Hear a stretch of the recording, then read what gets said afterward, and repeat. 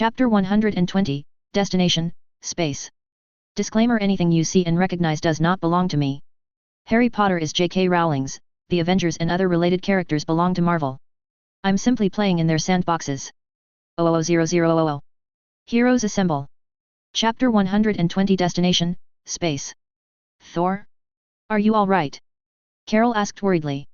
He looks to be in some kind of trance, Doctor Strange replied. If I had to guess, I'd say that his astral form has gone somewhere else, but from what I know of Thor Odinson, that's impossible. Astral form? Carol asked. We all have a physical form as well as the part of us that makes us who we are, our personality, our memories, our consciousness. With the right training and skill, it's possible to journey to other places using just our astral form while leaving our physical bodies behind. I use the technique quite a lot actually, Doctor Strange explained. However, I was under the impression that Thor had never had that training. No, Carol frowned, staring at the unnaturally still form of her friend. No, that's not something that Thor's ever mentioned being able to do. What should we do? Should we move him? Whatever the Sorcerer Supreme was going to answer was rendered moot as Thor unexpectedly took a deep breath and his eyelids flickered rapidly. Thor? Doctor Strange asked. Are you all right? I am, he replied before his face hardened. What happened? Carol asked. It looked like the lights were on but no one was home. Heimdall allowed me to see what was happening on Asgard, Thor replied. It was as though I was there, I could see and hear everything and speak to him, although no one but he could see or hear me. Really? Doctor Strange asked interestedly. He projected your astral form to himself on Asgard. Thor looked at him. Your words mean little to me. That's all right, Doctor Strange replied. I understood. Your experience was simply one that I didn't know was possible. However, now that I do, I look forward to learning it myself. What's going on, Thor? Did you find your father? Carol asked. My father, Odin, is dead, Thor replied. I'm sorry, both Carol and Doctor Strange said simultaneously. My thanks, Thor nodded. However, now is not the time to grieve, there are far more important things that need to be dealt with. More important? Doctor Strange asked. Indeed. It seems that the All-Father's passing released my sister from whatever prison Odin had her trapped in, Thor told them. Already, she's returned to Asgard and slaughtered not only the Legion of Asgard but also killed my brother. Loki's dead? Doctor Strange asked, sounding extremely interested. You have a sister? Carol asked. Thor gave the doctor a hard look before focusing on Carol. Apparently. The goddess of death, she calls herself. An apt description, now that I think on it. And she has claimed the throne as well. But if Odin's dead, wouldn't that make you king? Doctor Strange asked. I would have thought so, Thor frowned. But if she is older? If she's going to go around killing, then she's not exactly the best choice to rule in my opinion, Carol stated. As bad as it is, at least she's restricted to the one world and without an army to trouble any others, Doctor Strange added. I'm not so sure of that, Thor replied. Just before Heimdall sent me back, she said something about raising her own army from the dead. Necromancy? She's into necromancy? That's never a good thing, Doctor Strange frowned. She's going to have to be stopped. Having Asgardian undead roaming the planet and the galaxy is bad for business. What do we need to do? Carol asked. My friends are the best warriors that Asgard has. Fortunately, they were off-world when Hela began her killing spree. I'm going to find them, Thor replied. Hefting Stormbreaker, Thor summoned the lightning and power that was within him before thrusting the mighty weapon skywards. Instantly what clouds that there were gathered and began swirling directly overhead before a great rainbow of magic erupted from Stormbreaker and shot towards the heavens. Coming? Thor asked. You know I am, Carol replied, stepping close. Doctor. I'm sure that Wong can handle things here for a bit, Doctor Strange replied as he also stepped forward. And then, with the pump of Stormbreaker, Thor had the rainbow bridge descend and sweep the three of them away. 000000. Hela sat on her throne, one elbow on the arm of it even as her head rested on her fist. Her triumphant return wasn't quite as glorious as she'd envisioned. Of course, most of that came down to Odin, curse his soul. Her own father had had the audacity to all but erase her and her accomplishments from the history books. Her eyes were drawn to the ceiling where, once again, the scene of her and Odin riding triumphantly into battle as they conquered the 9 realms could be seen instead of that watered-down, stomach-churning version of the clean-cut Odin standing with his sons that had been there before covering up the original artwork. What was worse was that she'd always envisioned masses of people, her people, scurrying about doing her wishes, ensuring the realm was prepared for war. Or else standing around awaiting her orders. Instead she was left with, Scourge. The man was all right, in a sycophant type of way. He followed orders well enough. He'd even executed a commoner at her command when the man had refused to give up the whereabouts of the criminal who had stolen the sword that controlled the Bifrost. But still, if Scourge was the best that Asgard had to offer these days, then Hela considered it a good thing that she had her reborn army to do her bidding. Even now, they were scouring the city, looking for the one who had stolen from her. That sword needed to be recovered. Without it, she and her armies were either trapped here on the planet or else would be forced to build ships to go to space. Just the thought of something so pedestrian immediately turned Hela off the idea. And now the commoners were starting to disappear, to run from her and her armies and to cower from her. They, too, would need to be found. A few dozen more executions should be enough to get them to treat their queen, commander, and goddess properly, she figured. A warrior, not one of her army, but a simple living Asgardian, scuttling into the room caught her attention. The man stayed close to the very edges of the throne room, keeping his back to the walls as though that would save him. The thought amused Hela and she felt her lips twitch. She watched as Scourge intercepted him before stiffening at whatever the man had to say. And then Scourge let the man simply go? She was going to have words with her executioner. This better be good, Hela stated as Scourge approached the throne. I'm not sure whether it's good news or ill, Scourge replied. A ship's been detected. It's headed towards Asgard. A ship? Hela asked, already becoming bored. So? This one is larger than any we've recorded before. And it's heavily armed, Scourge replied. Is that so? Hela asked, sitting up straighter. Perhaps this day wasn't going to be as boring as she'd thought? A heavily armed ship implied that it was designed for war. War meant battles. And battles meant that people were going to die. Not her warriors, of course, they'd already suffered that indignity once, but there would be deaths. This could be fun, she said. Summon my army. We'll deal with the traitors later. 00000. The great ship Sanctuary 2 sailed closer to the strange-looking planet and Thanos rose from his throne and approached the windows that allowed him to look out into space. Yes, he could feel that another stone was close. The information that he'd been given was correct. It was there, somewhere on the planet before them. Asgard. The world was unlike any other. Instead of being spherical, it was mostly flat with only an immense point of rock, barely seen through the curtains of continuous water that fell from its edges, counterbalancing the mountains and golden city that stood upon its upper portion. Asgard, until very recently, had been the seat of power of Odin Alfthor. His power was mighty, especially with the full might of the 9 realms behind him, and gave even Thanos pause. That power, though, was now broken. Odin was dead and the 9 realms had yet to come together as one. Indeed, Thanos had already dealt with one of those realms. He looked down at the golden gauntlet that he now wore, created on Nidavellir. The dwarves would not be creating anything so fine ever again. In fact, the dwarves would not be creating anything ever again. He'd seen to that. Turning the gauntlet slightly, he smiled at the first of the 6 places that had been carved into it, one above each finger, the last in the very center of the back of his hand, and all reserved for the 6 objects that he sought above all others. A glittering, purple gem glinting back at him told him that he'd, finally, truly begun. The first had been found and added to the gauntlet. Mighty Thanos, Ebony Maw interrupted his musings. Thanos turned to acknowledge one of his children. As you can see, we are approaching Asgard, Maw said, gesturing out the very window that Thanos had been looking. How do you wish us to proceed? With Odin dead, do we know who is now ruling? Thanos asked. One would presume Thor, son of Odin, Maw replied. Thor, Thanos repeated, turning the name over in his mind. Let's try the polite approach to begin with. We shall meet with this Thor and tell him of the benefits of handing over the stone. And if he refuses? Maw asked. If he refuses, then we shall have some fun, Thanos replied. I shall ready my brothers and sister as well as the troops for the glorious battle that I predict is to come, Maw assured him. Thanos waited until the grey-skinned Maw had bowed and swiftly moved away before turning back to where the next stone that would adorn his gauntlet currently resided. 00000. The sound of crashing, of bodies running and stumbling through the forest caught Heimdall's ears, pausing him in his march. Instantly, he knew not only what it was but also what was happening. Swiftly, he changed direction, and increased his pace so that he, himself was running to intercept the sound. And then he saw them. 3 Asgardians. A man, woman, and child. A family if he wasn't mistaken. They were all panting hard and continuously looking back behind them, fearful expressions on their faces. With good reason, he saw. Drawing his sword, Heimdall stepped up behind a tree. He waited, poised for battle and for the 3 to pass. One passed, quickly followed by the other 2, and he waited, allowing his ears to do the work for him.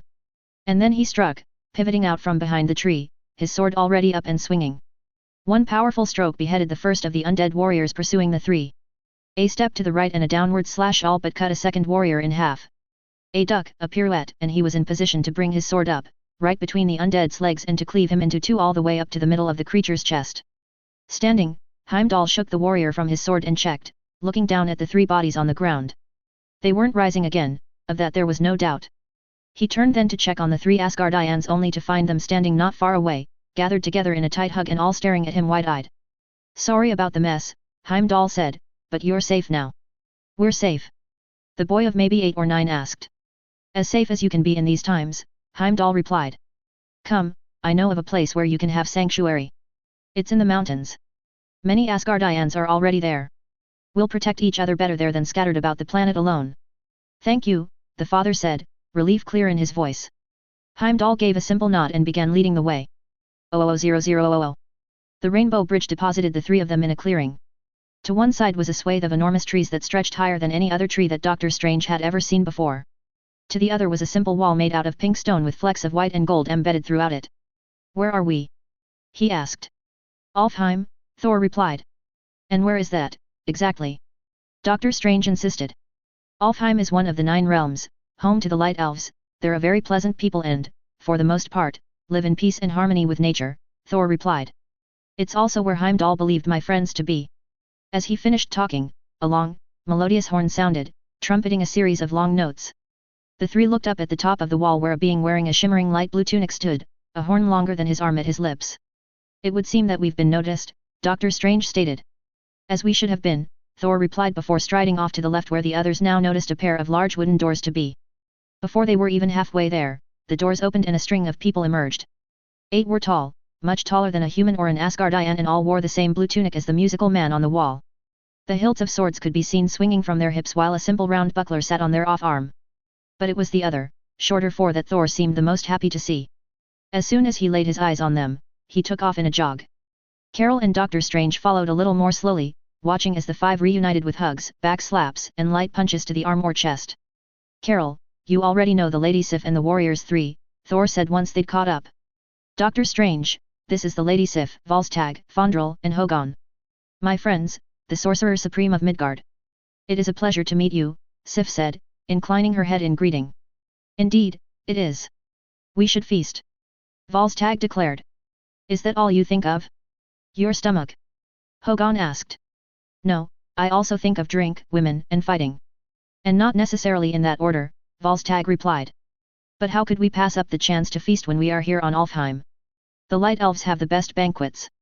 "As much as I would love to feast with you, I have not come for that," Thor interjected. "Thor? Has something happened?" Sif asked. "My father. He's passed." "Oh, Thor, I'm so sorry," Fondrel said, laying a hand on his friend's shoulder.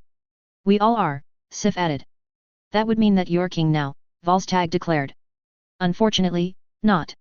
At least, not yet," Thor replied. "It would appear that I have a sister who has already claimed the throne and slaughtered the legion." The warriors 3 stared at him, leaving Sif to find her voice.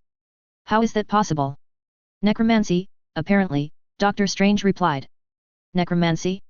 That's dark magic that not even the Allfather would dabble in," Fondrel stated. "Loki might," Hogun suggested. "My brother has also perished, murdered at the very hands of Hela, my sister," Thor grimly told them. "It sounds as though this Hela needs to be taught a lesson," Sifnir growled. "Indeed," Thor agreed. "And why we've come here to find you," Carol added. It was as though her words summoned their transportation. The clouds above them began to swirl and magic filled the air. "Thor?" Doctor Strange asked. "This is not me," Thor replied, hefting Stormbreaker to emphasize his point. And then the 3 Avengers, the Lady Sif, the Warriors 3, as well as the 8 Light Elf warriors were engulfed by a rainbow bridge and transported away. 000000. Hela appeared indifferent as the trio walked down the long hall that made up the throne room. The distance also gave her time to observe these people who dared approach Asgard in their worship. The one in front, obviously the leader, was tall, muscly and very, very purple. The most interesting thing of note about him was his huge, lined chin. Well, that and the fact that he wore only a single golden gauntlet. Impractical and gaudy, Hela decided. To his left came a grey-skinned fellow. His hair could be called stringy at best, and the way he held his hands steepled together in front of his chest as he walked was simply bizarre. The oddest part of this strange man was that, instead of a normal, warrior's stride, he seemed to simply glide across the floor. The third individual who held position on the right was a woman who, in Hela's opinion, appeared to be the only true warrior amongst them. Her eyes, almost hidden within the dark blue woad that covered the top half of her head, were constantly shifting, seeking, looking for threats. Her weapon of choice appeared to be a three-pronged spear that looked quite dangerous. "Who are you and what do you want?" Hela asked as she examined her nails, giving them the appearance that she was unimpressed by them and hopefully having them underestimate her in turn. "You have the honor to be standing in the presence of His Excellence, the mighty Thanos of Titan," the grey-skinned one said in a simpering tone that immediately raised Hela's ire. "Thanos of Titan," Hela repeated. "Never heard of you. Have you done anything noteworthy?" "More than you can imagine," Thanos replied with a laugh. "And who might you be?" "Our understanding was that, with Odin's passing, it would be his son, Thor, who held the throne now, not some girl." "Some girl?" Hela repeated incredulously. "My dear, you have no idea who you're speaking to. I am Hela, the rightful ruler of Asgard as Odin's firstborn and the goddess of death, not some simpering son of Asgard that I've never even laid eyes on." "Firstborn of Odin?" Thanos asked with a questioning eye to his subordinate. "All the records that I have seen indicate that Odin had one biological child, a son, Thor, and an adopted son, Loki," the grey-skinned one replied. "It is possible that the records are incomplete." "Loki? Him, I've met. Quite unimpressive, really," Hela commented offhandedly. "Died far too easily in my opinion." "Perhaps you are the one we need to speak to then," Thanos mused. "Well, then, get on with it," Hela said, waving a hand at them. "Why are you here? And with a warship in our orbit no less?" "It is quite simple," Thanos replied. "We are here to collect something from you." "Really? And what would that be?" Hela asked, suddenly interested. "A gem. They call it the Tesseract," Thanos replied. "Describe it," Hela commanded. "I've been away for some time, you see." "It's about so big," Thanos replied, moving his hands in a pattern that indicated that it was cubic and would fit in the palm of Hela's hand. "And blue. I think I've seen it here. Unimpressive in my opinion. And you're here to collect it? Well, I'm afraid that whatever deal you made with Odin died with him. Asgard's treasures remain on Asgard," Hela stated. "You misunderstand," Thanos replied. "There was no deal with Odin. Or even with you. I simply stated my intentions. I am here to collect the gem. Let me have it and we'll be on our way. Resist and things could get messy." A smile grew on Hela's face. "Messy, you say? Darling, I didn't earn the title Goddess of Death by keeping my hands clean. You refuse to give the mighty Thanos that which he desires?" the grey-skinned one asked, taking a step forward. "You know, you're not as dumb as you look," Hela told him. "I suggest you get back in your fancy spaceship and fly away." She'd barely finished speaking when the silent female warrior moved. Her speed was phenomenal as she whipped back her arm and let loose her three-pronged spear. To Hela, though, it was as though it moved in slow motion. A slight sway and half-turn was enough to allow it to pass harmlessly by. "Oh, you wish to play, do you?" Hela asked rhetorically. And then her own hands were whipping back and forth, one after the other, continually, rapidly. Conjure, throw, conjure throw. One after the other after the other. By the time that the first of her many daggers reached the woman, another 5 were already in the air and more were being prepared. Surprisingly, the woman was as fast and skilled as Hela predicted. A series of swerves, dives, and acrobatic flips and spins allowed the daggers to all pass her harmlessly. Not that saved her. Hela smirked as she watched the woman move exactly as she anticipated. And then she clenched her fist and jerked her hand upright. Instantly, a great spear formed from the very rock of Asgard erupted from the ground, directly at the woman's back. It was only her grey-skinned companion that saved her. Hela watched, intrigued as the man moved one hand across his body, mirroring the movement that the woman's body did, jerking completely to one side. Even then, though, it wasn't quite enough. Hela's spear may have missed its intended target of her unprotected back, but it did shoot straight through the woman's bicep, the tip covered in glorious dark blue blood by the time it stopped a half-meter past her arm. "Interesting power you have there," Hela commented. "Your choice was most unwise," Thanos growled. "If it's a war you want, then a war you shall have." Hela readied herself for the next attack, but it simply never came. The grey-skinned one tapped something on his chest and a beam of blue burst through the ceiling and surrounded the 3. Just before they disappeared, the spear that had passed her earlier, shot back the way it'd come, barely missing Hela before being grabbed out of the air by Thanos. All that was left after the 3 had vanished was a hole in the ceiling and a broken-off piece of her ground spear. "Ready the army," Hela commanded Scourge. "It's time for blood to be spilled." 00000. Loki leant against the great doors of the mountain sanctuary, one hand rubbing his mostly healed wound and looked up at the sky. It might be day when ordinarily objects in space couldn't be seen, but the size and closeness of the spaceship hovering just outside of Asgard's atmosphere meant that, in this case, normal didn't apply. I wonder who that is? Heimdall asked from beside him, where he, too, looked up. Loki glanced across at Asgard's gatekeeper. You don't know. I have been a little preoccupied finding and getting our people away from those demons that Hela has unleashed to worry about much else, Heimdall replied. Both took a moment to look back and through the doors behind them. The sanctuary was old, ancient even and all but forgotten even to Asgardians. Thankfully, Heimdall wasn't one of those. It was vast, taking up a large portion of the mountain itself and even descended 4 levels below this one. And right now, it was mostly full. Families, men, women, children, famers, craftsmen, warriors, scribes, healers, masons, indeed all manner of Asgardians that made up the population were now crammed inside. Loki's estimate was in excess of 5,000 and that only a fraction of the population. Currently, most were huddled together, seeking warmth and comfort from each other. A few were eating or cooking for the rest of the group. All, though, knew the danger that they were in, as well as the necessity of staying quiet and hidden.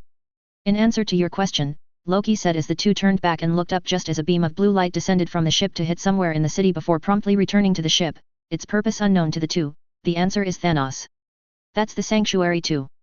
Thanos? Heimdall questioned. Thor has been searching for answers to him. Everything that he's found has pointed to the fact that he's seeking the Infinity Stones.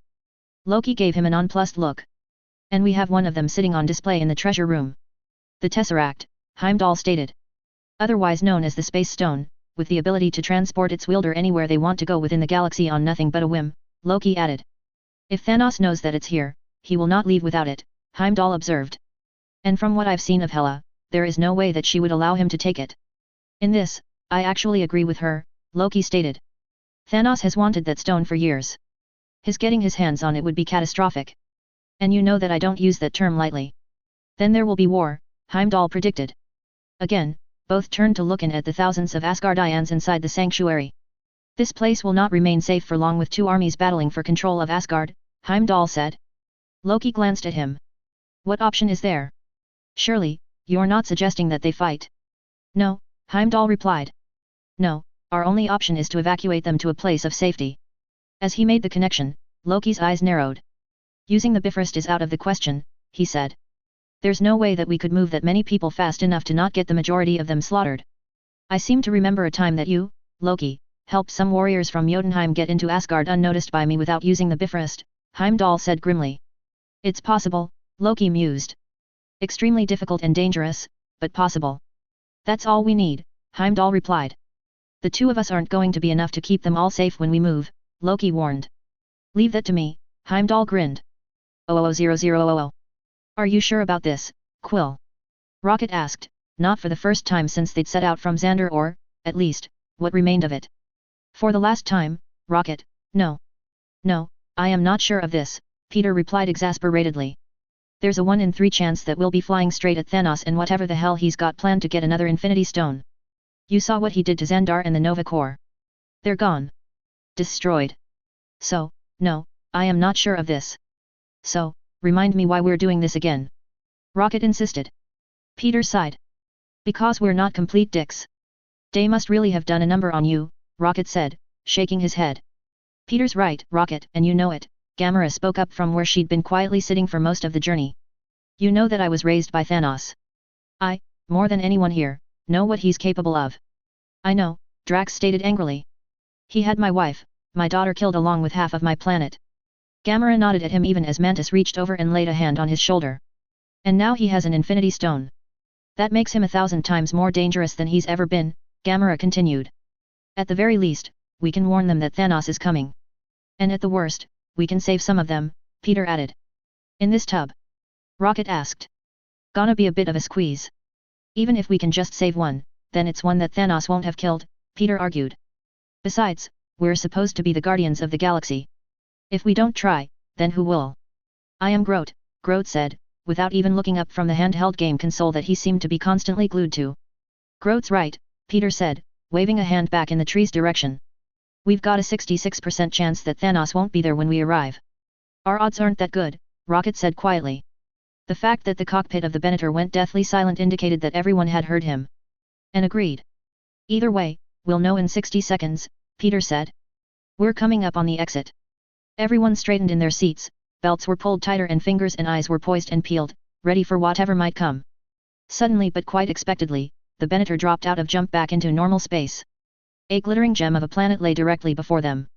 This planet, though, was unlike any that they'd ever seen before, being basically flat instead of spherical.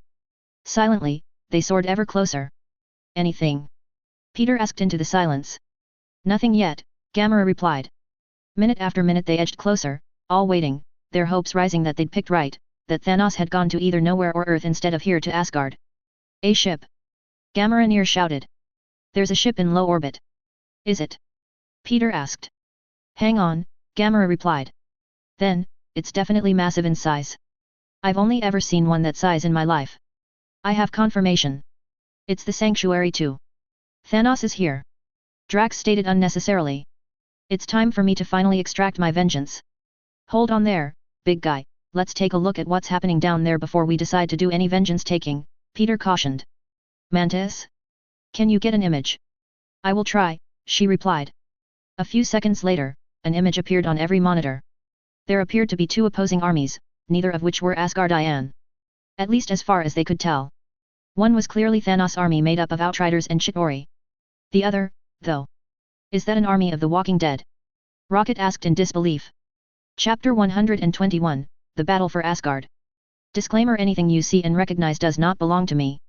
Harry Potter is J.K. Rowling's, the Avengers and other related characters belong to Marvel. I'm simply playing in their sandboxes. 000000. Heroes Assemble. Chapter 121 The Battle for Asgard. Ever since the blue beam that they'd witnessed descended from Thanos' ship, the Sanctuary 2, and promptly returned to the ship, it had been as though the entire planet, Asgard, was holding its breath.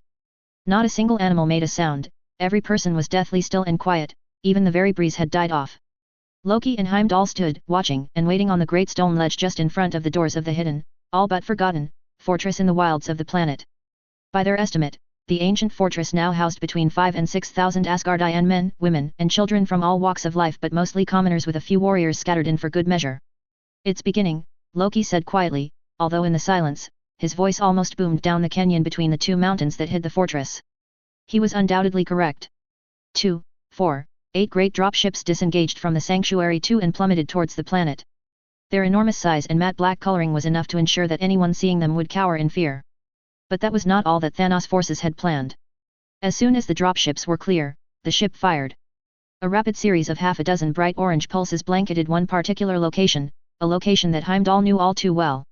You best be right about knowing a way to get the people of Asgard off this planet, Heimdall stated. I will play my part, have no doubt of that, Loki replied. I trust that you will do yours. In answer, Heimdall simply drew his sword, which had been strapped across his back. He then held it, point down, both hands on the hilt. His eyes closed and a fierce, determined expression appeared on his face. All-Father, let the dark magic flow through me once more, he implored. Loki watched as Heimdall's body went completely rigid, his face betraying a look of intense pain. The Great Keeper grimaced, his teeth bared in an eerie parallel of a living corpse. And then Loki felt it. Magic. Dark magic. It gathered, twisted, swirled, condensed until, all at once, the bright beam of rainbow light burst from the heavens. It slammed into the ground like a pillar of fire for a second, two, and then dissipated. But what it left behind? Brother! Loki exclaimed. Loki! Thor asked, clearly shocked. But I saw you killed. A ruse, Loki replied, holding his hands out wide. You know me. God of mischief. And then Thor was striding across the distance and grabbing him, hugging him, and, if Loki didn't know better, he would have sworn that his brother was crying. I thought you dead. We all thought you dead. I mourned. Again. Thor was saying into his shoulder. Yes, well, I was greatly touched, Loki replied. And then Thor stepped back and punched him hard in the face. Loki, having not expected it, was slammed to the ground. His jaw now aching, he rubbed it and looked up. Feel better now, do we? He asked sarcastically. Actually, yes, I do, Thor replied and reached a hand down towards him. Loki had half a mind to ignore it, but the ache in his chest disabused him of that notion, and thus, he allowed his brother to haul him to his feet. No wonder I'm feeling so drained, Heimdall said, now down on his haunches, his forehead against the blade of his sword even as his hands still rested on the hilt now above his head. I had not intended to transport so many. Now that Loki looked, he could see what the gatekeeper meant. Apart from Thor and the Lady Sif and the warriors 3, all of who he expected, there were 8 light elves and 2 others, clearly from Earth, all still gathered where the Rainbow Bridge had deposited them. Are you all right, my friend? Thor asked, resting a hand on Heimdall's shoulder. I just need a minute, Heimdall replied. Well, I must say, you kept up your end of the bargain, Loki commented. Bargain? What bargain is this? The human in the red cape, blue robes and a goatee that reminded Loki of that annoyance, Stark, asked. And who might you be? Loki asked interestedly. My name is Dr. Stephen Strange, the man replied. He is a sorcerer from Midgard, Thor supplied. Really? You know magic? Loki asked, now a lot more interested in the man. Yes, Dr. Strange replied with some determination in his voice. Loki raised an eyebrow. It seemed the man wanted to challenge him. Which could be quite fun. Under other circumstances. Of course, if the right opportunity presented itself. And I'm Carol Danvers, the woman in the red and blue suit with gold piping and a star on her chest reminiscent of the Kree military said. Charmed, I'm sure, Loki replied. You never answered, brother, Thor said. What bargain are you talking about? As part of his answer, Loki swept a hand to indicate that Thor look inside the ancient fortress. Asgard isn't going to be a safe place to be, not with Thanos' army about to begin a war against our sister's army of undead Asgardian warriors, Loki replied. I know a way off the planet that doesn't involve the Bifrost. Heimdall's contribution was to ensure that the people would be protected when we moved. He brought us, you and your friends. With 2 armies standing between here and the gate room, I can see how we'd need another option, Thor nodded. If I am correct, the gate room no longer exists, Heimdall said as he pushed himself to his feet. Explain that. Volstagg insisted. Just before Heimdall summoned you, Thanos' ship fired on the planet. It was centered on the where the gate room was, Loki replied. By the All-Father, Fandral whispered. Then our task is clear. We protect the people as Loki leads us through one of his secret passages, Sif stated, drawing her sword from its resting place in her shield. Easier said than done, I suspect, Loki replied. Leave that to us, you just lead the way, Thor instructed. How many people are we talking about? Dr. Strange asked. More than 5,000, Heimdall replied. That's not going to be easy, moving that many, Carol stated. And it's going to take a lot of time. We do what we must, Thor replied. Let's get them organized. Loki watched his brother stride into the Great Hall. No sooner had he been recognized than a susurration swept the room as people scrambled to their feet and surged towards him. He truly is their king, isn't he? Sif said. Loki looked at her and then back at Thor and sighed. As much as he played at being king, there truly was no doubt who the people preferred, who they loved, who the true king of Asgard was. Where exactly is this passageway? Heimdall asked. 00000. Hela stood on one of the higher balconies of the palace and looked out and down at the glorious sight before her. Her army, her legion, was arrayed for battle, their lines perfectly straight, their weapons at the ready. Thousand upon thousand of them stood there, ready to follow her every command. Further afield, on the outskirts of the city, 8 massive dropships had landed, most in the water. Doors had opened and creatures unlike any that Hela had ever seen before had poured from them and just seemed to keep coming. Their very bodies were dark grey and they either had 6 legs or 2 legs and 4 arms. Or was it 4 legs and 2 arms? In the end, it really mattered little to Hela, however they were constructed, they would soon taste Asgardian blades and die. Oh, she was so looking forward to this, especially when she lifted her eyes to see the devastation that the Mad Titan had already wrought. The gate room had been utterly destroyed, obliterated in the first strike. The Rainbow Bridge had been damaged beyond repair and was now nothing more than a pretty jetty that led nowhere. Oh, how they were going to pay for that. Leaping over the side of the balcony, Hela tumbled once, twice, and then landed on the back of her beloved Fenrir.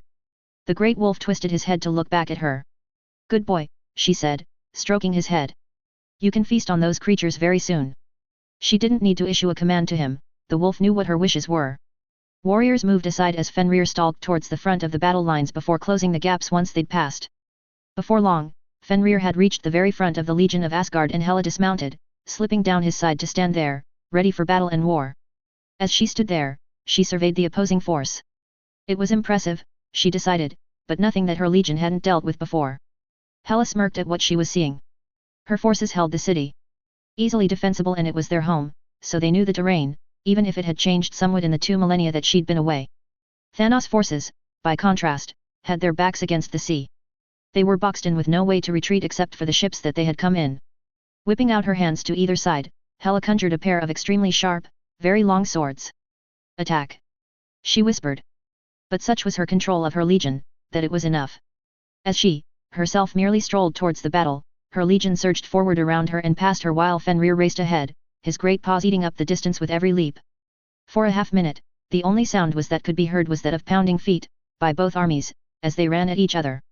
And then the front lines collided. Asgardian metal met the flesh of the creatures that made up Thanos' army and began cutting them to pieces. But the creatures were also giving as good as they got, using their extra limbs to force their way through the lines and even leap straight over the first of her warriors to land on and crush the warriors there. Limbs, both creature and Asgardian, were being torn off or sliced through. Blood splattered the ground and roars and screams echoed in equal proportion. A pair of the creatures managed to make their way through the lines, aiming straight for Hela. Their fierce snapping of their jaws, the spittle dangling from their mouths, though, fazed her not in the slightest. Her swords flashed. The front hand of one was lopped off. The neck of the other was slashed.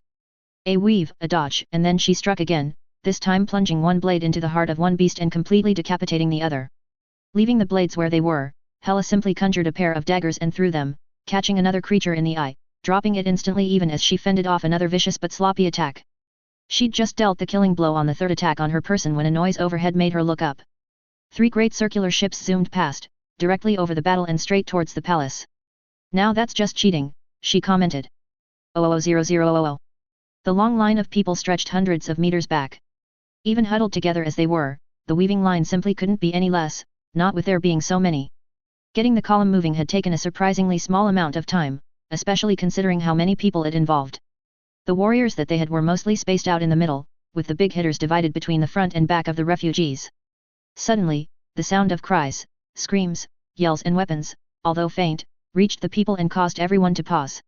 The battle has begun, Dawes stated, his hand gripping the handle of Stormbreaker tightly enough for his knuckles to go white. Easy brother, Loki said.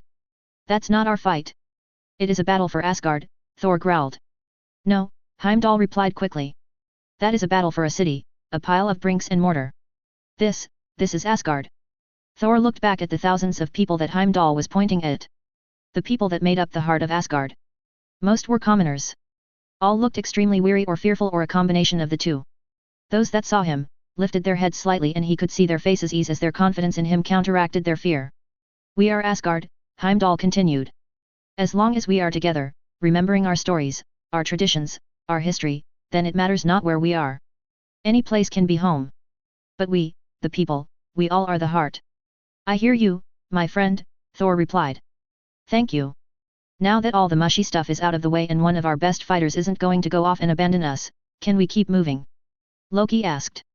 How far away is this passage? Thor asked. The closest which, mind you, isn't the safest is a good 4, maybe 5 hours walk at the pace we're going, Loki replied. And then even longer to get everyone through, Thor mused. That's too long. Well, unless you know another way to move from here to there faster without ships, we don't have much choice, Loki snapped. Not even you with all your strength could get us there faster, even by summoning the Bifrost. We're too many. Thor's eyes narrowed. You're right, brother, I couldn't get us there. Leaping up, Thor rocketed into the air and then straight back the way he'd come, making sure to stay only a couple of meters above the people, low enough to not be spotted by those they wanted to stay hidden from. Finally, the end of the column came into sight and he slowed, landing in a crouch. Thor. Carol asked. Is there a problem? We're too slow, he replied simply. You have a better idea? Doctor Strange asked. Yes, sorcerer. You. Thor grinned. I can't open a portal to a place that I don't know, Doctor Strange stated. I am aware, Thor replied. Carol, I'm going to need you, too. My apologies, sorcerer.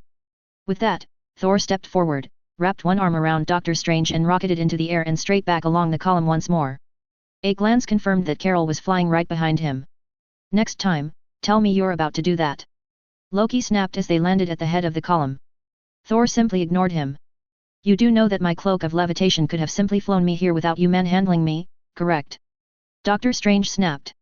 My apologies, sorcerer, I was not aware of that fact, Thor replied. A nod was enough to say that he'd been forgiven. Heimdall, keep the people moving in the right direction, he commanded. We'll be right back. Carol, sorcerer. Loki, you're going to hate this. Loki's startled expression put a grin on Thor's face. Hate what? Loki asked suspiciously. Thor, though, simply grabbed his brother and shot into the air. Thor, what in Odin's name has gotten into you? Loki demanded. The passage. Where is it? Thor demanded. Keep going straight, Loki sighed. With Loki directing, it took a bare 3 minutes to fly the distance that it would take them to walk 4 hours. This is the place, Loki said. Down there. That cave. Spying a ledge, Thor landed and released his brother, who promptly staggered away. I hope we don't have to return the same way, Loki said. We won't, Thor promised before turning away. Loki says that is the entrance to the passageway. Where does it lead? Carol asked, peering into the crack in the rock that was barely large enough for a person to enter. Loki. Thor prompted. Vanaheim, Loki replied. It's going to take time to get everyone through there, Carol pointed out. I know. Which is why we need to get the people here faster, Thor replied. Doctor. That I can do, Doctor Strange nodded. Thor watched him slip on his sling ring and begin waving his arm in a circle. Instantly, sparks began forming, and then the circular portal that Thor knew he was capable of creating was there. What magic is this? Loki asked, peering through it to see Heimdall and the front of the column of Asgardians. Sorcery, Doctor Strange replied. Now, I suggest you get those people moving. Holding this open for so long is going to be draining. Loki, you stay here with the sorcerer and get the people through the passageway, Thor instructed. Carol and I will keep guard on the other end. With that, he and Carol stepped through the portal. Listen up, Asgardians. Thor bellowed. The passageway is through this portal. But you need to hurry, it cannot be kept open indefinitely. It took very little direction after that to get the first of the people stepping through. Thor nodded. They just might have a chance. 00000. I really don't like the look of that mess down there, Peter said as he stared at the monitor. The city looked to be a rolling mess of bodies and creatures. Outriders, Gamera had informed them that the creatures were called all fighting each other. From one end of the city to the other, from the edge of the sea to 2/3 of the way back to the palace, the entire area was blanketed by one massive battle. We could blast a few from here, Rocket suggested. And target who? Peter asked. Thanos' shock troops or those reanimated dead Asgardian soldiers? I, for one, don't particularly like the idea of either of them winning. Kill them all. Drax stated simply. As much as I like that plan, there's one flaw, Peter replied and finished with a stab out his forward view screen. That. Peter's right, Gamera said. At the moment it doesn't seem that Thanos realizes that we're here. The second he does, he's going to be after us. Or more specifically, me. I was a daughter of Thanos, remember? And I have no intention of going back to serving him ever again. We would never allow that to happen, Mantis assured her. I am Groot, Groot agreed. Thank you and I appreciate it, but Thanos might not give you a choice. Right now, our best option is to stay where we are until we can work out what's going on down there. That undead Asgardian army is currently protecting the stone. Let's just hope that they can do the job, Gamera said. 00000. The great Q ship smashed straight into the palace, knocking columns over like skittles and vaporizing any warriors that happened to be in the way. Finally, it came to a stop, mere meters from the throne. The instant that the door retracted, 2 of the children of Thanos leapt out. Cole Obsidian, the biggest and strongest of them all, was most disappointed to find that the area was completely empty. With a disappointed grunt, he let the head of his great, makeshift axe fall to the floor. This way, I believe, Ebony Maw said, waving a hand to the right.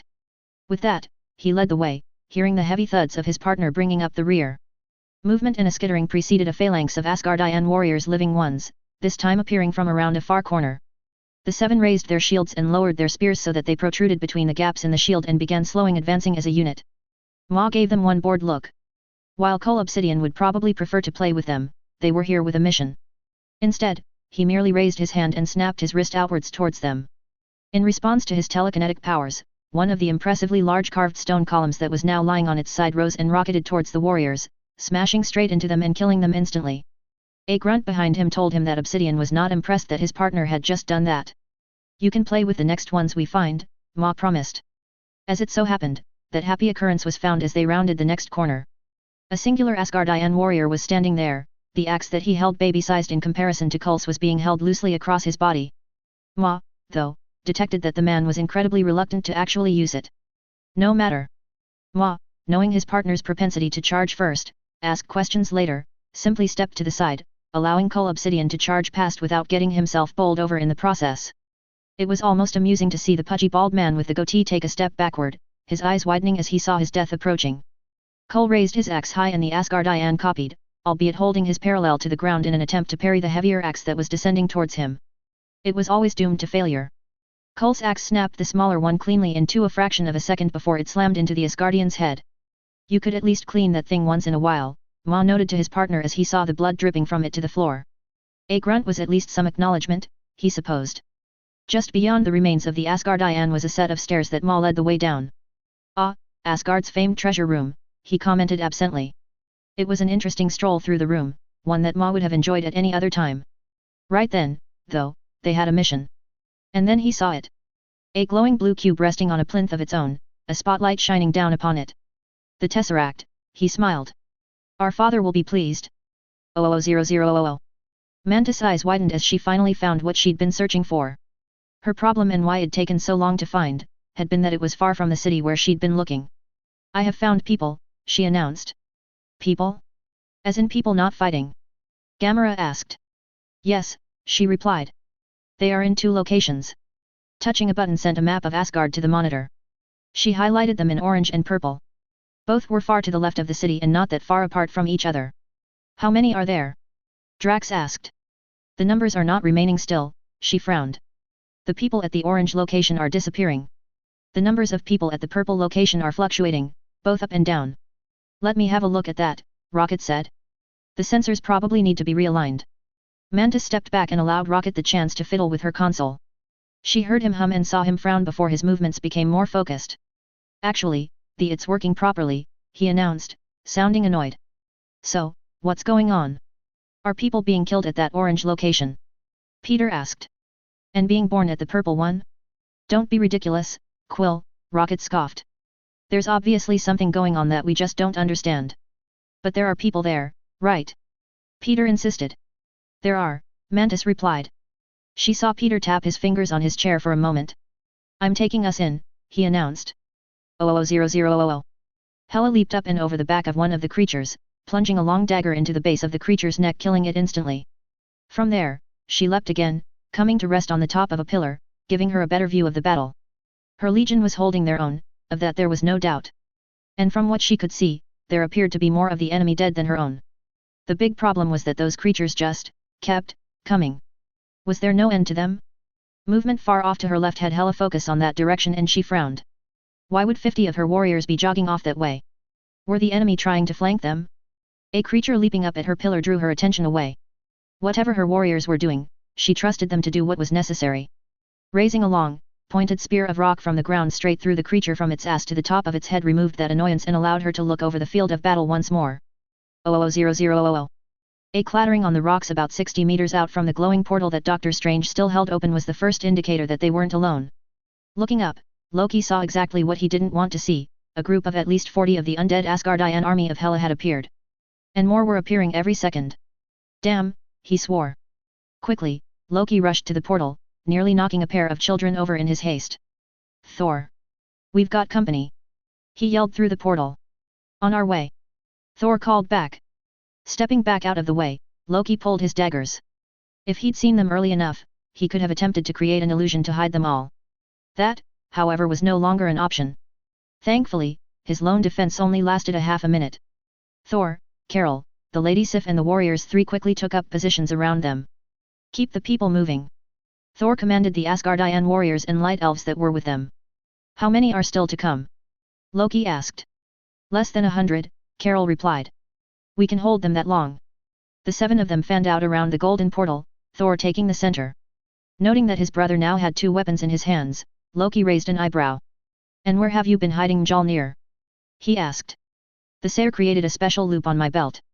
When Mjolnir is attached, it becomes invisible to those who don't know it's there, Thor replied. Loki was impressed. That was extremely useful magic. Powerful, too. In order for the magic to work on you, even Loki's magic couldn't do that. The waiting was never fun, but at least in this instance, it was good. The longer they had to wait for the undead to reach them, the more time their people had to escape. And then the first of them arrived. Thor throwing a spinning stormbreaker wasn't unexpected, nor was the fact that the axe cleaved 4 of the warriors in half on its pass out and a further 2 on its return. What was immensely surprising and froze Loki where he stood, was the Earth Woman, Carol, shooting bursts of powerful, yellow bolts at the oncoming warriors, vaporizing large chunks of their bodies with every hit.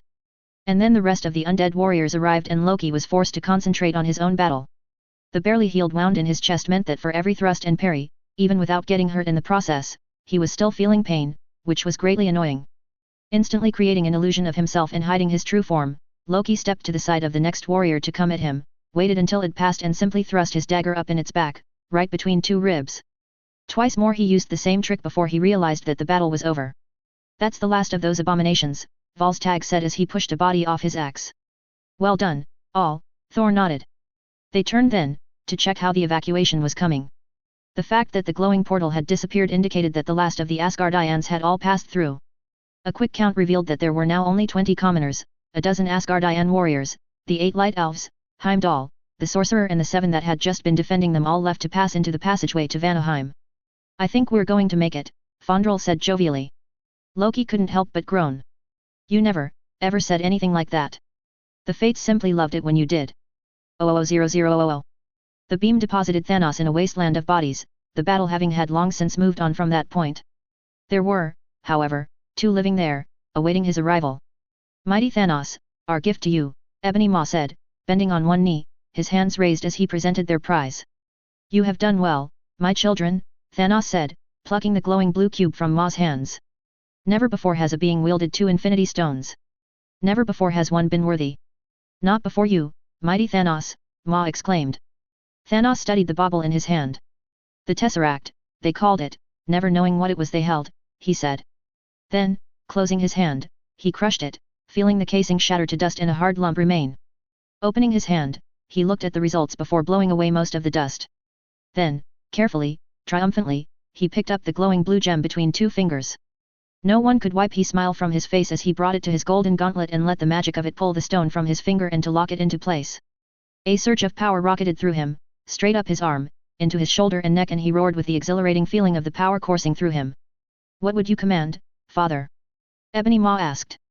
Thanos contemplated the question. Obviously, their task here was done. And with the Space Stone to do his will, there was nothing to stop him for achieving his goals. Recall the Outriders in our ships, Thanos commanded. And then you will take your brothers and sister to Earth. There are at least 2 stones there that I am aware of. I have felt their power calling to the Power Stone. Another is on No here. I shall retrieve that one personally. And the last stone? Maw asked. We still need to search for that one. The Nova Corps had no knowledge of it either, he replied. And what of Asgard? Maw asked. Thanos lifted his head and looked over the city. What had obviously once been great was now old and starting to decay. The battle had done even more damage. It was far past its prime, it had its time. I will cleanse it once you and the Outriders have left, Thanos decided. Of course, Maw replied, bowing once again, it shall be as you will. 00000. Hela's eyes narrowed as the creatures simply turned tail and raced away. All of them leaving in the middle of battles, regardless of whether they were winning or losing. She stared after them, absently raising spears of rock to kill several even as they tried to escape. This wasn't a retreat, she knew that. The battle was still too poised in the balance to say that one side was prevailing over the other. No, this was something else. And then she remembered the circular ship that had flown over the battle some time before. No, she whispered, realization dawning. She sprinted for her palace. At the entrance, she only paused long enough to note the destruction where a ship had obviously crashed through. Her throne remained intact, so there was that, at least. Scourge, she noted, had died in defense of the treasure room, his head bashed in. The treasure room itself almost appeared untouched. The relics were still there. All, that is, except one. He got what he wanted, she said. And then she felt it, a surge of immense, intense power coursing through the very planet below her feet. Instantly, she raced back up the stairs and through the palace. Skidding to a stop on the stairs, she stared at the wave of intense purple fire sweeping not only towards her but also washing over every part of the planet, every building, every object, every person. And everything that it touched was being utterly, instantly vaporized. At the rate that it was moving, spreading, she knew that she had bare seconds before she, too, was engulfed. Her eyes flicked, drawn to movement over on her right to see Fenrir racing from it. But even he, with all of his speed, could not outrun it and was eradicated from existence. And then, it was there in her eyes filled with nothing but purple fire. 00000. Thor. Carol said, gaining his attention. Yes. He asked. We've got company, she replied, nodding up into the sky. Thor looked up, saw the strange blue and orange-colored ship, frowned and glanced back at the passageway. They were so close.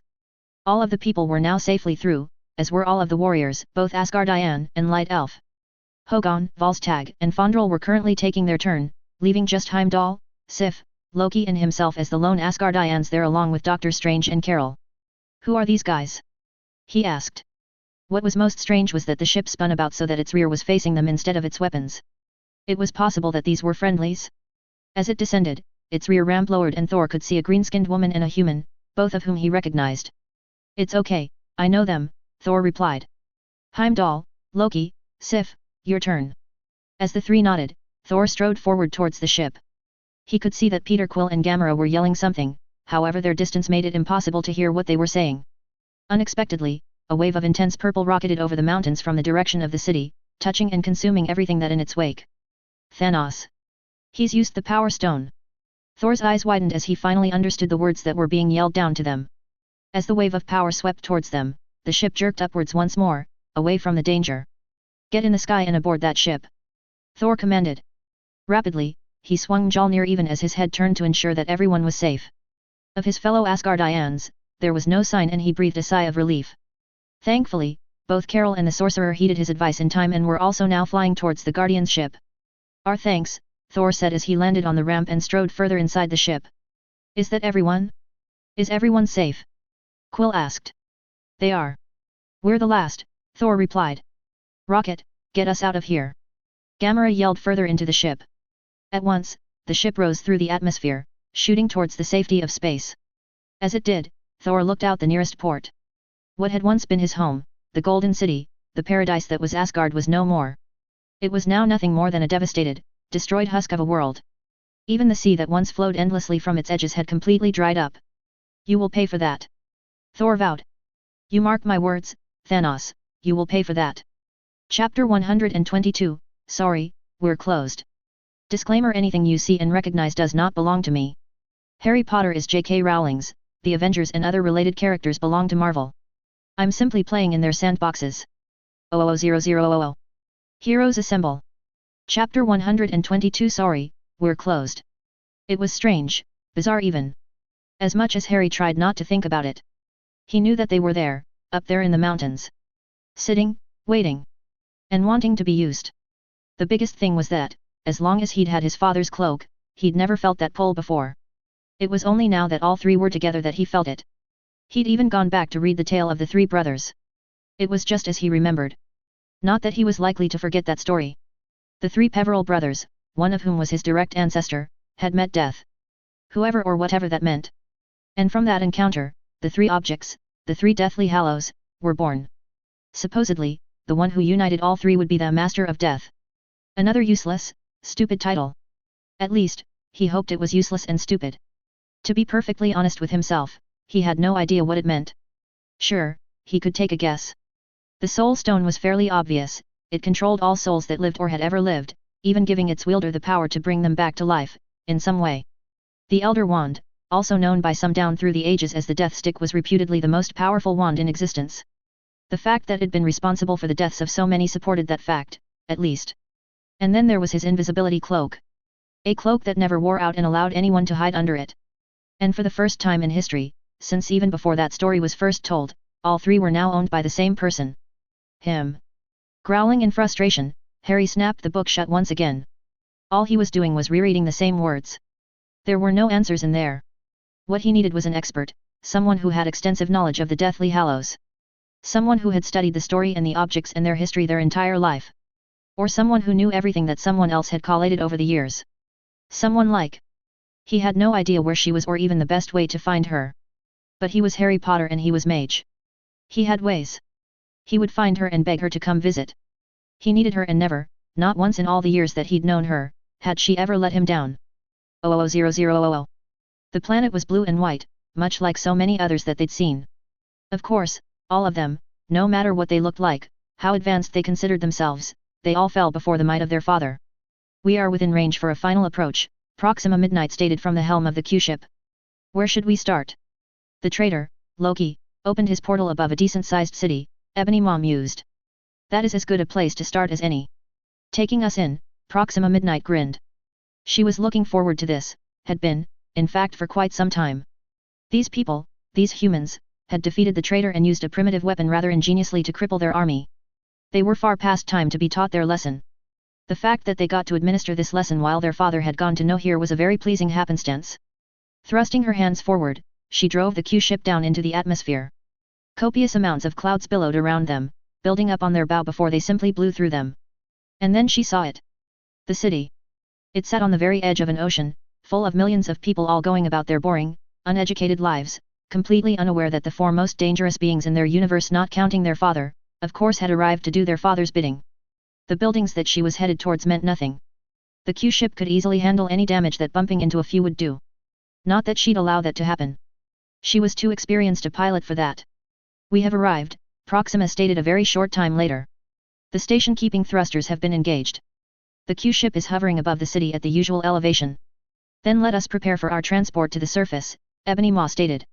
The deep scrape of Cull Obsidian's great axe across the floor, accompanied by a grunt that Proxima, due to the great number of years of their association, told her that she wasn't the only one looking forward to this. 00000. Vat in the world? Pietro asked. A split second later, he was standing on the balcony of Avengers Tower, looking out and up. Pietro? Wanda asked nearly half a minute later as she came through the doors that he'd left open. Do you see what I'm seeing? He asked his sister. A glance at her told him that she did. Her eyes were wide and she, too, was now clutching at the balcony. Vis. You need to come out and see this. Wanda called. The fact that Vision missed the doors and simply phased through the wall in order to join them faster indicated that he, too, had heard the panic that Pietro had detected in his sister's voice. That is alien, Vision stated even as he morphed his everyday appearance of a normal-looking man, albeit with a glowing yellow gem embedded into his forehead to his work clothes, cape and all. That is what I thought as well, Pietro nodded. At least, I assumed that it's not Stark's. No, that is definitely not Tony's, Vision replied. What should we do? Wanda asked. It appears that they are currently hovering over Greenwich Village, Vision stated. Then that's where we need to go, Pietro nodded. You call the rest of the Avengers. I'll go scout out what's happening and keep the civilians out of the way. And, before either of them could reply, he was gone, racing down the stairs. After all, the elevator was so slow. 00000. Peter was just hanging up the last of his photos to dry, pleased with the picture that he'd taken of Flash in the act of throwing the football that would secure the Tigers the win when he felt the hairs on his arm stand up. He froze, looking down at his arm in alarm. His spider sense? Carefully, his eyes darted about the small dark room. No, there was definitely nothing dangerous in here. Which meant that the danger was coming from outside. Which was weird in the extreme. His spider sense had never gone off like that before. There was obviously something big in the works. Leaving his photos and equipment where it was, Peter yanked the door open and raced outside. The fact that a crowd of people all but blocked the door to the courtyard didn't help. No, there was no way through there. Quickly, he backtracked, checked that there was no one watching and acrobated himself up the wall and the stairs 10 times faster than walking would have taken. He raced to the nearest window and flung it open, allowing himself to half dangle out of it in his haste. And then he saw it. A spaceship. A real, honest-to-God spaceship. No wonder his spider sense was going haywire. It was huge. And round, sort of like a donut. It was also spinning so fast that, even from this distance, it was possible to see the wind that it was generating, not to mention all of the detritus it was picking up and flicking away. A glance down at the crowd showed him that everyone was staring up at the donut ship and pointing or taking photos of it with their phones. All that is except one. A flick of his head resulted in an answering nod. He waited just long enough to see Doreen push her way out of the crowd before he raced off to join her. 00000. 3 watches simultaneously going off, vibrating, bleeping incessantly in the most irritating pattern imaginable, and the face of it flashing an incandescent red had the 3 Avengers shooting to their feet. Code red. Daisy exclaimed. I've never seen one before, Melody stated, staring down at her watch. It's happened once before, Harry stated grimly. I think this one's a real emergency, though, not like last time. What happened then? Nico asked from across the room where she and the rest of the runaways had also stood in response to the adults. I'll tell you that story after we get back, Harry promised. Wanda's saying a spaceship over Greenwich Village, Daisy reported. You know, it'd be useful if we had a watch like that, too, Chase commented. And you'll get one. Once you get through the academy, Harry replied. For now, you're our backup. Go. Find Mockingbird, I think she's in the hangar bay, and stay with her. If we need you, she'll know and get you to us. Instantly, the 5 teens raced away, taking the stairs in a clatter instead of the elevator. Our backup? Daisy asked quietly. Harry shrugged. You never know, but hopefully we don't need them. Port to the tower and then I'll side along apparate the two of you to the sanctum. We can go on foot from there. Harry? Are you sure about me going too? Melody asked. Daisy stopped and put her hand on the green-skinned lizard woman's shoulder. The world's been introduced to you, she said. You don't need to hide. And if there really are aliens come to visit, then we're going to need everyone. Harry watched as she took a breath and readied herself. Then, almost simultaneously, they vanished with a swirl of rainbow colors. 00000. Quicksilver raced about Greenwich Village using Doctor Strange's Sanctum Sanctorum as a central point. Twice he needed to rescue people from careening cars that were about to run them over because the driver was too busy looking up instead of where they were going. Another time, it was to move a group of school kids before they got crushed by a falling road sign that had been swept up by the fierce winds of the alien ship. He came to a stop, looking up at the alien donut, frowning. If he knew his sister, then she and Vision would be on their way. Not to mention anyone else who could be here after they got the red alert that he'd seen go out. The sound of a door opening had him turning to tell whoever it was to go back inside where it was safer. The bald-headed man who emerged, though, was someone that he'd met. Wong. He called. Pietro Maximoff, the sorcerer replied with a nod. Aliens, Pietro said, waving his hand towards the sky. Wong's eyes narrowed. I am foreign, not stupid. Sorry, Pietro replied. You got any magic to make them go away? You really must learn to curb your tongue, Wong told him. Pietro merely shrugged. I'm fast. My mouth, too, sometimes. A sound of someone landing behind them had the two men turning to see Vision releasing Wanda. Glad you could make it, Pietro said. Have the aliens come out of their ship yet? Vision asked. Not that I've seen, Pietro shrugged. Then perhaps we should go meet them, Wanda stated, a hard tone in her voice and tendrils of red magic dancing about her fingers. Together, the four walked around the corner only to blink at the sight walking down the street towards them. There were four of them. The one in front almost seemed to be gliding, his hands held together in front of him as though he was praying. The biggest, the one bringing up the rear but still managing to capture most of their attention, carried the largest, strangest-looking axe that any of them had ever seen on his shoulder. The only female of the group walked lightly, a long three-pronged spear held in one hand. And the last, was a hooded fellow with an elaborate-looking glaive carried across his chest. Upon seeing them, the strange-looking one with the stringy hair held up a hand, halting his partners. Rejoice, humans, for you stand in the presence of the children of Thanos. Your death shall be swift and merciful, he called. Go back to wherever you came from, Wanda retorted. You won't achieve whatever it is that you hope for here. But my child, the alien said with a smile as though addressing an infant. You have already brought us exactly what we want. He is focused on the stone, Vision stated.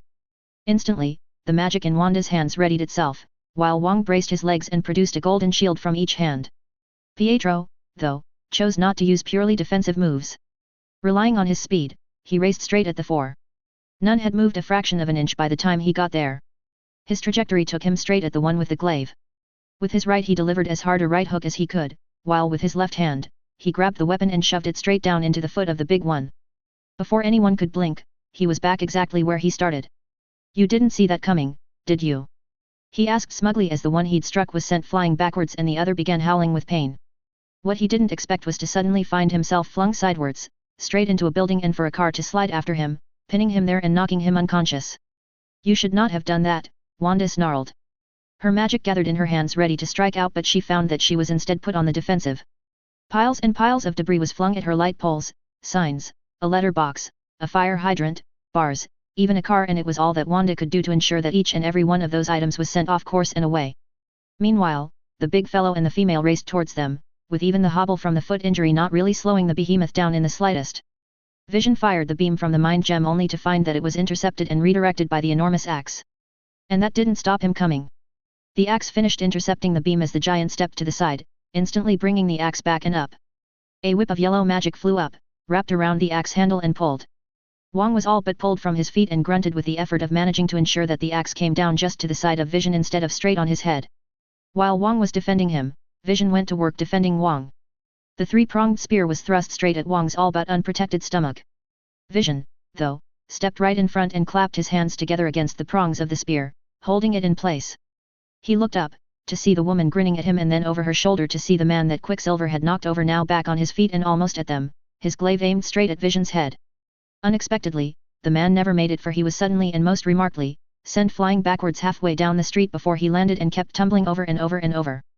The image of a fierce-looking Komodo appearing from the side, headed straight at the woman warrior meant that Vision wrapped his fingers around the prongs of the spear and jerked. That was enough to put her off balance and allow Komodo to get those first furious blows in.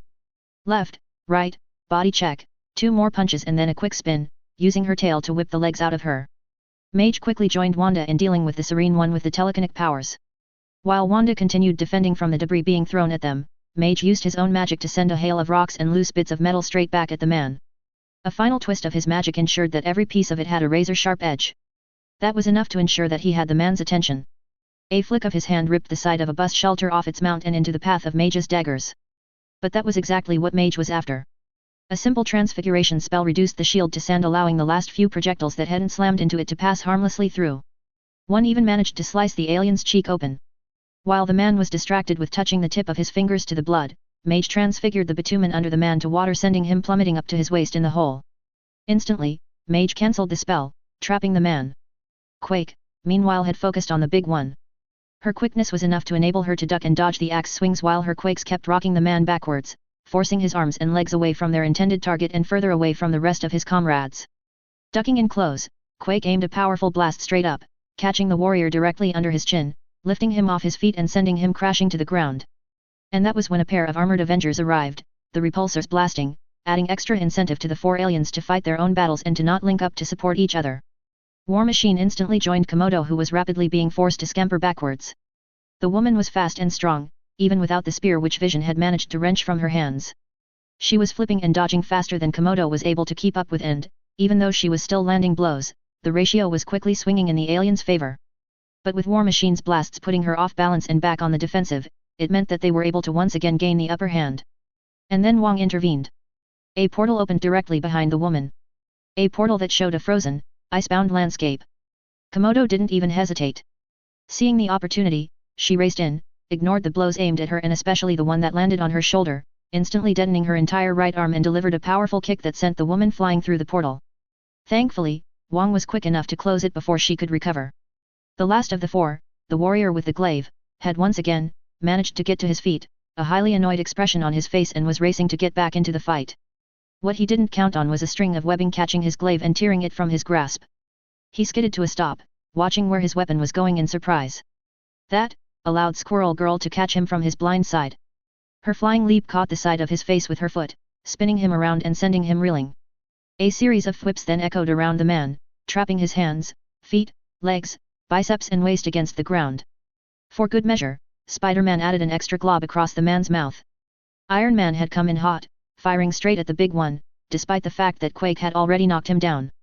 The behemoth wasn't unconscious and was already pushing himself back up. Anyone that could take that kind of force to their jaw and remain awake and ready to battle again, deserved his attention. Who are these guys? Iron Man asked.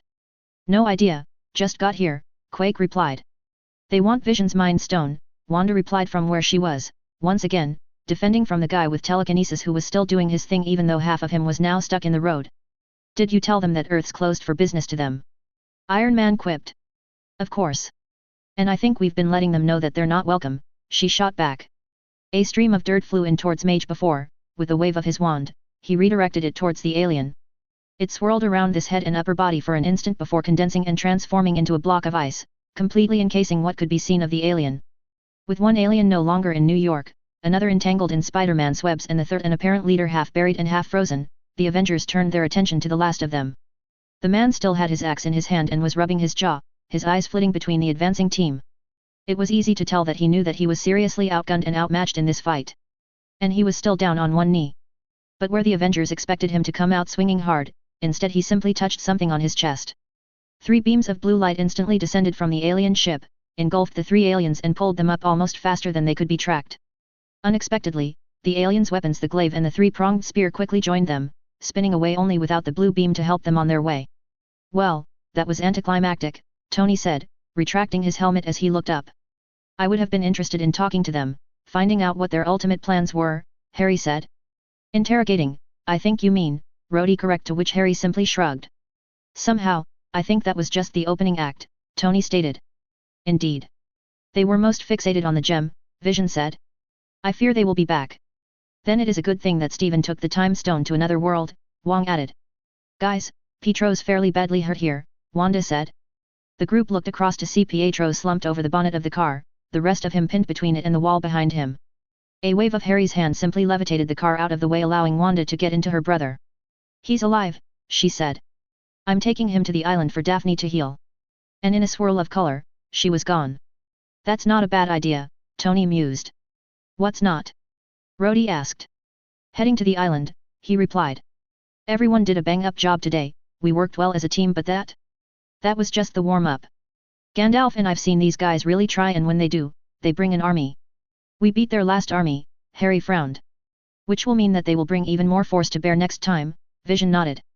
"The rest of the gang's probably already on their way," Tony said, snapping his helmet back into place. "Friday, modify the red alert signal. Have all Avengers Primary, Ancillary, and Academy members rendezvous on the island ASAP." Everyone's watches instantly flashing purple and beginning to vibrate indicated that Friday had already followed the command. "What about school?" Peter asked. "I think the fate of the world's more important than school," Harry replied, laying a hand on his shoulder. A decisive nod indicated that Peter agreed. 000000. "What's that?" Rocket asked of the unexpected noise that filled the Benatar. "That doesn't sound like one of my usual alarms." "Our Avengers watches," Carol replied. "They're receiving a signal from Earth." "Well, it is right there. There's no reason you shouldn't be picking up a signal if that's what it's designed to do," Rocket retorted. "Does it flashing red like that mean something specific, or is it just decoration?" Peter asked. "No, it means something. Something bad." "Something's happened," Thor stated grimly. "It's an all-Avengers red alert call," Carol added. "Yeah, well, I think I know that something is," Peter exclaimed and instantly hurtled the Benatar over and away from its current trajectory. "I am Groot. I don't particularly care that you nearly fell out of your seat, Groot." Peter shot back. "That's a Q-ship leaving that planet. We do not want to tangle with it." "We could destroy it," Drax stated confidently. "No, we couldn't," Gamera replied. "I know those ships. They outgun us and can outfly us. We wouldn't stand a chance." "I still think we would win," Drax quietly told Mantis. "I wonder what's got their knickers all in a twist to be leaving so fast," Peter asked. "Where were they coming from?" Doctor Strange asked. "What part of Earth?" "Gamera? Can you pull up a map of the surface?" Peter asked. A second later, a map of the eastern seaboard of North America appeared on the screen, a blinking yellow light in the center of it. "New York," Doctor Strange said grimly. "Vision's there. Or at least, he was the last that I heard," Carol said. "And he has the Mind Stone," Thor nodded. "But that was just a Q-ship. Thanos would have brought the Sanctuary too." "Unless Thanos has gone after the other one," Rocket said. "You said that there's one on No here, right?" "Indeed, Rabbit. It is being safeguarded by the Collector," Thor replied. Almost the entire crew of Guardians turned to stare at him. "You gave an Infinity Stone to the Collector?" Rocket asked incredulously. "That's the worst idea in the entire universe. He couldn't keep it safe if his life depended on it. Which it now does. That means that he most likely sent the Black Order to retrieve the one here for him," Gamera said. Suddenly, Thor and Carol's watch changed to a flashing purple. "I suspect that the Avengers were up to the task of protecting Vision and the Mind Stone," Thor stated smugly. "We have a new destination on Earth," Carol said. "You're going to need to give me the helm." Peter replied. "This is my ship. I pilot her. You just give me the coordinates." "That's the thing, I can't. They're protected by magic," Carol replied. "Magic?" Rocket repeated, disbelief clear in his voice. "Peter, I think you should let Carol pilot," Gamera said. With a glare and a continuous grumble that none wanted to listen to, Peter relinquished his place at the helm of the Benatar. 000000. The Q-ship slipped right around the planet, following the signal before finally settling into orbit over one specific point near one of the polar caps. Corvus Glaive, Cull Obsidian, and Ebony Maw were standing in a loose semicircle when their sister returned. She looked mildly cold and incandescently furious. "The gem?" Proxima Midnight demanded. "Alas, it remains within the head of the artificial being," Ebony Maw replied. "We failed?" she asked, clearly shocked. "We have never failed Father before. And nor shall we," Ebony Maw replied. "This was simply a minor setback. We now have more of an idea of what we face and what it will take to defeat the Stone's defenders." "We took them too lightly," Corvus Glaive stated irritably. "Perhaps," Ebony Maw replied. "They are warriors that deserve some respect. We can respect them and yet still defeat them. The Sanctuary too will be here within 2 days. And you all know what it contains, the forces at our disposal. Have no fear, we will have the stone to present to our father when he arrives from his own mission." A bleep from a console interrupted their discussion and the four turned puzzled expressions in the direction from which it came. Proxima Midnight was the first to reach the console and examine what it was that the ship had detected. A signal, incredibly weak, she said. And it's in orbit. Destroy it, Corvus Glaive growled. This is technology unlike what we would expect from a backward planet like Earth, Proxima Midnight replied. And it is remarkably similar to what we detected from the artificial being who holds the Mind Stone. Perhaps we can learn from it, Ebony Maw mused. Find it, bring it on board. With a nod, Proxima Midnight redirected the Q-ship towards the signal. It wasn't until they were all but right on top of it that they saw, glinting in the reflected light of the system's star, a metallic silver, humanoid figure. Chapter 123, Unmasked. Disclaimer: anything you see and recognize does not belong to me. Harry Potter is J.K. Rowling's, the Avengers and other related characters belong to Marvel. I'm simply playing in their sandboxes. 00000. A/N I would like to remind everyone that while I update weekly, I am currently alternately updates between Dragon Whisperer and Heroes Assemble. I am also in the process of writing original stories. If you want to find out more about that or where I'm up to with my fanfiction writing, I update my Facebook page, which you can find through my profile here, very regularly. 00000. Heroes Assemble. Chapter 123 Unmasked. The Benatar soared through the atmosphere of the planet and then down until it was just above the ocean, causing twin waves to form directly behind her. Trusting her gut, Carol at the helm completely shut down the navigation panel. You do know what you just turned off, right? Rocket asked. Carol spared him a sidelong glance. Had to do it, she said. Trust me. Right, Rocket nodded slowly. Magic.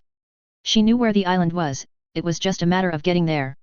Closing her eyes, she trusted her instincts. She felt the sticks under her hand and shifted one slightly. A little more. And flew on. Suddenly, she felt the familiar tingle wash over her. She'd done it. They were in. I am Groot, the teenage tree said. I don't know, Groot, but I'm not feeling so good either, Rocket replied. We shouldn't be here, Gamera stated, her voice rising. You need to turn around. A scuffle behind her did cause Carol to glance back to see Thor and Doctor Strange restraining the Guardians. You need to get us landed as quickly as possible, Thor stated. The Sayer's magic is strong. EDA 3 minutes, she replied, her eyes already focused on the correct part of the island. The Benatar may be large, but she was still able to fit on the specially designed pad that had been built for S.H.I.E.L.D's largest aircraft, so that's where Carol aimed for. Swinging the nose of the craft around, she adjusted the flaps and reduced speed. Out of the front window, she could see 4 people appear out of nowhere, quickly followed by a half-dozen extremely small beings with outrageously large ears. And then they were down and she reached up above her to toggle the lowering of the rear ramp. Quickly, Doctor Strange raced through the ship, leaving her to take his place in ensuring that the Guardians weren't a danger to themselves or to anyone else. Thankfully, the sorcerer returned less than a minute later with Harry, Teddy, Daphne, and Lavender in tow.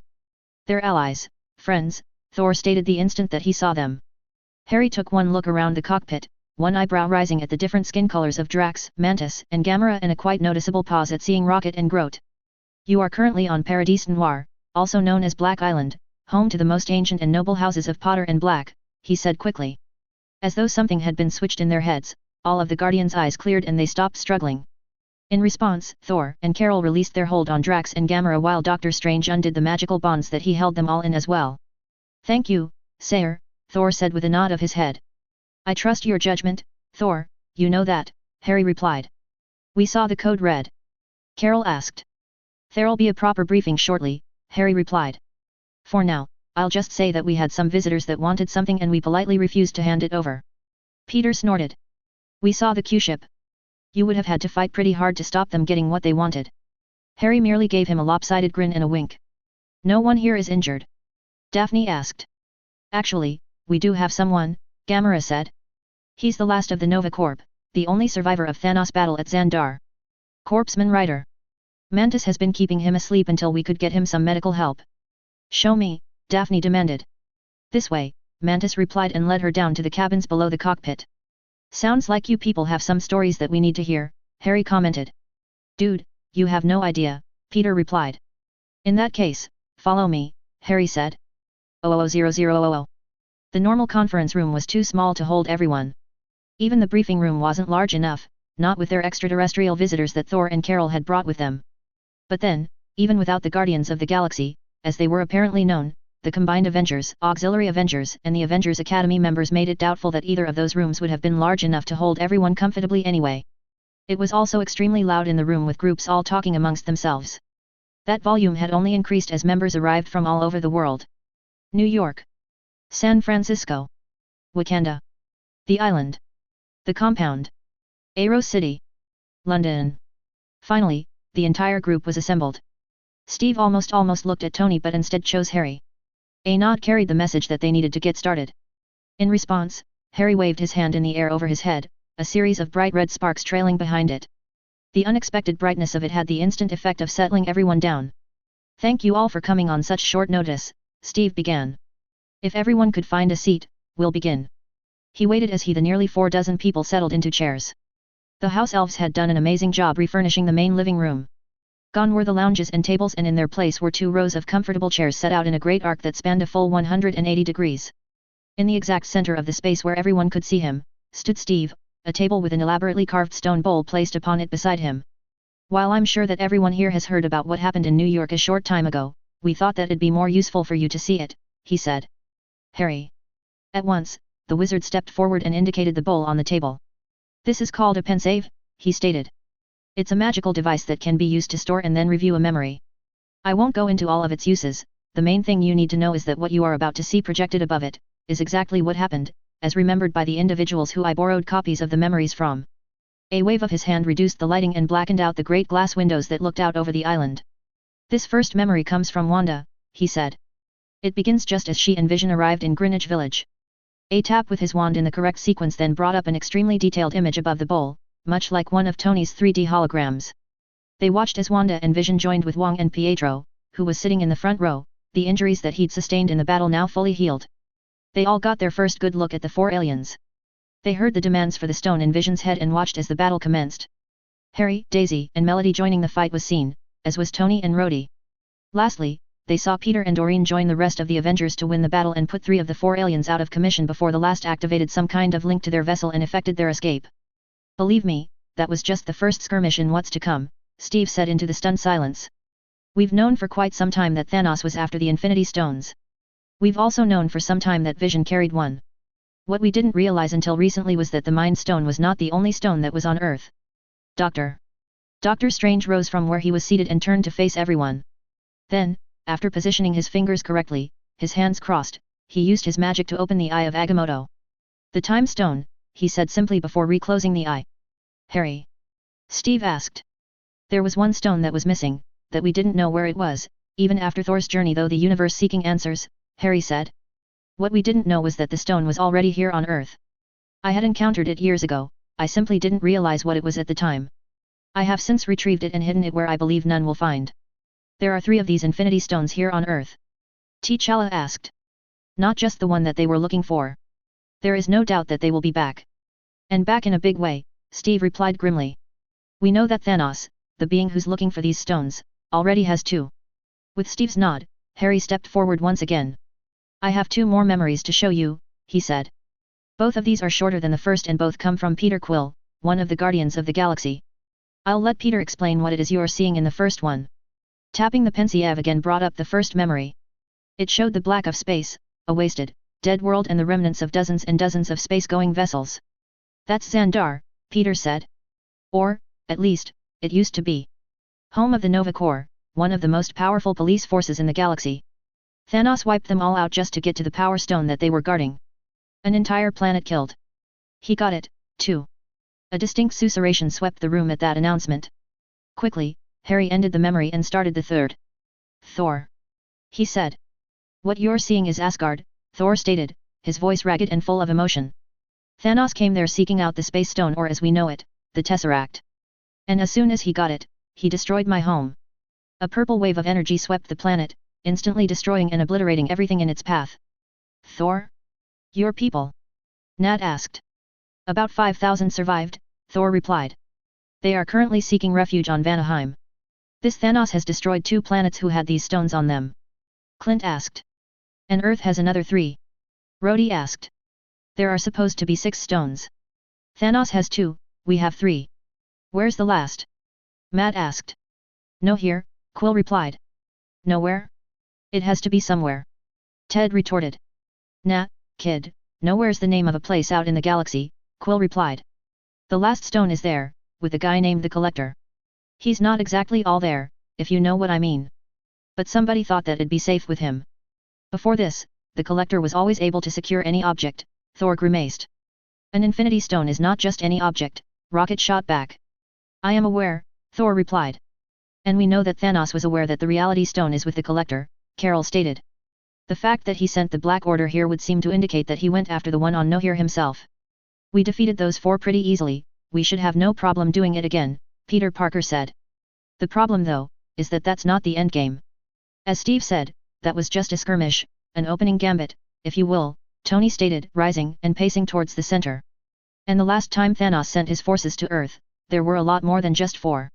The Battle of New York, Bruce stated. Got it in one, Tony said.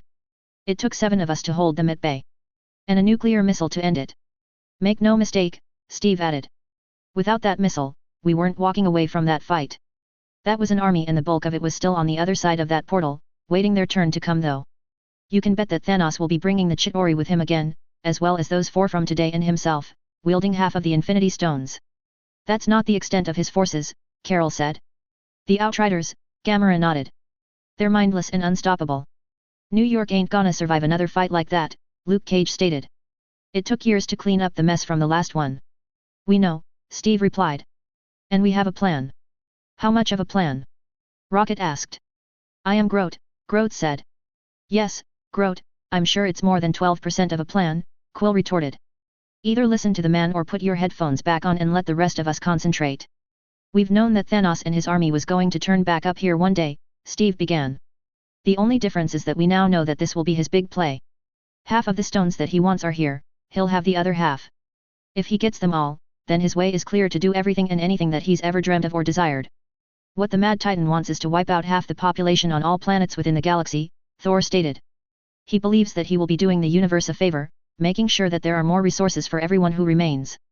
Doesn't sound like much of a favor for those that gets wiped out, Sam commented. It's not, Steve agreed. And after what he's done to both Xandar and Asgard, destroyed them completely because they had a stone and refused to hand it over when he asked, you can bet that Earth will get the same treatment. Not half the population, the destruction of the entire planet. Cap, there may be a lot more of us here than just 7, but even we aren't going to be enough to stop an army that size. Especially if we have to protect innocent civilians as well, Bobby pointed out. We know, Steve nodded.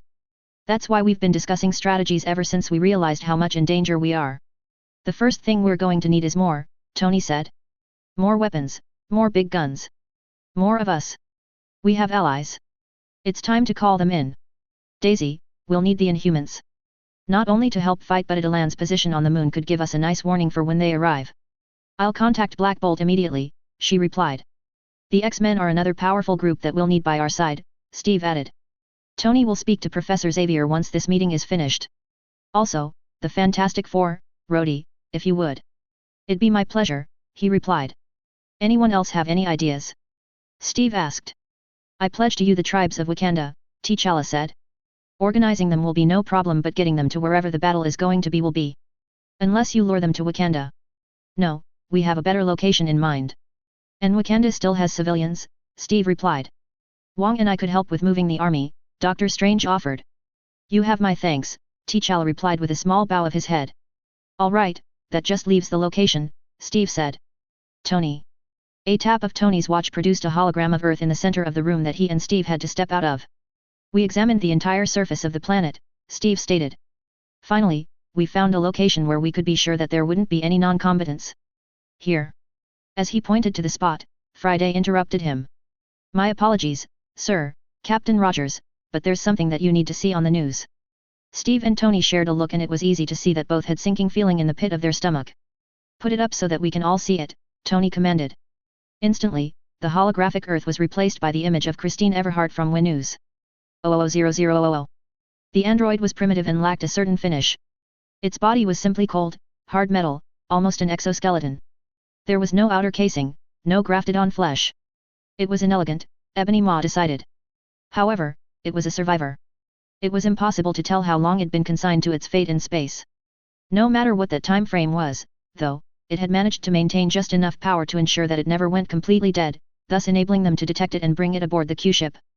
Thanks in part to the daughter of Thanos who had abandoned them, deceived them, and betrayed them, the Q-ship was well equipped to keep an android bound in force fields all over its body, suspended above the deck where it couldn't hurt or attack anyone or anything. For a fleeting instant, Ma's mind turned to Nebula. She had so much potential even with the fact that she was constantly being bested by Gamera.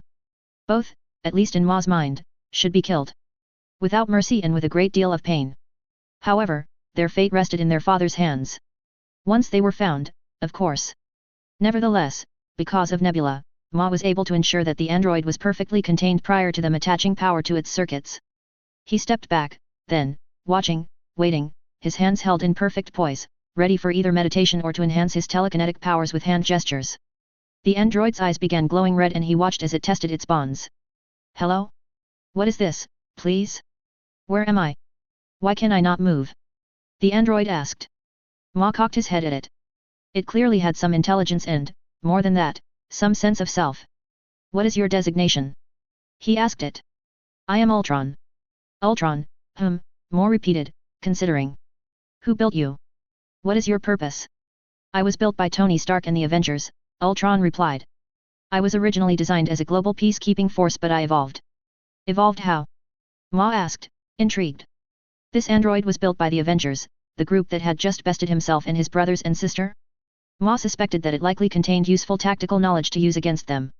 I examined the history of Earth and its current trends and determined what needed to be done to protect the planet, Ultron replied. I then set out to achieve that aim. What did you determine? Ma asked. The greatest threat to the planet was the people. Without humans, Earth would survive far longer than with them, Ultron stated. Ma blinked. This android, this Ultron, had come to near identical conclusions as their father? Extraordinary. What prevented you from achieving your goal? Ma asked. The Avengers, Ultron replied and Ma heard the anger, the fury, the incandescent rage in the android's voice. Stepping across to the control panel, Ma deactivated the force fields that held Ultron in place. He watched as the android righted itself and took stock of not only its body but also the room. It might interest you to know that my father has similar goals to your own, Ma stated. Your father wishes the Avengers extinct. Ultron asked. Who is he? What is his name? Ma blinked. That answer was most unexpected but extremely welcome. Thanos, his name is Thanos. Thanos, Ultron repeated as though he was trying the name out or searching for matches from within his memory banks. You never said, does Thanos wish the Avengers killed? More than anything, Ebony Ma smiled. You would aid him greatly if you were to provide as much tactical knowledge that you have on the Avengers. I can agree to that, provided that you provide me with the raw materials that I will need to recreate myself properly, Ultron bargained. Ma didn't hesitate. I believe that we have an agreement. 00000. In an unprecedented event in the history of humankind, every global telecommunications system on the planet was taken over 10 minutes ago, Christine Everhart stated. And while the broadcast that was sent worldwide was brief, lasting just 5 minutes, the repercussions that it left us with will stagger the world for years to come. For any that missed the initial broadcast, here is a repeat of it. Her image cut out to be replaced by the Avengers logo only in red on a black background instead of the traditional black on white. And then it began to show a roster of the Avengers, albeit not the full complement. To the left of the screen was an image of the Avengers suited up which quickly morphed into a close-up shot of their unmasked face. To the right was their bio name, age, date, and place of birth, skills and abilities. Captain America. Stephen Grant Rogers. Iron Man. Anthony Edward Stark. Thor. Thor Odinson. Black Widow. Natalia Alianova Romanova. Hawkeye. Clinton Francis Barton. Hulk. Robert Bruce Banner. Mage. Harry James Potter. Daredevil. Matthew Michael Murdoch. She-Hulk. Jennifer Susan Walters. Spider-Man. Peter Benjamin Parker. Squirrel Girl. Doreen Aline Green. Marauder. Edward Remus Lupin. Mockingbird. Barbara Morse. That was followed by one additional face, the Avengers press secretary, Lavender Brown. To finish off the broadcast, a single sentence was left on the screen. Harry James Potter, Edward Remus Lupin and Lavender Brown are not the only magicals in the world. There is an entire hidden society of them made up of thousands upon thousands living among you. 00000. What the hell was that? Jennifer yelled, inadvertently turning into her She-Hulk self with her agitation. How'd that information get out? Matt demanded, straightening from where Jessica had been quietly relaying what was on the screen to him. I'd like to know that as well, Harry growled. Friday, Tony snapped, have any of the Avengers servers been hacked? No, Boss, the AI replied. What about any of my private files? He asked. No, boss, Friday repeated. You're sure? Tony insisted. Yes, boss. It would take far too long for anyone to achieve that without me becoming aware and, as you know, I change my codes and pathways far too often for a hacker to gain access to my files, she replied. An inside job? Nat asked. No, I refuse to believe that, Steve countered quickly. There are very few people outside this room that has access to the Avengers servers and I trust each and every one of them. There's something wrong with that list, Clint said. It doesn't make sense. What doesn't? Tony asked. The fact that it's dated, he replied before quickly continuing. Think about it. There are a number of others here, Melody, our runaway teens, Carol amongst them, that have kept their identities and location pretty close to the chest. That info should be in that release. He's right, Bruce agreed. It's years old, as though whoever had that information has been sitting on it since, hell, I don't know, but definitely years. Neither Pietro nor I was mentioned. Nor Vis, for that matter, Wanda said. Then what? Around the Sokovia fiasco? Nat asked. Sounds about right. But to what end? I don't know, and to be honest, and no offense to any of you who just had your identities made public worldwide, I don't think it's a priority, Steve said, before having to raise his voice as he continued. Yes, it shouldn't have happened. No, we don't know how it did. Or why. What I do know, though, is that, if we let it distract us, our focus will come off of the real battle that we all know is coming. We can deal with all of that stuff later. Right now, we have to be focused on keeping this planet alive. As much as I hate to admit it, Steve's right, Harry said. Saying that, we need to take care of this. At least for our loved ones' sake. Those of you who need to, go, find your loved ones and bring them here. The island's the safest place in the world for them. Actually, maybe we should be making this our main base for now, Bobby stated. Bring everyone here, including our allies, and then we can get the real planning done. All right everyone, you heard them. Move. Be back here ASAP, Steve commanded. Quickly, the room emptied, most disappearing in a swirl of colors as they activated their port keys. 000000.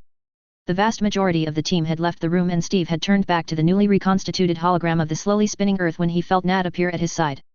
We've got it easy, she said. Our loved ones are already here.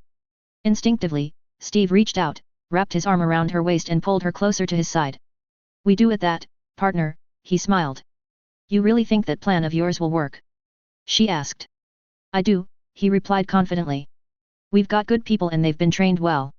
If we can work together as a team, and I don't just mean the Avengers, but every hero that Earth has, then there's no reason we can't win.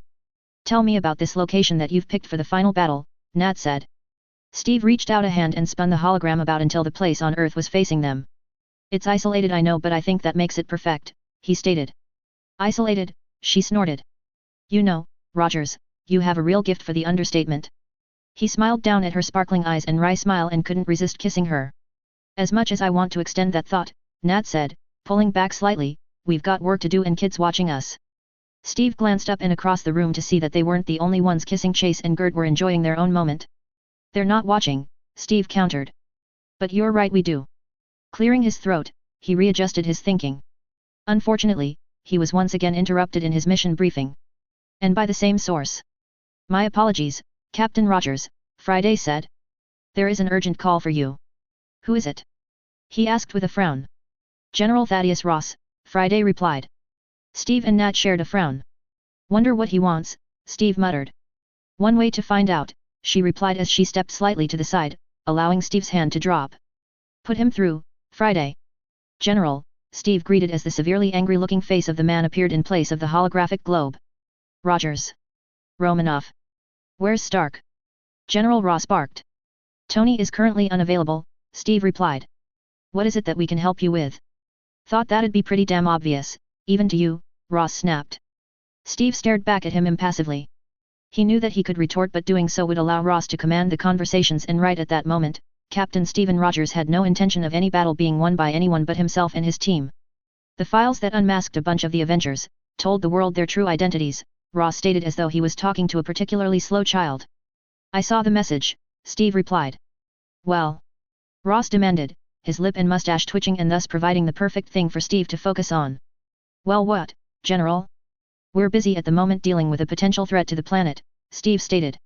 Yes, I saw the footage. Aliens in New York. Again, Ross replied. That was on my list to talk to you about as well. If you saw the footage, then you know that we convinced them to leave, Nat said. You don't believe that poppycock any more than I do, Ross snorted. They'll be back. Which is what Rogers was just alluding to. Some kind of battle plan that you're working on. I'm right, aren't I? You are, General, Steve replied. Then I want in, Ross demanded. I will keep your offer under advisement, Steve assured him.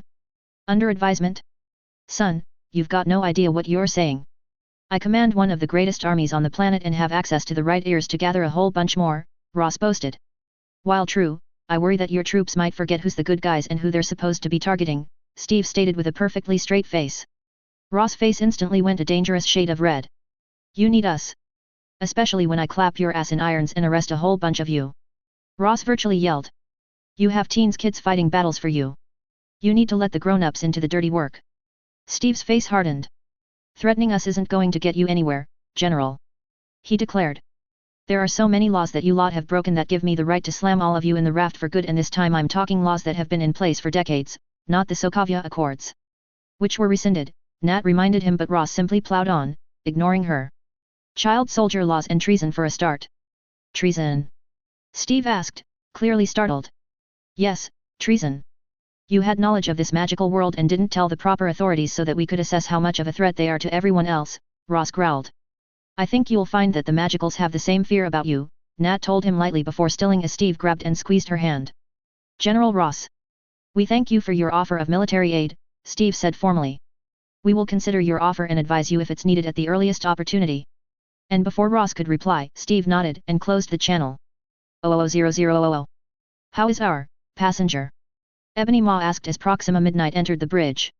Content, she replied. He assures me that he will be ready by the time the Sanctuary 2 arrives. Good, Ma nodded. What of his intelligence, is it useful? If one ignores the politics of it all, Corvus Glaive replied, it is. I am still unsure about releasing the information that we did. Ah, but that is the beauty of dealing with such a backward world, Ma replied. To these people, having to defend themselves in the public arena will leave them distracted. While they fought as warriors, I do not believe that they have the mindset of one. There is more than one way to distract them while also having the likelihood that we can severely cripple them, Proxima said. And what way would that be? Ma asked. In response, Proxima strode across to the weapons station and began entering commands. When she was finished, she stepped back and allowed her brothers to examine her work. I like it, Corvus grinned maliciously. I do not believe our father would object to a little preemptive strike, Ma agreed. You may follow your instincts. Proxima's eyes glittered as she turned back to the console. A sharp stab of a single button implemented her commands. The three turned as one to watch the series of bright orange streaks of almost unending lights that shot away from the Q-ship and plummeted straight towards the surface. Chapter 124, Counter-Strike. Disclaimer: anything you see and recognize does not belong to me. Harry Potter is J.K. Rowling's, the Avengers and other related characters belong to Marvel. I'm simply playing in their sandboxes. 000000. Heroes Assemble. Chapter 124 Counter-Strike. The porte-clés jewelry that Harry D had made for the Avengers was, for the most part, a blessing. It enabled anyone wearing one to travel from wherever they were to Paradis Noir in a blink of an eye. At least, a blink of an eye that had you wanting to throw up and lay down after it. That feeling eventually went away the more you used it. Sort of. The drawback to the jewelry porte-clés was in leaving the island. They had only one destination, Avengers Tower. More specifically, the common area in the lounge of Avengers Tower. Which really wasn't so bad if you lived in New York. So, as Avengers began arriving in an almost continuous stream, people like Matt, Jessica, Luke, and Peter were able to simply head straight for the elevator to go down and then use one of Tony's private cars. But for others who were only using the tower as a waypoint, it was a lot more difficult. Scott and Hope needed to go to San Francisco, Jennifer to Los Angeles, T'Challa home to Wakanda, and Sam to Washington, D.C. Thankfully, Doctor Strange and Wong offered to help out. Sling Ring made portals were the order of the day, with the Doctor even accompanying T'Challa to Wakanda after everyone else had been taken care of. Everyone knew that they had a limited window of time to get everything done and to be back, but what they needed to do was too important to put off. Especially those that were gathering their loved ones to take them to safety. 000000. Tony. Pepper asked as he arrived along with what seemed like half of the Avengers all within the space of a minute. What's going on? Is something wrong? We just finished a meeting, that's all, he replied, racing across the room to wrap her up in a huge hug. You know you can't lie to me, she said, pushing back to stare into his eyes. Something's happened. Is it the aliens that you and the others fought off or the thing on the TV that gave away everyone's identities? A bit of both. Tony tried and then, when he saw that that wasn't going to be enough, he sighed. No, you're right, there's more. We're not sure, but we think those aliens are just the start of something big. Something like New York all over again. Pepper asked wide-eyed. I'll get Morgan and a suitcase for each of us. I assume we're moving to the island. Tony couldn't help but grinned, she really was the smartest woman that he knew. Knew I could count on you, he said. Giving her a quick kiss, they separated and he headed for the nearest terminal. If there was going to be a battle for the planet bigger than anything even he could imagine, then they needed to bring every trick to the party that they had. Boss. Tony barely glanced up as Happy appeared beside him. Ah, just the man that I wanted to see, he said. We're moving to the island for the next while, lock the tower completely down. No access in or out except for Avengers. That's going to take time, Happy frowned. There's a lot more people in here than just us, everyone in R&D. Just make it happen, Happy, Tony said, turning from his console and clapping his friend on the shoulder. A rapid series of whines followed by bursts of orange had the two turning towards the windows. Are those? Happy asked. Yep, Tony replied. All of them? Happy asked. You better believe it. The full house party protocol. Happy's eyes widened. Right. Evacuate and lock down the tower. On it. The man passed Pepper and Morgan hurrying back into the main living area. Where's Happy going? Pepper asked. He's got a few things to do first, then he'll join you. Just like me, Tony said. He leant in and kissed first his wife before kissing his daughter on the head. And then his armor arrived and he stepped back into it. You're not coming? A confused-sounding Pepper asked. I will be, just have to make a house call first, Tony replied. Don't you be late, mister, Pepper admonished. And then the two of them were gone, disappearing in a flash of rainbow light. Tony took one last look around the tower's floor. Everyone had already left, off on their own missions. He nodded and fired his repulsors, setting course for upstate New York. He'd barely gone 100 meters when Friday advised him of incoming. 000000. Peter's leg jigged as they pulled up in the side alley of the building where he and his Aunt May lived. It'd been jigging with nerves the whole way here. But his identity was out. Everyone, everywhere now knew that he was Spider-Man. All the kids at school, Flash and Betty and everyone. Even his teachers knew. Being back here so soon after hearing that announcement, without having a second to think about what it meant, had him right on the edge with all of his senses going off in hardcore overdrive.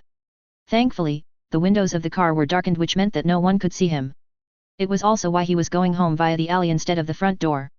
We're here, sir, the driver said. Thanks, Al. Can you open the sunroof? Peter asked. As soon as it had been retracted, Peter leapt straight up through it to land on the roof of the car. A whipped had a web line shooting straight up to land beside his bedroom window, and then he leapt, landing on the wall and began running up it, trusting his feet to stay sticky and to stop him from falling. As always, his window was unlatched and he was able to open it and crawl inside. Aunt May. He called. Even before he'd half crossed his room, the door was being slammed open and she was there. Peter. Where've you been? Have you seen what's on the TV? It's everywhere, over and over. Your identity, everyone knows that you're Spider-Man, she babbled, wrapping him in a hug. I know, Aunt May, Peter replied, holding on tightly to her. That's why I'm here. We need to go, to get somewhere safe for a bit. Go? She asked, confused. And then it felt as though an extremely violent earthquake struck. The entire building shook violently. Pictures fell of the walls. The sounds of smashing and crashing reverberated around them. His chair rolled away. The desk completely tipped over. Peter's spy-day sense went ballistic as the outside wall simply fell away in slow motion. Wrapping his arm even tighter around his aunt, who was currently screaming in his ear, Peter shot out a web towards the frame of his bedroom door and pulled them closer.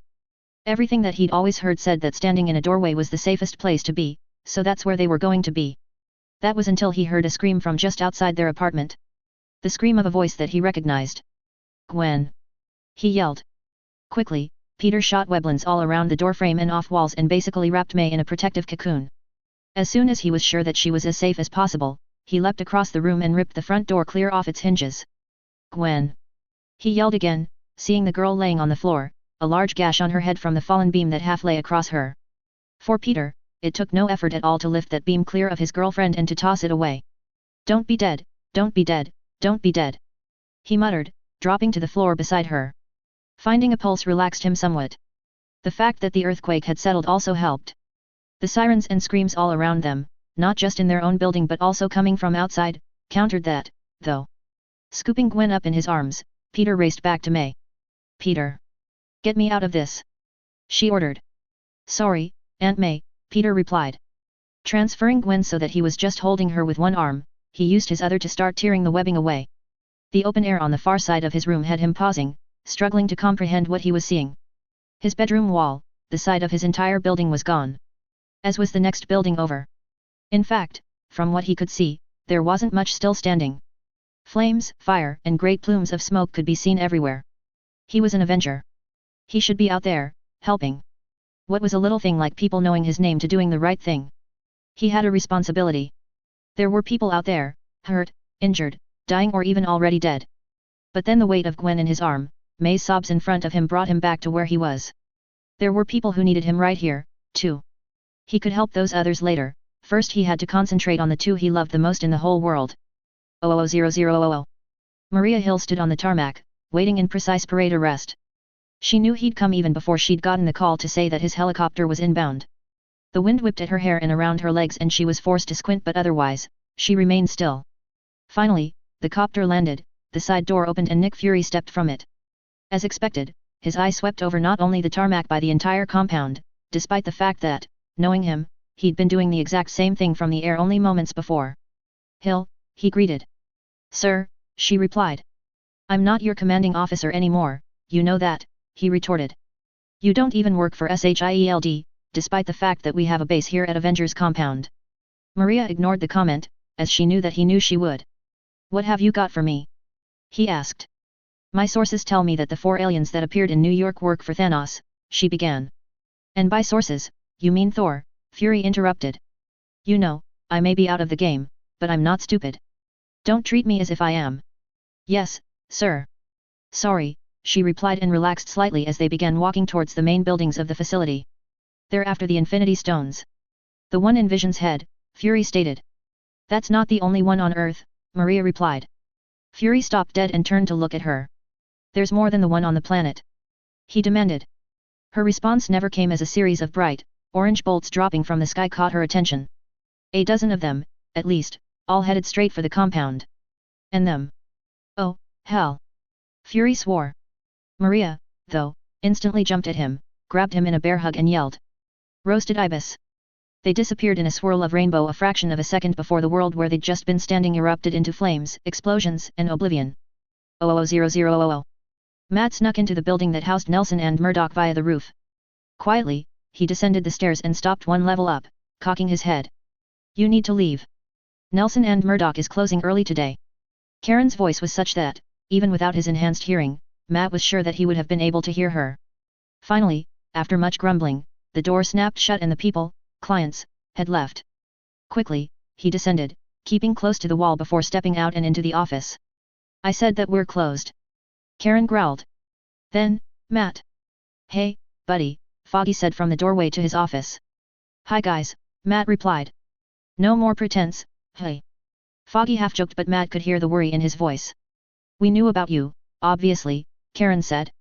"But we had no idea about Jennifer. She's really the She-Hulk." "She is," Matt replied. "And even when she's in that persona, she's still the same Jennifer that you know. She's just as intelligent and quick-witted and friendly." "Yet." "Obviously," Foggy replied. And then the world around them went crazy. Every single one of Matt's senses went into overdrive. It was as though the world exploded. Sound from everywhere, on all frequencies and levels bombarded him. The very ground became unstable and he stumbled, clapping his hands over his ears. Suddenly, something heavy slammed into the back of his head and the world vanished. 00000. Their watches going off, vibrating with an intensity that none of them had ever felt before startled every single Avenger. The fact that those same watches were flashing alternating colors red, purple, blue, white, yellow also startled them and would have gained instant attention if it hadn't already been focused on the strange event. Harry, Steve, and Nat hadn't left the island's main lounge area and thus, were instantly on high alert. "All Avengers report to Paradis Noir immediately. Highest priority code, nothing else takes precedence, Harry read." "What? Friday? What's the situation?" Steve asked as Bobby raced into the room alongside Clint, Wanda, and Vision. The AI stuttered, a holographic screen flickered on for an instant, and then there was nothing. "That can't be good," Clint deadpanned. A half-minute later, the holographic screen reappeared, this time appearing stable. Friday? Nat asked. My apologies, the AI replied. I needed to switch over to my backup servers and mainframe on Aero City. You switched servers and mainframe? Why? Nat asked. I think it best if I show you, Friday replied. I suggest that you brace yourselves. The Avengers already there shared confused looks even as more Avengers began arriving. And then the holographic display switched images to show an aerial view of the state of New York. The screen split as it began zooming in. The compound and New York City itself, Bobby recognized. Merlin. Harry whispered. The city. It was the first of the images to resolve itself, only to show complete, utter devastation. Most of the island of Manhattan was nothing but a huge crater. Central Park was a blackened mess. Midtown, Hell's Kitchen, Harlem, and the Upper East Side were all but gone. Not a single building was left whole. Only a tiny fraction even had part of it standing. The Empire State Building, once one of the tallest buildings in the city, was gone. At least 2 of the bridges leading to the island had collapsed. Steve felt himself collapse to the floor even as he was unable to tear his eyes away from the screen. Around him, he felt more and more people arriving. The crying of a baby only tore his eyes away for a second, long enough to see Pepper and Morgan. But New York City. Millions would have been killed in the attack. Men, women, children. People with hopes and dreams, all going about their daily life, all gone in an instant. His eyes tracked the devastation and he saw that it wasn't just Manhattan that had suffered. Huge chunks of Brooklyn and Queens had also suffered. And then he heard it. The compound. He'd been so focused on one side of the screen, that he'd forgotten the other half. The compound had suffered the same fate. Every building and hangar had been destroyed. The bank of the river had even been burst, flooding the crater that had been left with water. In fact, even as he watched, he could see that it was still filling. We have to help them, Clint said. We have to do something. Who of ours was still there? Harry asked. And then a series of port keys arrived. Maria and Nick Fury. Jessica with her sister and a dark-skinned man. Danny and an Asian woman. Quickly, Harry was racing for them, giving the newcomers the words that would mean that they were safe here. I need help. Peter yelled almost before the port key had released him. Instantly, Steve was back on his feet and racing to take Gwen from Peter's arms even as Nat began comforting May. That looks like it was centered on the tower, Bobby stated. More and more Avengers with their loved ones kept port keying into the island, their last stronghold.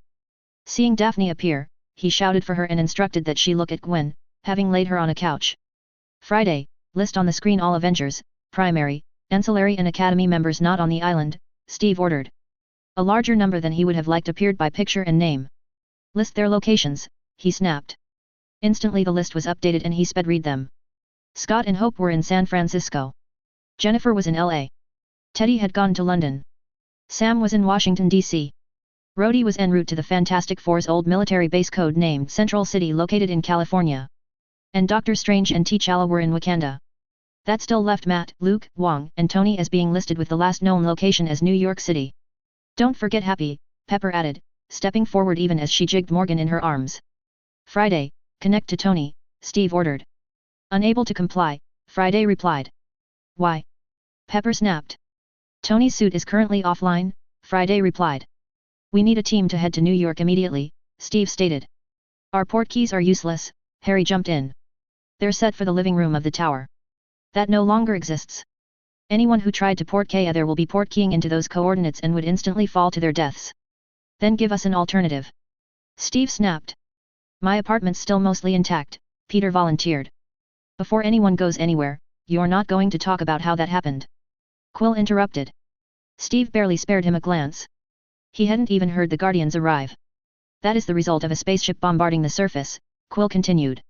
That means that the Black Order aren't taking their defeat lying down. They want you there where they can have another shot at you. What they want are the stones, Steve countered. They arrived in New York the first time, where Vision was. Doctor Strange wasn't on the planet with the Time Stone and we have to assume that Harry's magic is able to keep the Soul Stone safe. So, as long as Vision stays here, then we can go to New York to find our missing friends and to do what we can to help. Friday, the Stark Relief Foundation, Pepper was saying behind her. Anything and everything worldwide. Get it all to New York as soon as possible. Of course, Friday replied. All right, Avengers, Steve called. Our plans for dealing with Thanos and his army just took a slight back seat. Our priority at the moment is New York. Unfortunately, the compound will have to hold tight at the moment. I have SHIELD response teams on their way to the compound already, including Coulson, Fury piped in. Thank you, Steve nodded. Vision, with that stone in your head, we're going to need you to stay here. Harry, you, too. I have a job for you. Everyone else, there'll be portkeys taking you to Queens. After that, make your way in on foot. You can see who of us is missing. But don't leave focusing on them as an excuse not to help everyone who needs it. Steve. Gert said, pushing her way through the crowd so that she was standing right in front of him. You need to send Old Lace with us. She can help sniff out trapped people. Plus, she's really strong. Steve stared at her for a moment before nodding. All right. Agreed. Make sure your team stays with you and her at all times. We don't want someone accidentally shooting first and asking questions later. Any questions? When none arrived, Steve pointed at Harry who was busy with a set of hula hoops which one of the house elves had brought him. Get a team together and get to New York. Let's do what we do best, help and protect innocent lives. 00000. It was only the sound of the jet that alerted them to its presence. Even looking up for it didn't help all that much. The sky, while a clear day, was all but filled by copious amounts of thick black smoke. Nico's spell casting had helped the air quality on the ground. Using the staff of one, she'd been able to clear out sections as they moved along, eliminating the toxic air and replacing it with fresh, clean air, albeit with the tang of the sea. It had been long hours of slow moving. Everywhere they looked was heartbreaking. Buildings had collapsed, crushing cars, people, smaller buildings, anything and everything. And what wasn't crushed was often blackened, whether from the smoke or whatever type of weapon had been used against the city was impossible to tell. Old Lace had been a godsend. Under Gert's command, she'd moved steadily about, her nose to the ground. Occasionally, she'd leap from one pile of rubble to another before sniffing, looking up and around for the rest of them and giving her strange bark-like call to them. That's when Molly's strength, Chase's Stargon1's, and Carolina's powers had really come into play. Together, they'd worked to free whoever Old Lace had detected. Sometimes it was just a single person, others it was a couple. Once, they'd managed to free an entire room full of people trapped when their building collapsed. All of them had thanked the teens continuously, showering them with praise. Even the sight of a dinosaur standing proudly, watching it all only had them shying away but not reacting with fear. But the jet, that was something new. Sure, they'd seen and heard a few helicopters over the hours that they'd been on the ground, but nothing so large. Seeing it coming towards them, the group stopped and looked up. When the rear ramp lowered and a stocky man jumped from it, landing in a crouch, they unconsciously began drifting together. The snick of metal reached them even as they saw three long, sharp claws appear out of each of the man's hands. Instantly, Nico held the staff out in front of her even as Chase raised his Stargon1's. I don't know what the hell that is, kids, but just back away slowly, the man growled. I think he means Old Lace, Gert whispered, causing Carolina to turn on her glowing self and ready herself, just as Carol had taught her. Unexpectedly, it was Molly who marched right up the man, ignoring the others' calls. You leave Old Lace alone, Molly commanded. She's not hurting anyone. Listen, kid, I've dealt with this sort of thing my whole life. You just get behind him, the man stated. And that's when he made his mistake. The man's claws retracted into his hand and he reached out to push Molly behind him. Molly, though, simply grabbed that hand and swung the man around in a circle so fast that the man's legs left the ground. When she let go, they watched him fly across what was once the street before rolling away and through a broken door. Looking back, they found that another 4 individuals had emerged from the jet as it now hovered a bare half-meter above the ground. The fact that one of them was big, blue, and hairy definitely had them blinking. Children, stop. The bald-headed man sitting in the wheelchair commanded. Instantly, without even thinking about it, the teens froze. My name is Professor Charles Xavier. We're here to help, just as you are, the man said. Professor? The man with visor across his face asked. They're just kids, they shouldn't be here. Ah, but Scott, these children are in the Avengers Academy, Xavier replied. Isn't that so? Yeah, we are, Nico replied. It's a recent thing. Xavier? As in the X-Men? Chase asked. Well, that's obvious, Gert stated. You can see their uniforms, right? Now that they looked, even though each of them dressed slightly differently, they did have that familiar X design prominent on their clothes. I've been saying for ages that we should have costumes too, Molly pointed out. How many times have we had to explain who we are today already? Suddenly, a roar had them looking back across the street and the man that Molly D thrown away came charging back towards them. Logan. Xavier snapped. They're here to help, just as we are. Reluctantly, it seemed, the man now known as Logan slowed to a halt. Help, hey. He grunted. With a freaking dinosaur. Genetically engineered, I would guess, the blue-furred one said. Quite fascinating. I wasn't aware that anyone had progressed so far in the field. Old Lace is a part of our team, Nico stated. And she'd done more to help today than the rest of us combined. She can sniff out anyone who's trapped. Exactly, Xavier smiled. The X-Men have teams all over the city as well, hopefully by working together, we can rescue everyone who needs us. You're not here because of Mr. Stark? Chase asked. Mr. Stark? Tony. Xavier asked. I haven't spoken to him in many months, I'm afraid. We simply came as soon as we'd heard what had happened. The runaways shared grim looks with each other. Every one of them was all too aware that Tony was on the missing list. In that case, can I ask that you contact Steve or Harry or someone else from the Avengers? Nico asked. There's some really big stuff going down and we need everyone. Tony was going to be asking you for your help. I will make it my top priority to make contact with them, Xavier replied. Avengers, if you will continue in the direction that you are searching for people, my team will go that way. Thanks, Nico nodded. Good luck. You as well, Xavier replied. 000000. Doreen's head cocked as she heard a shifting of bricks to her right. The ground seemed stable enough, which meant that it wasn't an earthquake. Thus, she instantly began picking her way in that direction. Hello. She called as loudly as she could. The bricks in front of her shifted some more and she was sure that she heard a grunt as well. Instantly, she raced forward. Her eyes scanned the area and found that a huge steel beam was wiggling slightly. Looking around, she found a long bar, picked it up and wedged it in under the beam. Bracing her legs, she grabbed the bar and pulled down on it, using every part of her enhanced strength that she possessed. Slowly, inch by inch, the beam began levering itself upwards. A large, dust-covered hand appeared and Doreen found strength that even she didn't know that she possessed. There was a person trapped under there and she was going to get them out. Her eyes closed with her effort and she gritted her teeth even as she felt sweat break out on her forehead. A sudden shift in the beam had her eyes snapping open and she fixed on not one hand but two, both braced under the steel beam and adding their strength to it. Together, they continued to struggle with the beam until, with one last effort, it rolled over. Doreen's bar slipped out and clattered on the bricks but she ignored it, instead focusing on the gap that had emerged. Huge chunks of brick and concrete were pushed out of the way, both by her and by whoever was inside. Finally, the gap was wide enough and she flung herself down on her belly so that she could see inside. Well, fancy meeting you here, the dust-covered head of Luke Cage said, his white teeth not standing out as much as they usually did now that he, too, appeared white. Luke. You're alive. Doreen exclaimed. Unbreakable skin, remember? He said. Finally, her eyes adjusted to the blackness of the hole that Luke was in and Doreen's eyes widened. He wasn't alone. Two women, both unconscious, one looking like she was missing an arm, lay in the tiny, cramped space. Are they alive? She whispered. Luke looked down at the two. Yeah, barely, he replied. They need a doctor. Why don't you just portkey them to the island? Doreen asked. Can't. Lost my portkey, he replied. Instantly, Doreen began fiddling with the necklace around her neck. When her fumbling fingers refused to undo the clasp, she simply tore the thing from her neck. Grab hold of them, she commanded, handing it over. Luke nodded his thanks and squatted down, finding a hand from each of the women and wrapping the chain of the necklace around their hands and his own. Looking up, he gave a nod. Buck-toothed beaver. Doreen said clearly and loudly. Instantly, Luke and the two women vanished in a swirl of color. 000000. Wong came to in the dark. His head throbbed and he couldn't feel his foot. Carefully, he wiggled his toes and sighed with relief. Still there, just trapped. Feeling around his belt, his fingers found his sling ring, not that he could use it until he was out of here. Gathering his magic through his pounding head wasn't easy and it took his 4 goes just to get some sparks. Finally, on the 8th try, he produced a shield and then he pushed.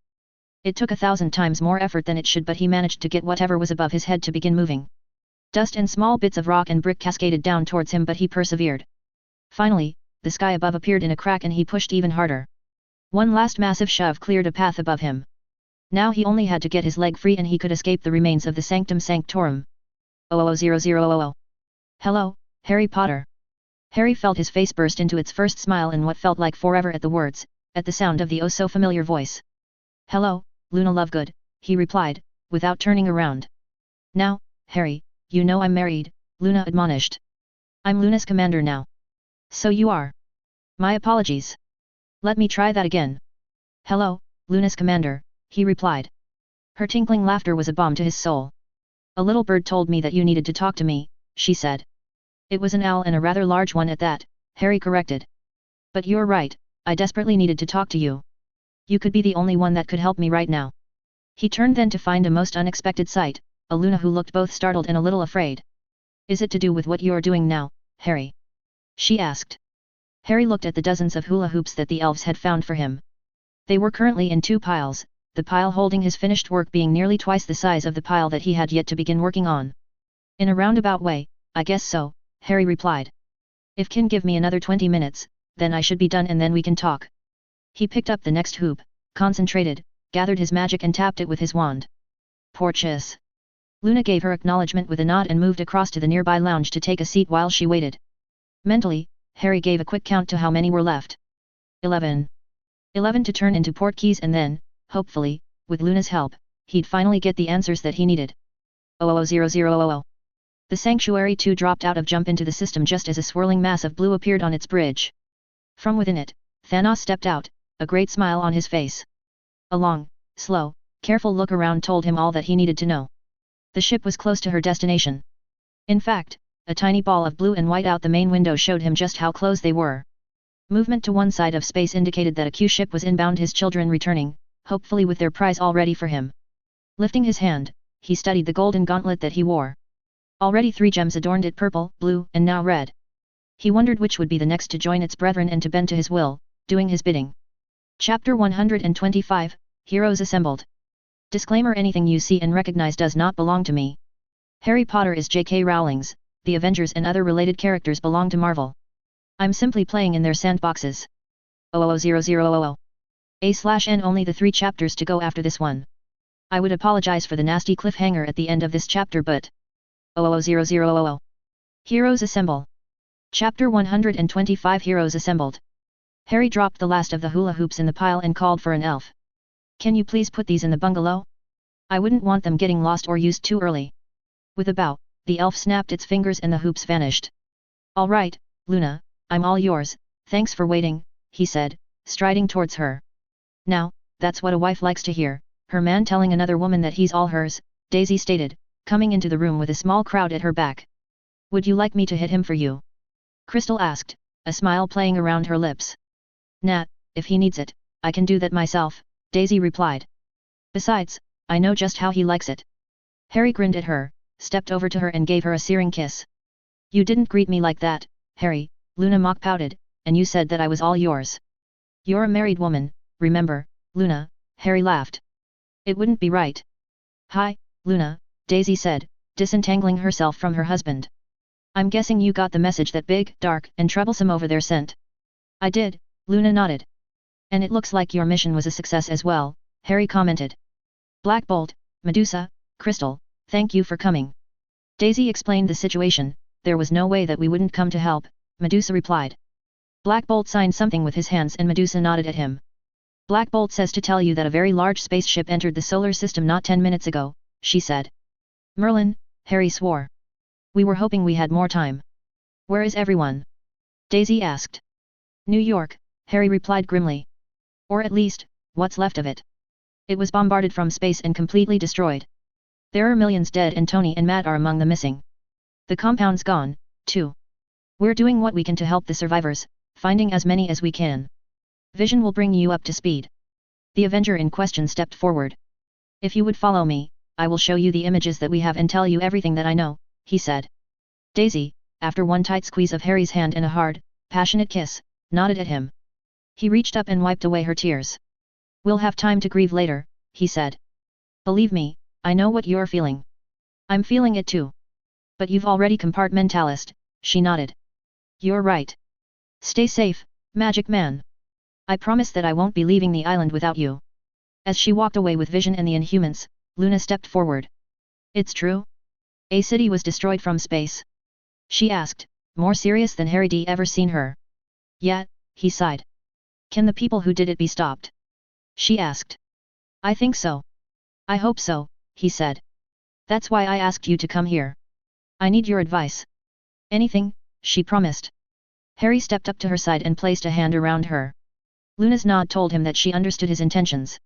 Thus, he twisted and the two of them operated away. 00000. Father, Ebony Maw said as the 4 of them walked into Thanos' throne room on the Sanctuary 2. I trust that your errand was successful. Thanos smiled at his children and held up his bejeweled, gauntlet hand. It was, he replied. And what of the task that I set you?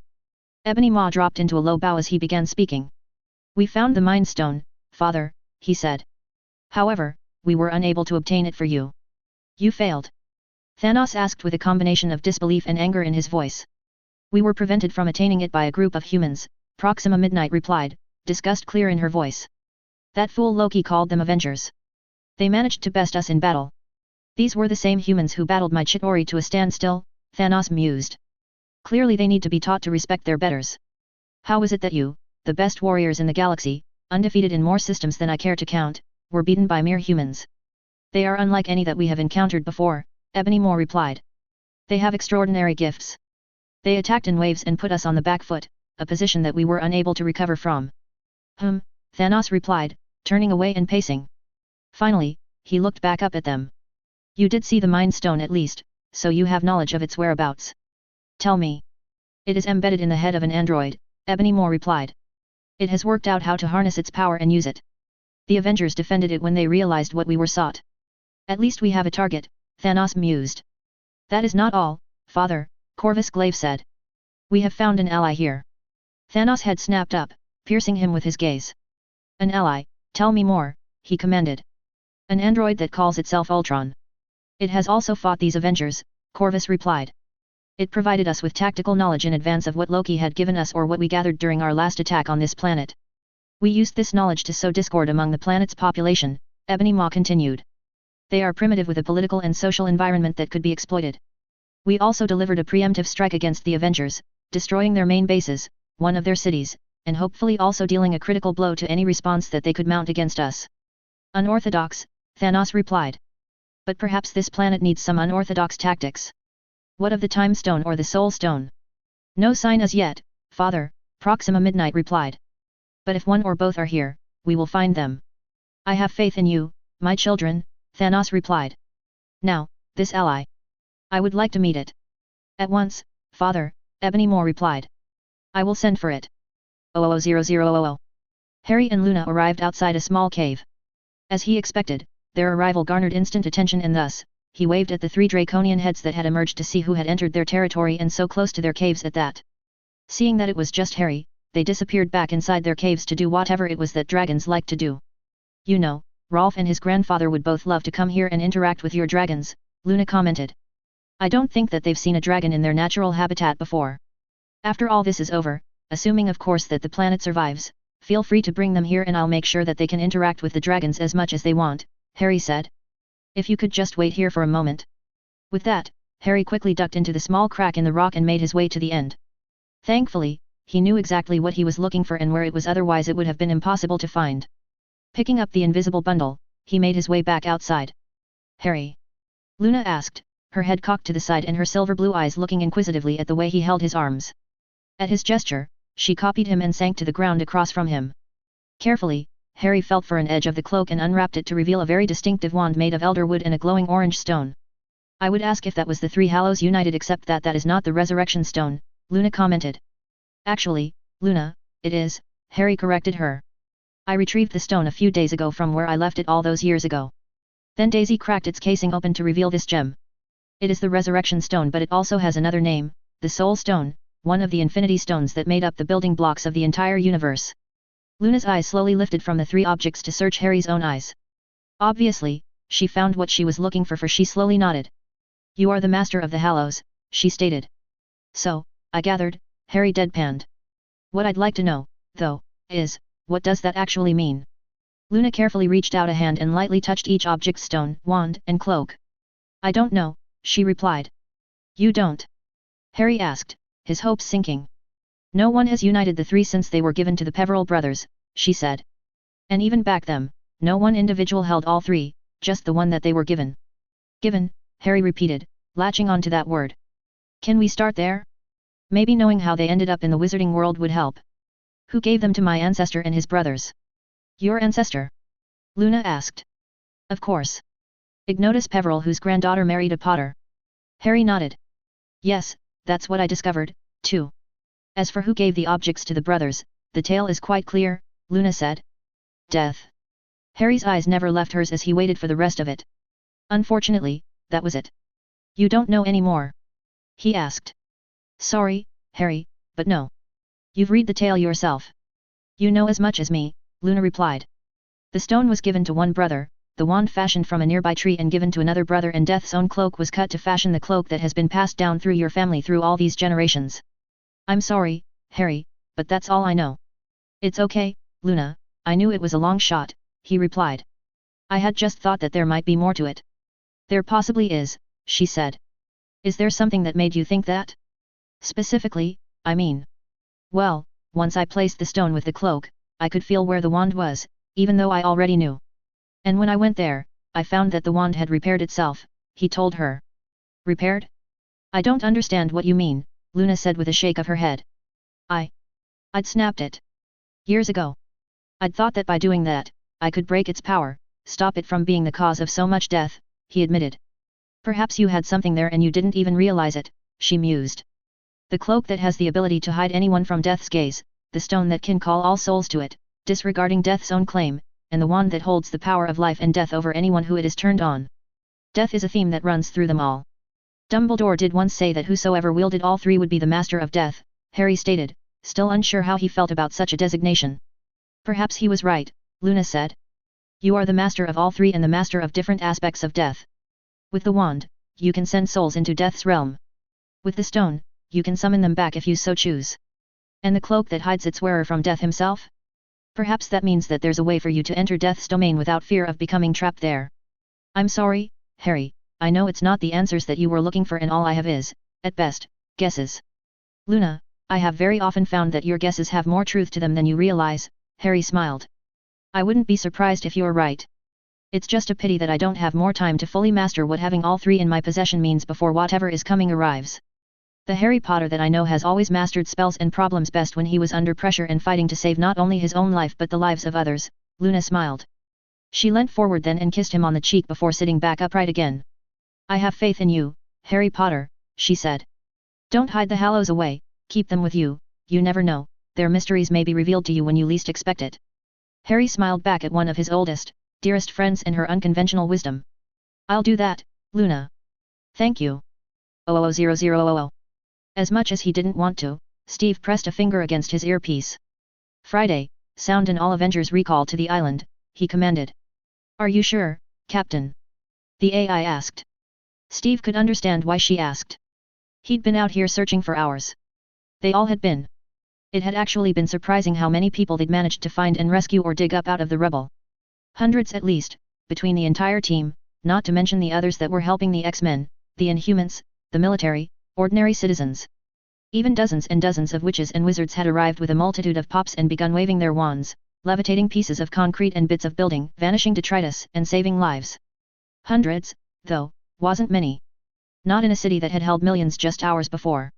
Of their own, Luke had been found and Wong, both with barely a scratch although Wong's leg had been broken. Matt, too, had been dug out of the remains of his office not that long ago. The report that Steve had heard said that he, as well as the two who'd been with him, had been barely alive, with more bones in their body broken than there were whole ones. Steve hadn't had as much success finding those who were still alive, which wasn't a surprise. He'd assigned himself the area of densest destruction right where the tower had once stood.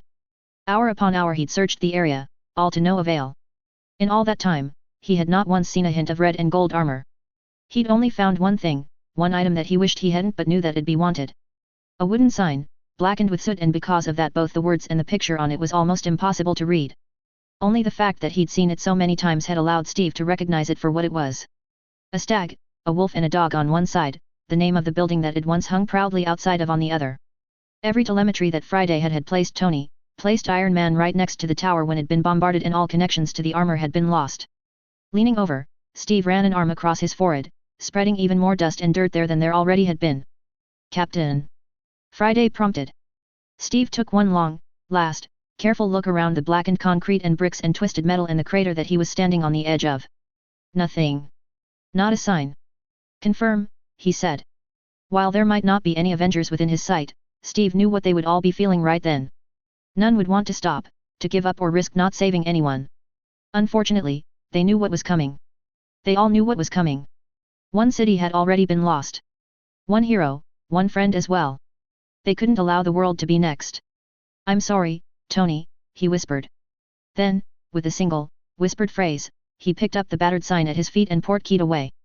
00000. The large living space was crowded with Avengers and support staff. Every single one of them looked dirty, tired, and depressed. Most had obviously been crying. Shoulders were shaking and even hands and fingers were bloodied and red raw. Not one didn't show the raw emotions that they were feeling. All right everyone, I know you're tired and none of you want to be here, Steve began, gaining their attention simply by speaking into the still, deathly quiet room. But we don't have a choice. We're Avengers. That means that it's our job to do the job that has to be done, that no one else can do and, in this case, actually avenge the fallen. There's no news on Tony? Peter asked, his arm around Gwen. Steve shook his head but it was Pepper who spoke. Don't count him out yet, she stated fiercely. This is just like him, to want to make a big, grandstanding entrance at the last minute. He's done it before.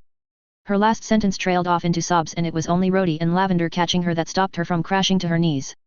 We will keep looking, Steve promised. Just as soon as we've dealt with saving the planet. You're not alone in this, Charles Xavier stated. Steve looked across at the clustered X-Men and nodded his thanks before moving on to the Fantastic Four, the Inhumans and the Guardians. The world's heroes, united. Harry. Steve said, inviting the wizard to take over the briefing. At once, Harry stepped forward and gestured to Genji, the head house elf of Paradis Noir. Genji nodded at his master and snapped his fingers. Instantly, pops could be heard all through the room as the island's elves appeared amongst the heroes bearing trays. You'll find 2 types of vials on the trays, Harry stated. One bearing a dark blue liquid, the other a deep red. Please take one of each but don't drink either just yet. He waited as the elves did their job.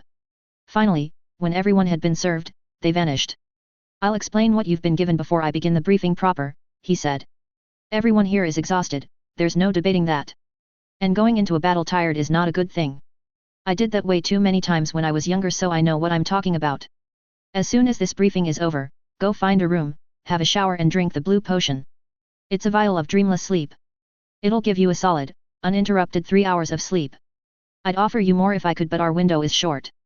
That sleep, combined with the other potion a pepper up which you'll take just before we leave, will give you the energy you need for the coming battle.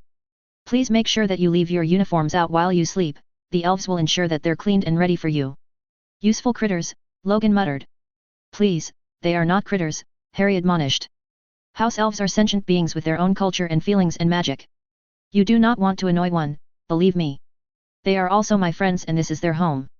You have Logan's apologies, he often opens his mouth without thinking, Scott Summers stated. Harry's nod put an end to that conversation. We all know that the battle is coming. Last time Thanos sent his forces to Earth, they arrived over New York City and millions in damage was done and thousands of people lost their lives. This time, those forces have already struck an even bigger blow. Now, it's our turn to dictate terms. We will be choosing the battleground and it won't be anywhere near any civilian whatsoever. Where do you have in mind? Reed Richards asked. Harry tapping a button brought up the holographic display of Earth. He then used his hands to manipulate it, turning it on its side and magnifying one particular part of it. Antarctica. Scott blanched. I hate to point this out, but isn't that going to be a mite cold for us to battle in? Ordinarily, yes, Harry replied. However, you've forgotten one minor detail. Magic. Ted, Lavender, Nico and I will be applying warming charms on everyone. Believe me, by the time that we're done, you won't even notice the cold. That's handy, Pietro commented and received a number of agreeing nods. I have portkeys to take everyone there, Harry continued. Once we're in position, we'll use magic to give us a few extra advantages while Doctor Strange and Wong bring the Wakandan army to us to bolster our numbers. What makes you sure that Thanos is going to come to us? Bruce asked. Simple. Thanos wants the Infinity Stones. We know he has 2 and we suspect that by now he probably has a 3rd. The final 3 are here in this room, Harry stated. He'll come to us. Vision, Doctor Strange and Harry are the guardians of the Mind, Time and Soul Stones respectively, Steve stated. It's our job to make sure that they remain safe. Our second goal is to get the stones that Thanos already has away from him. And defeat his giant, alien army, Sam commented. And defeat his giant, alien army, Steve nodded. Once we achieve that, we can work out what to do with the stones. Remember, this isn't just a battle for Earth, it's a battle for the entire galaxy. If Thanos wins, he will wipe out half of life everywhere in one go. A nervous shifting of bodies told him that his point had been received. Group leaders, Steve said, nodding at Black Bolt and Medusa, Peter Quill, Reed Richards, Charles, Harry, Bobby, T'Challa, Nat, and Clint, if you could stay behind? The rest of you, go hit the showers and get some shut-eye. We meet back here in 4 hours. As most of the heroes dispersed, Steve brought up a holographic display of the specific part of Antarctica that they'd chosen for the battle, ready to brief the leaders on the plans that he'd come up with. 00000. They should have been cold. Freezing even. They knew it. There was snow all around them, as far as the eye could see. They'd even landed in a shallow snow drift, their feet sinking a couple of inches when the port-Ka released them. And yet, they weren't cold. Not even in the slightest. There was a slight breeze which should have been icy, but instead it felt like a soft summer breeze. Magic really is cool, Carolina commented. You guys did awesome, Molly told Nico. Thanks, Nico smiled. Gert's gonna be so pissed that she missed this. Couldn't be helped, Chase said. Gert's one power is controlling Old Lace, and not even Harry was sure if the magic would stick to Old Lace or his dragons. All right, you lot, into position, Bobby ordered. While the runaways turned and headed where indicated, Nico strode forwards, out into the open where the other magic users were gathering. 00000. T'Challa watched as Doctor Strange and Wong, standing nearly 50 feet apart, used their magic to produce massive portals. Instead of the white of Antarctica, through them, T'Challa could see the sweeping green hills of home. Then, precisely as arranged, the tribes of Wakanda began marching through the portals. As soon as Okoye had stepped through, her eyes darted about, taking in the terrain until they rested on him. My king, she said, slapping her arms across her chest in the Wakandan salute. T'Challa copied her and nodded. Are the tribes ready? They are, she replied. Our magic users followed the instructions perfectly. I can see the snow, feel it under my feet, and yet I am not cold. A good plan, T'Challa nodded. Not one I would have thought of. If it'd been left to you, we would have fought these aliens at home, where we had the home field advantage. And the protection of our shields, Shuri added. T'Challa nodded to his sister who, he was unsurprised to see, was working her Kamoyo beads. The half-dozen beads were circling above her palm as she stared at them, a perplexed expression on her face. Shuri? Is something the matter? He asked. I am uncertain, brother, she replied. And then she began walking off at an angle all by herself. T'Challa and Okoye looked at each other, shared a shrug and strode off after her. The scientist in her tended to assert control sometimes, and it was all that T'Challa could do to get his sister's mind back where it was supposed to be. Shuri, where are you going? He asked. There is something strange here, brother, she replied, her eyes not leaving her beads for an instant.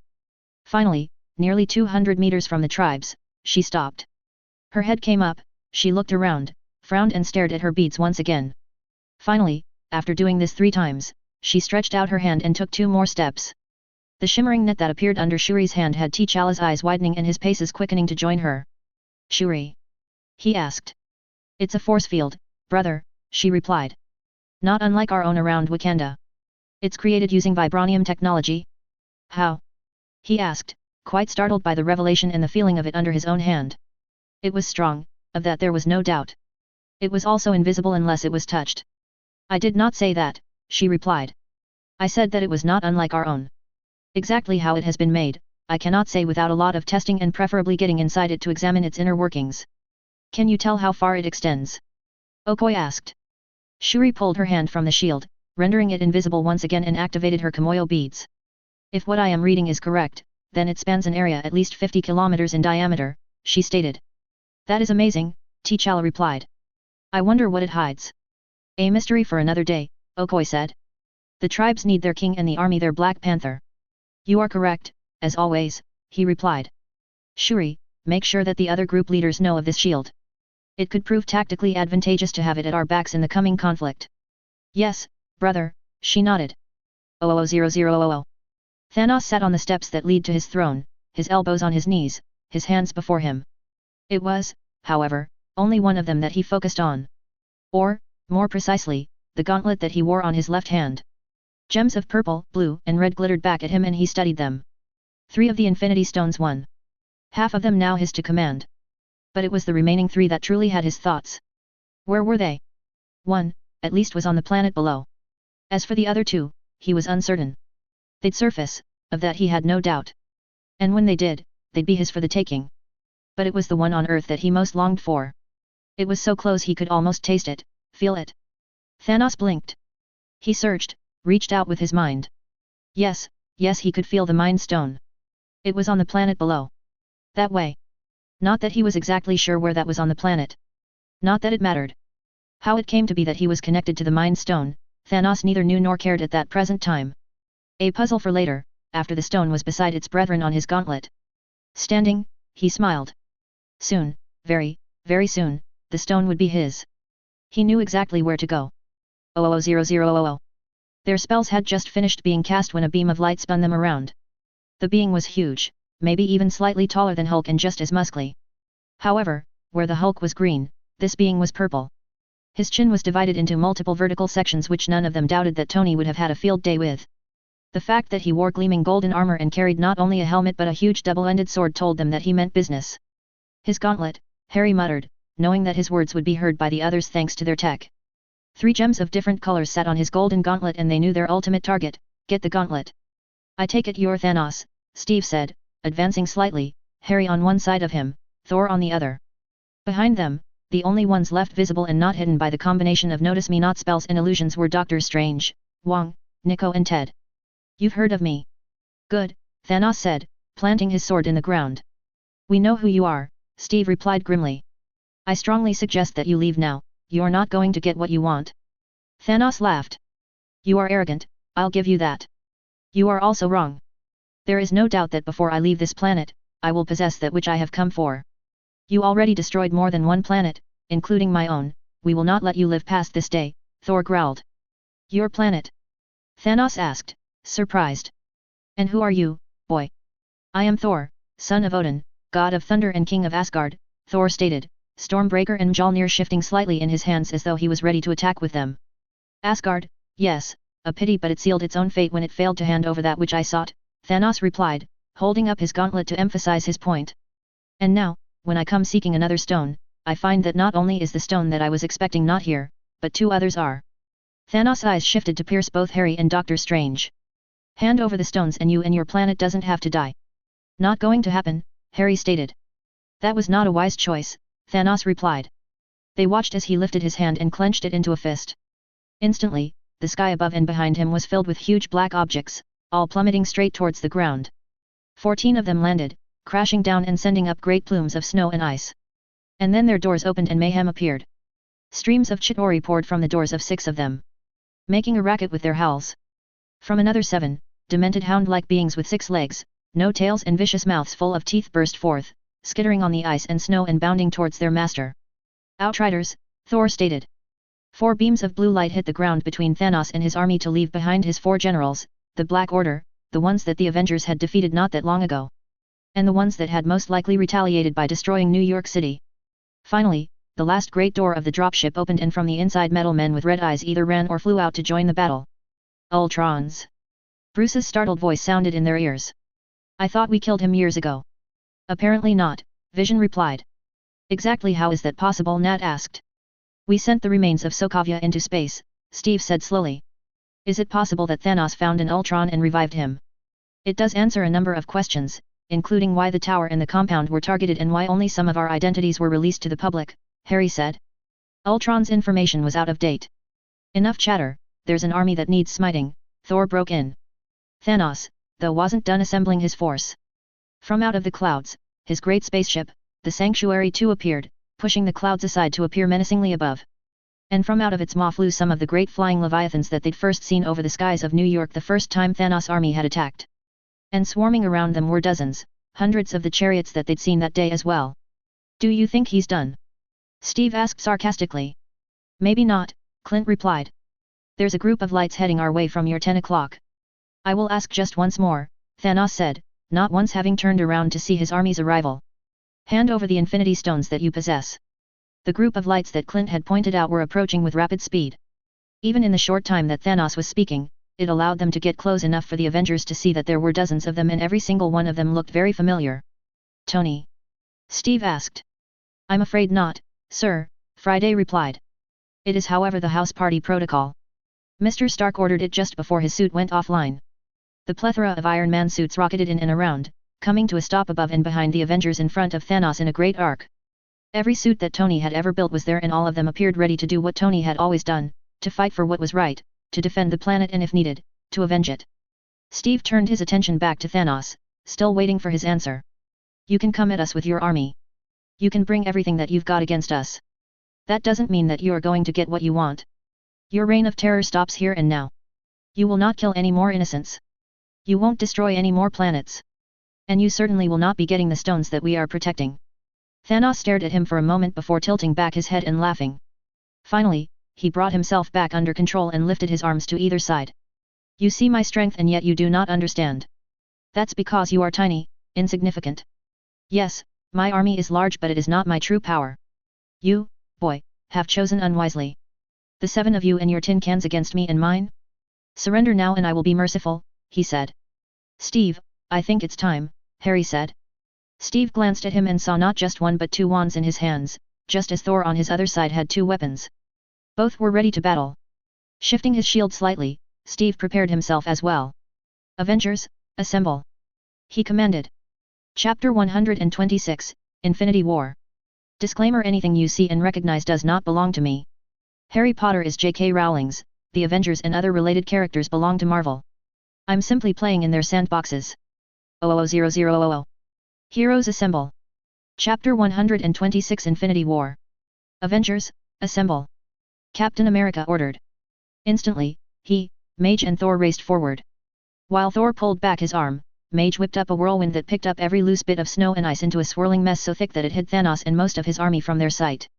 Into this mess, Stormbreaker was hurled, spinning end over end at where the God of Thunder had last seen the Mad Titan. Unexpectedly, a tunnel burst forth straight through the wind, cutting a path from Thanos to the Avengers. Mage blinked before realizing what had happened. The telekinetic lieutenant of Thanos had moved the snow and ice away. Instantly, Mage changed tracks, angling instead for the alien. He was dangerous, even more than Mage D realized if he could affect his spells like that. Cap meanwhile threw himself into a dive, feet first and intentionally drawing Thanos' eye. The man had retrieved his double-edged sword, most likely the only thing that had saved him from Thor's throw, for a deep gash in the golden armor could be seen running from the side of the Titan's chest and up over his shoulder.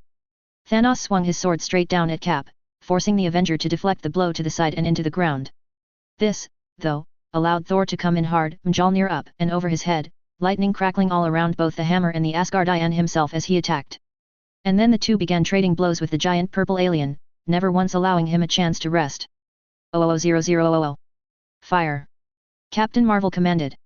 Instantly, she, Carolina, Chase, Wolf, Rocket, Star-Lord, Cyclops and Clint let loose with a barrage of powerful bolts of energy, bullets, and arrows. From their covered position behind the illusion magic, their attack managed to achieve exactly what they wanted, striking the alien army from out of nowhere. Outriders were hit, causing them to skid face first into the snow and adding to the mayhem as they tripped up their fellows coming behind. The Avengers managed a second and then a third wave of firepower before the aliens caught on to what was happening and where it was coming from.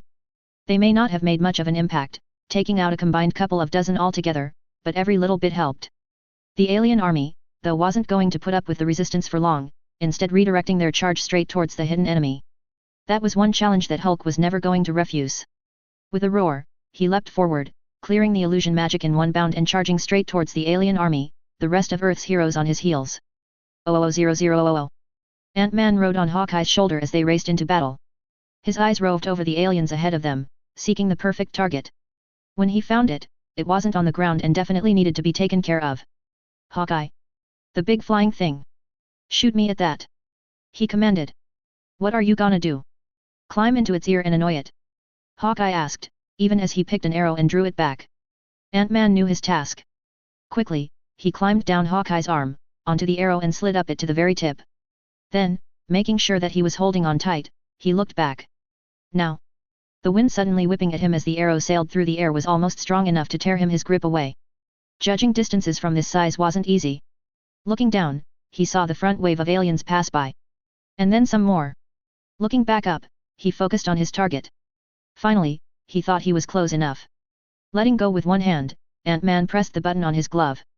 Instantly, he grew from minuscule size to that of a regular-sized person, albeit one that was still flying through the air and now rapidly losing height. A flip of his regulator and another press of the button had him growing once more. Giant Man landed on one knee, unintentionally crushing a pair of Outriders and a Chitauri in the process. Looking up, he saw his target starting to veer away from where it was now aimed at his head. "Oh, no you don't," he said. Pushing up with his foot, he let loose a vicious uppercut, catching the Leviathan under what passed for its chin, sending it up into the air. Its plates clicked and clacked as they snapped into each other and the beast let loose with a roar, one giant man hoped was pain. Then, bringing his hands together into a two-handed fist, he brought it down on the Leviathan's nose, crushing it and causing it to smash into the ground. One kick followed another as he kicked it over and over, rolling it further and further towards the icy water a few hundred meters away. The fact that it was crushing dozens of the enemy with every roll was music to Giant Man's ears. Finally, he gave up, instead bending down and picking up the Leviathan by the tail. With a grunt, he heaved, swinging the thing in a great circle before letting go and watching it sail straight into an iceberg before slowly sliding down it and into the water, sinking from sight. 00000. Fights had broken out all over the frozen wasteland. Wakandan tribesmen battled shoulder to shoulder with Inhumans, each protecting the other as they used their skills to slay Outriders and Chitauri with abandon. What none counted on, though, was the fact that the aliens seemed to have no regard for their own. The great spaceship had continued to descend towards the battlefield, a dark, foreboding shadow that loomed above them. Most, though, chose to ignore it in favor of the enemy in their face.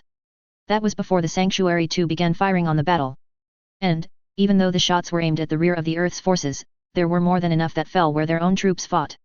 The first few shots tore straight through the combatants, sending them flying and causing great holes to be blown into the ground, ice and dirt then adding to the confusion as it rained back down.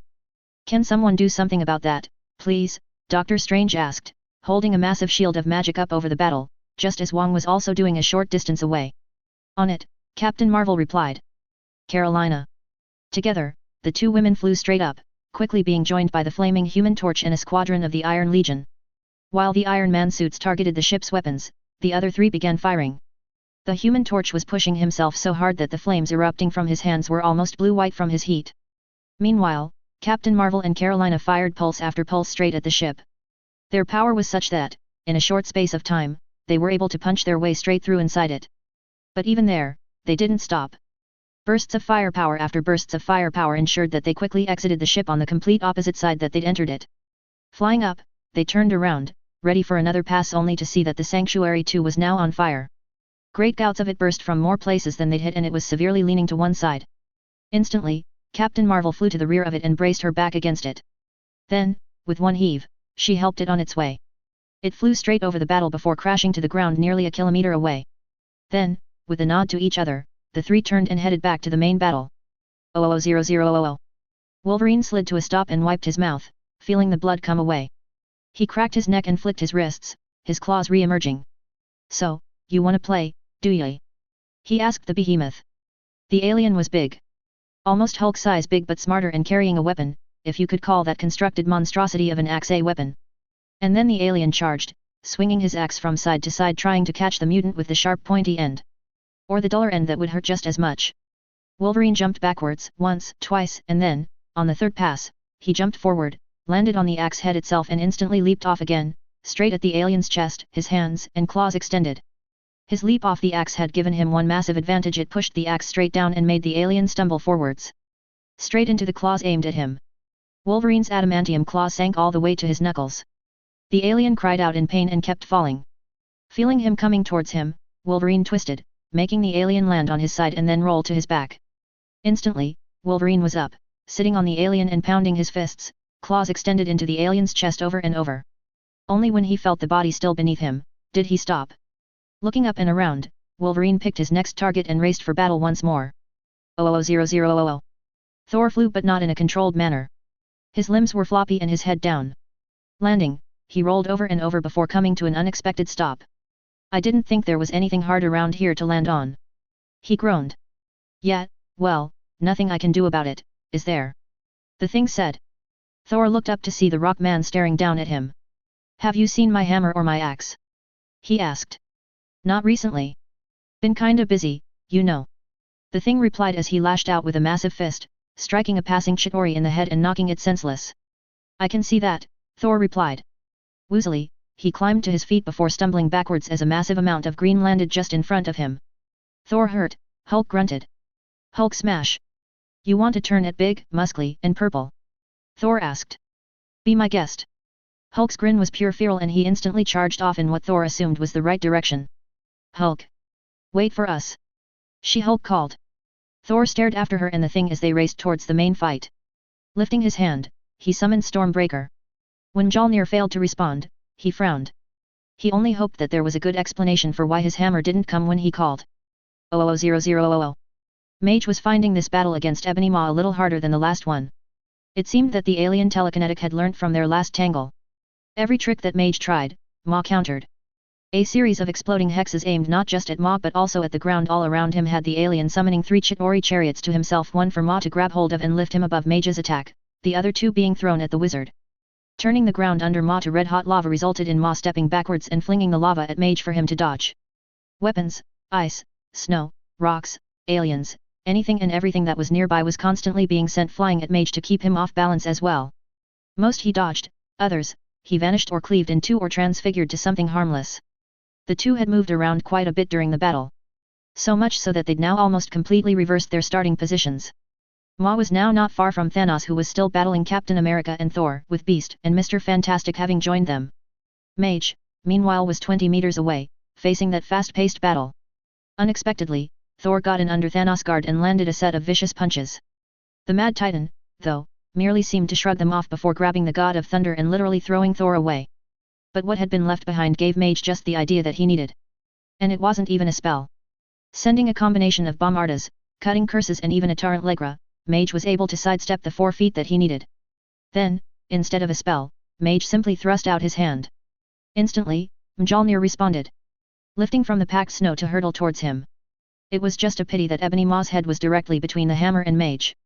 After catching Mjolnir, Mage grimaced at the blood, bones and brain matter on it and leant down to wipe it clean in the snow. Somehow, he didn't think Thor would be impressed to get his favorite weapon back in the state that it was in. 00000. The explosion was loud and huge. Exactly what had caused it was unknown, although there were pieces of at least 3 Chitauri chariots scattered around. There were also bodies lying not only in the crater that had been left, but also in a radius of 30 meters in all directions. Shakily, Chase sat up and put a hand to his head. The world was currently spinning and he was sure that there were twice as many people around as there should be. Chase. Are you all right? The voice was distant and muffled, unsurprising really, considering the loud, continuous ringing in his ears. What? He asked. And then Marauder appeared in front of him. Or, at least, 3 of him appeared. Chase frowned. Somehow, he didn't think that was right. I asked if you were all right. Marauder repeated, this time a little louder. Chase. Nico exclaimed, suddenly appearing and squatting down in front of him. Oh, no, Nico. Hawkeye. Marauder exclaimed and instantly ducked away from Chase's line of sight. The name, Hawkeye, jogged a memory. The 2 of them had been covering each other, he firing with his fist ogons, Hawkeye with his bow and arrow. Idly, Chase looked down at his hands. No, it was all right. His fist ogons were still there. And then his brain caught up and he looked back up and around. Instantly, he grabbed at his head and groaned. Moving his head like that was a bad idea. Slowly, carefully, he looked around again. This time, he was able to find the red and black cloaked Avenger. He was leaning over somebody. Hawkeye, Chase realized. He tried to push himself to his feet but gave up on that idea instantly and instead flopped over and used his hands and feet to move closer to his partner. Thankfully, Nico took pity on him and, with her arm around his waist, helped him across the blackened surface of the edge of the newest crater.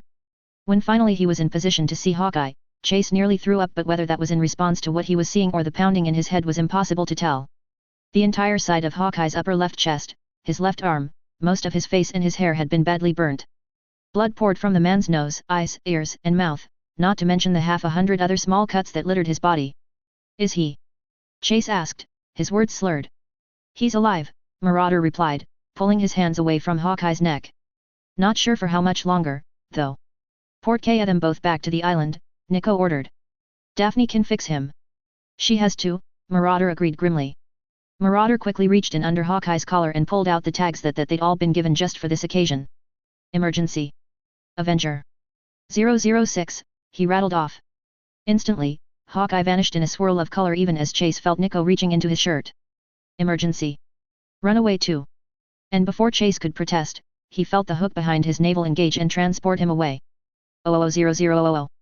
The air was filled with combatants, even more than Falcon would have expected. It was almost a nightmare dodging and avoiding them all, 100 of more Chitauri chariots, a couple of remaining Leviathans that were still careening around, and then, on the side of the Angels, there was not only himself and War Machine but also the Iron Legions that still existed, Captain Marvel, Carolina and the Human Torch, and even an X-Man or 2, one of which had great white wings. With the way that he was forced to dip and dive, twist, turn and roll, not to mention return fire as much as he could. It reminded him somewhat of being back in Afghanistan. But only a bit. This was way worse than anything that he'd flown over there. Falcon, you've picked up 3 chariots. War Machine warned. Instantly, Falcon pulled straight up in a corkscrew. That was one thing he'd learnt about those things, they couldn't bank worth a damn. They were slow and clunky. Which was good for him as it allowed him a chance to get out of their crosshairs. A glance at the screen on his wrist gave him his relative position to the rest of the battle. The great, flaming wreck at 4 o'clock was the remains of the big spaceship that had crashed a while back. Unfortunately, it was a little too far away to use as cover. Or as something to get the chariots to fly into. They weren't that dumb. They'd see straight through his maneuver if he headed for it and tried to get them to do that. His mind froze for a second. See through it. Now, there was an idea. Glancing back at his wrist, he found what he was looking for and tapped the screen, sending the data to his goggles. It wasn't a full-on HUD, but it was better than he had before. With his idea in mind, Falcon retracted his wings and tipped over, diving straight back down head first. When he was just above the 3 chariots that he'd just escaped from, he re-engaged his wings and took off directly in front of them. As expected, they followed, and he was forced to dip and dive and swirl to avoid the shots being fired at him. Slowly, he banked to the right, making sure that they stayed right behind him. Just a little more, he muttered. Don't give up now, you alien scum. As much as he needed to keep an eye on the chariots behind him, Falcon also needed to keep an eye on the info displayed on his glasses.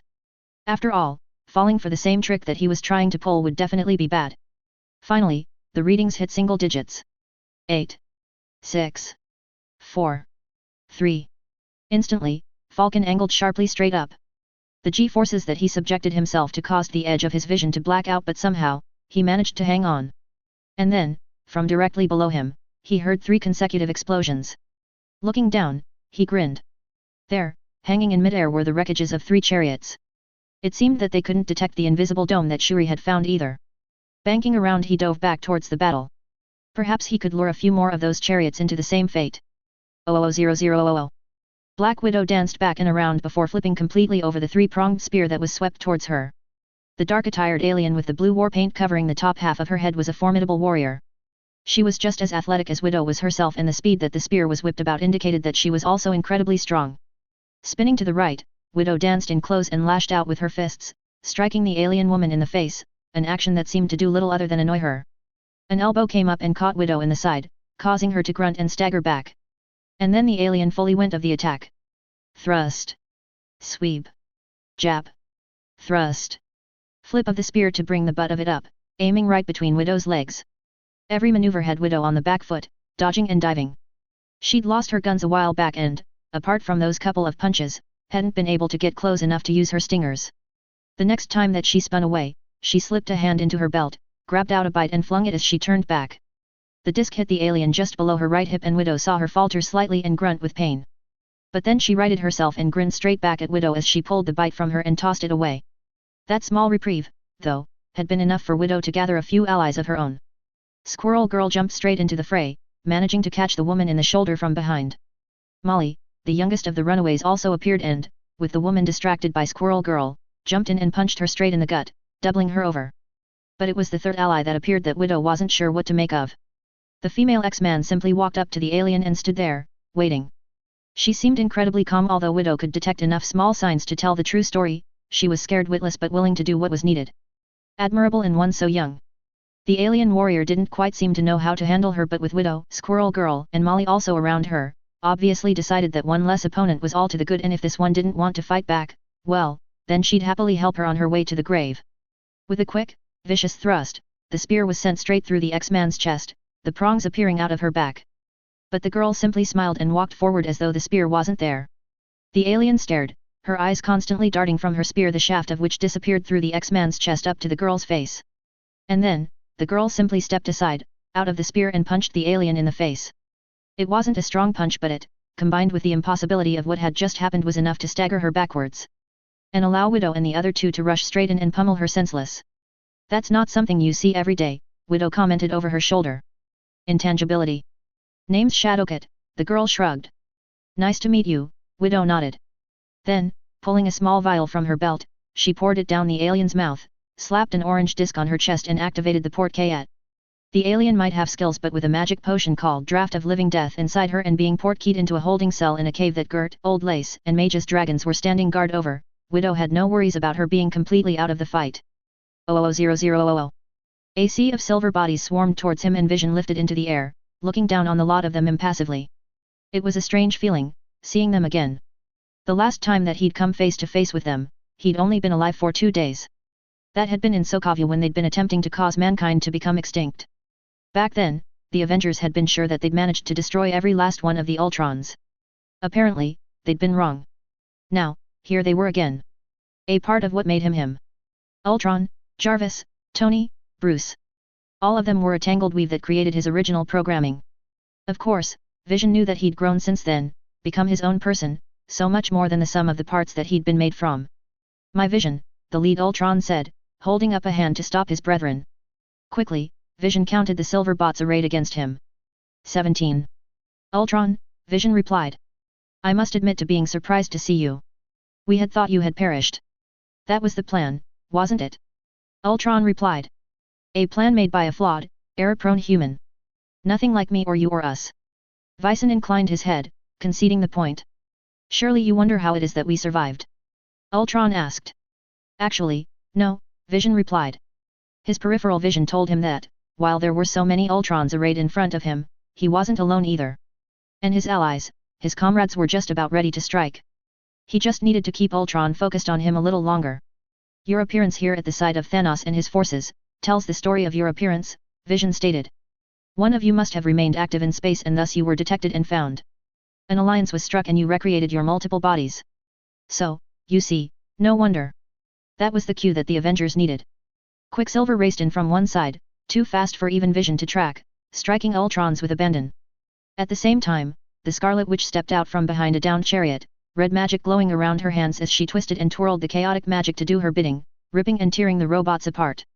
Lastly, Quake appeared, her hands stretched out as she sent wave after wave of gravimetric power straight into the Ultrons. Vision had been prepared to fire on the robots himself using the power of the Mind Stone. It was, however, unnecessary. The 3 others reduced the robots back to scrap metal within half a minute. With a nod, he acknowledged his allies before landing again. How many more of those things are there? Quake asked as they joined him. That is a very good question, Vision replied. Well, I, for one, intend on going to see how many more I can find, Quicksilver replied before racing off where Vision noted a flash of silver. 00000. The glaive struck Doctor Strange's shield dead on, causing a brief flicker to appear. He frowned. It shouldn't do that. But then, this was an alien weapon, made up of alien metal with who knew what unusual properties. Quickly, he reproduced his shield even as he magicked a whip of orange. Again, the glaive was thrust forward by the black-hooded alien and Doctor Strange braced his feet to take the impact. The instant that it struck, though, he lashed out with his whip, straight at the glaive itself and wrapping it around and around the shaft of the weapon. Then, using all the strength that he had, he yanked. Unfortunately for him, the alien was stronger, not budging an inch. Instead, the alien simply grinned at him and pulled back on his weapon, causing Doctor Strange to stumble forwards. Instantly, the glaive struck forward again, bypassing the shield of magic and striking the eye of Agamotto dead center. Thankfully, the eye held. Doctor Strange's eyes widened as he looked down at how close he'd come to being stabbed in the chest. This belongs to my father, the alien stated. I'm afraid that I must disappoint, Doctor Strange replied. As he was speaking, he summoned his magic and thrust, causing the ground under the alien to slide backwards and away, creating some space between the two. Thanos will not be disappointed. I will simply take it from your lifeless body and present it to him, Doctor Strange was told. A witty comeback was on the tip of his tongue, he was sure of it but it died right there for, quite unexpectedly, Giant Man raced past in pursuit of one of the Leviathans and inadvertently stepped on the alien standing directly in front of Doctor Strange. When Giant Man took his next step, it was to reveal a lifeless body that had been crushed in a way that even Dr. Stephen Strange would find impossible to repair. 00000. The Battle of the Titans waged across the rest of the battlefield, never once letting up and never stopping. Thanos danced and weaved and gave far better than he received and Captain America was sure that the mad purple titan was enjoying himself. The appearance of Hulk, She-Hulk and the Thing not that long ago had definitely helped matters. Captain America, for all his talk of being able to do this all day, was rapidly tiring. Mr. Fantastic, too, looked exhausted, not to mention incredibly sore. Cap had been flinging his shield to strike Thanos just as often as he'd been hitting him as best as he could. Mr. Fantastic, too, had been weaving his elastic self all around the Mad Titan just as often, trying to bind his arms or trip him up. But Thanos simply kept shrugging off the hits and pulling himself free. Now, though, now things were looking up for the good guys. Both Hulk and the Thing were just as big, just as muscly as Thanos, and while She-Hulk was smaller, she was powerful in her own right. Not to mention fast and agile. By using her cousin, She-Hulk would scale his back or leap off of a cocked knee or a well-planed hand, giving her powerful punches that little bit extra as she came down hard. The Thing was made of rock. Hard, hard rock. His punches hurt. You could see it in the way that Thanos visibly winced and was shoved backwards when one landed. Hulk, though, Hulk was beast-like. He was a flurry of fists and knees and bellows of rage as he traded blows with Thanos. That wasn't to say that the three had it all their own way. Twice, Thanos grabbed She-Hulk straight out of the air to either slam her into the ground or to toss her away like some annoyance. His punches, too, were equally as strong as both Hulk's and the Thing's, and both of them were often knocked down or backwards just as much as Thanos was. And then the Hulk went a little too far. Filled with rage, he simply continued battering Thanos, making the Titan scuttle backwards. That was until Thanos managed to grab Hulk's wrists and hold them fast. The battle of wills, of strength didn't last long. With Thanos occupied with holding Hulk in check, the Thing was able to charge at the Titan's back and clobber him over and over in the kidneys. Then, She-Hulk joined in, coming in low and fast to kick the back of Thanos' knee and send him to the ground. But even down on one knee, Thanos battled on. Letting go of one of Hulk's hands, he swung backwards, catching the Thing in a backhanded punch and knocking him off balance. That was enough for him to surge to his feet and lash out with a foot, catching She-Hulk in the side of the head and knocking her unconscious.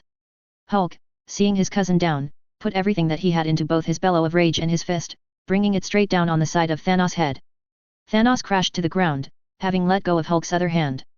At once, Hulk let loose a massive roar of triumph that reverberated over the battlefield, punctuated by a great slap of his chest. Then, his victory assured, Hulk bounded over to his cousin. 00000. Mage cast one last series of spells: Bombard, Sectum Sempra, a whirlwind that whipped up every fallen bladed weapon and hurled them at the group of Outriders in a rain of acid before pausing with Hulk's bellow. He knew that sound. The biggest Avenger had just won a major victory.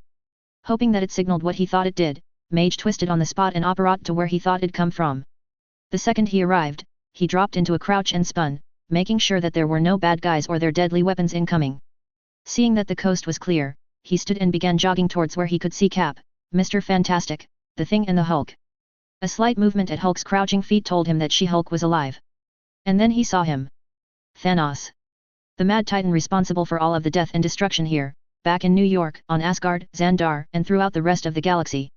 Best of all, the purple giant was lying face down on the ground, his hands stretched out above his hands.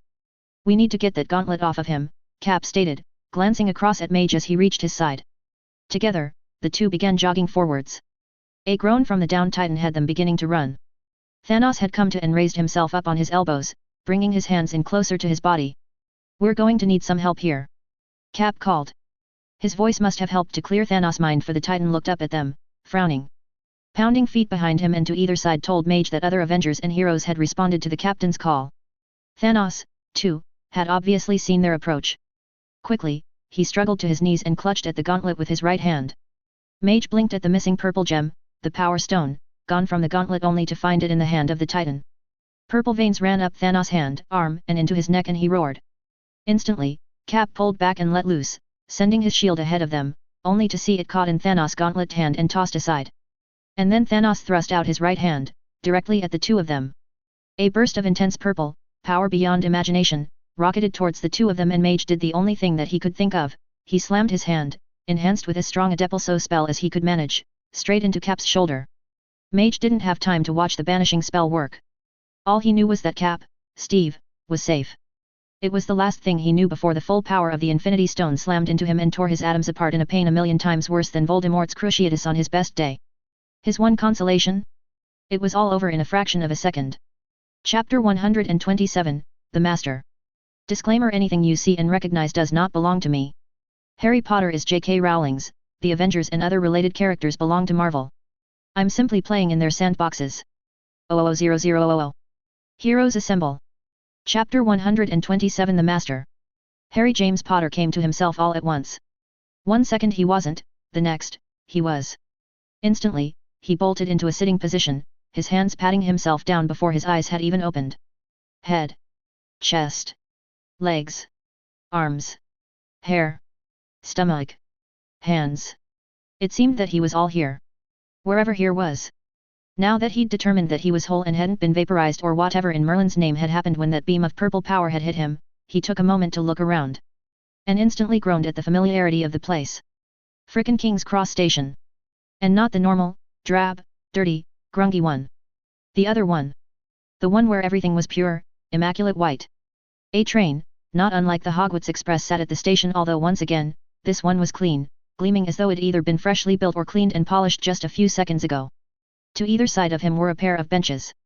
Carefully, he stood up and nearly tripped over the hem of his invisibility cloak. What the? He muttered. The last he remembered, his cloak had been folded up and tucked inside its pocket on his belt. His initial reaction was to pull it off, but on second thought, he decided to leave it. After all, it wasn't as though he didn't have plenty of practice moving about under it. But if he was wearing the cloak? Harry stopped, half standing, and checked himself over once again. Yes, he was wearing clothes, just as he thought. And not just any clothes, but his mage uniform, the same clothes that he'd been wearing back in Antarctica: pants, shirt, belt, and his normal cloak. Just with his invisibility cloak draped completely over him. Which didn't make sense. The last time that he'd come here, and he had no intention of even thinking where here might be, he'd arrived completely naked. It'd only been by thinking of clothes that any had appeared for him to put on. Something was different this time. Out of habit, he flicked his wrist and caught his wand as it shot out of his wrist holster. The feel of it though. Harry looked down at it and frowned. The Elder Wand, not his Holly Wand. Yes, he'd been using it during the battle. Actually, he'd been using both of the wands, but he'd only ever kept his Holly Wand in his wrist holster, never the Elder Wand. A thought occurred and his eyes narrowed. Cloak. Wand. Slowly, carefully, he reached into the neck of his shirt and found a pair of necklaces and pulled them clear so that he could look down at them. The first was his Avenger tags, the same that everyone coming to the battle wore in emergency port back to the island, with the passphrase written on it for anyone to be able to say. The other was a leather thong that held within an elaborate knot a glowing, orange gem. Cloak. Wand. Stone. The three hallows, united. Suspiciously, Harry looked around the train station again. Yes, it was just as he remembered it. Which was why he was consciously avoiding the benches. After all, the last time that he'd been here, the thing he'd seen under one of them wasn't particularly pleasant. Not that it could be, it being a part of Voldemort, after all. The train, though, something about the train didn't quite match. He studied it, watching as people began exiting it.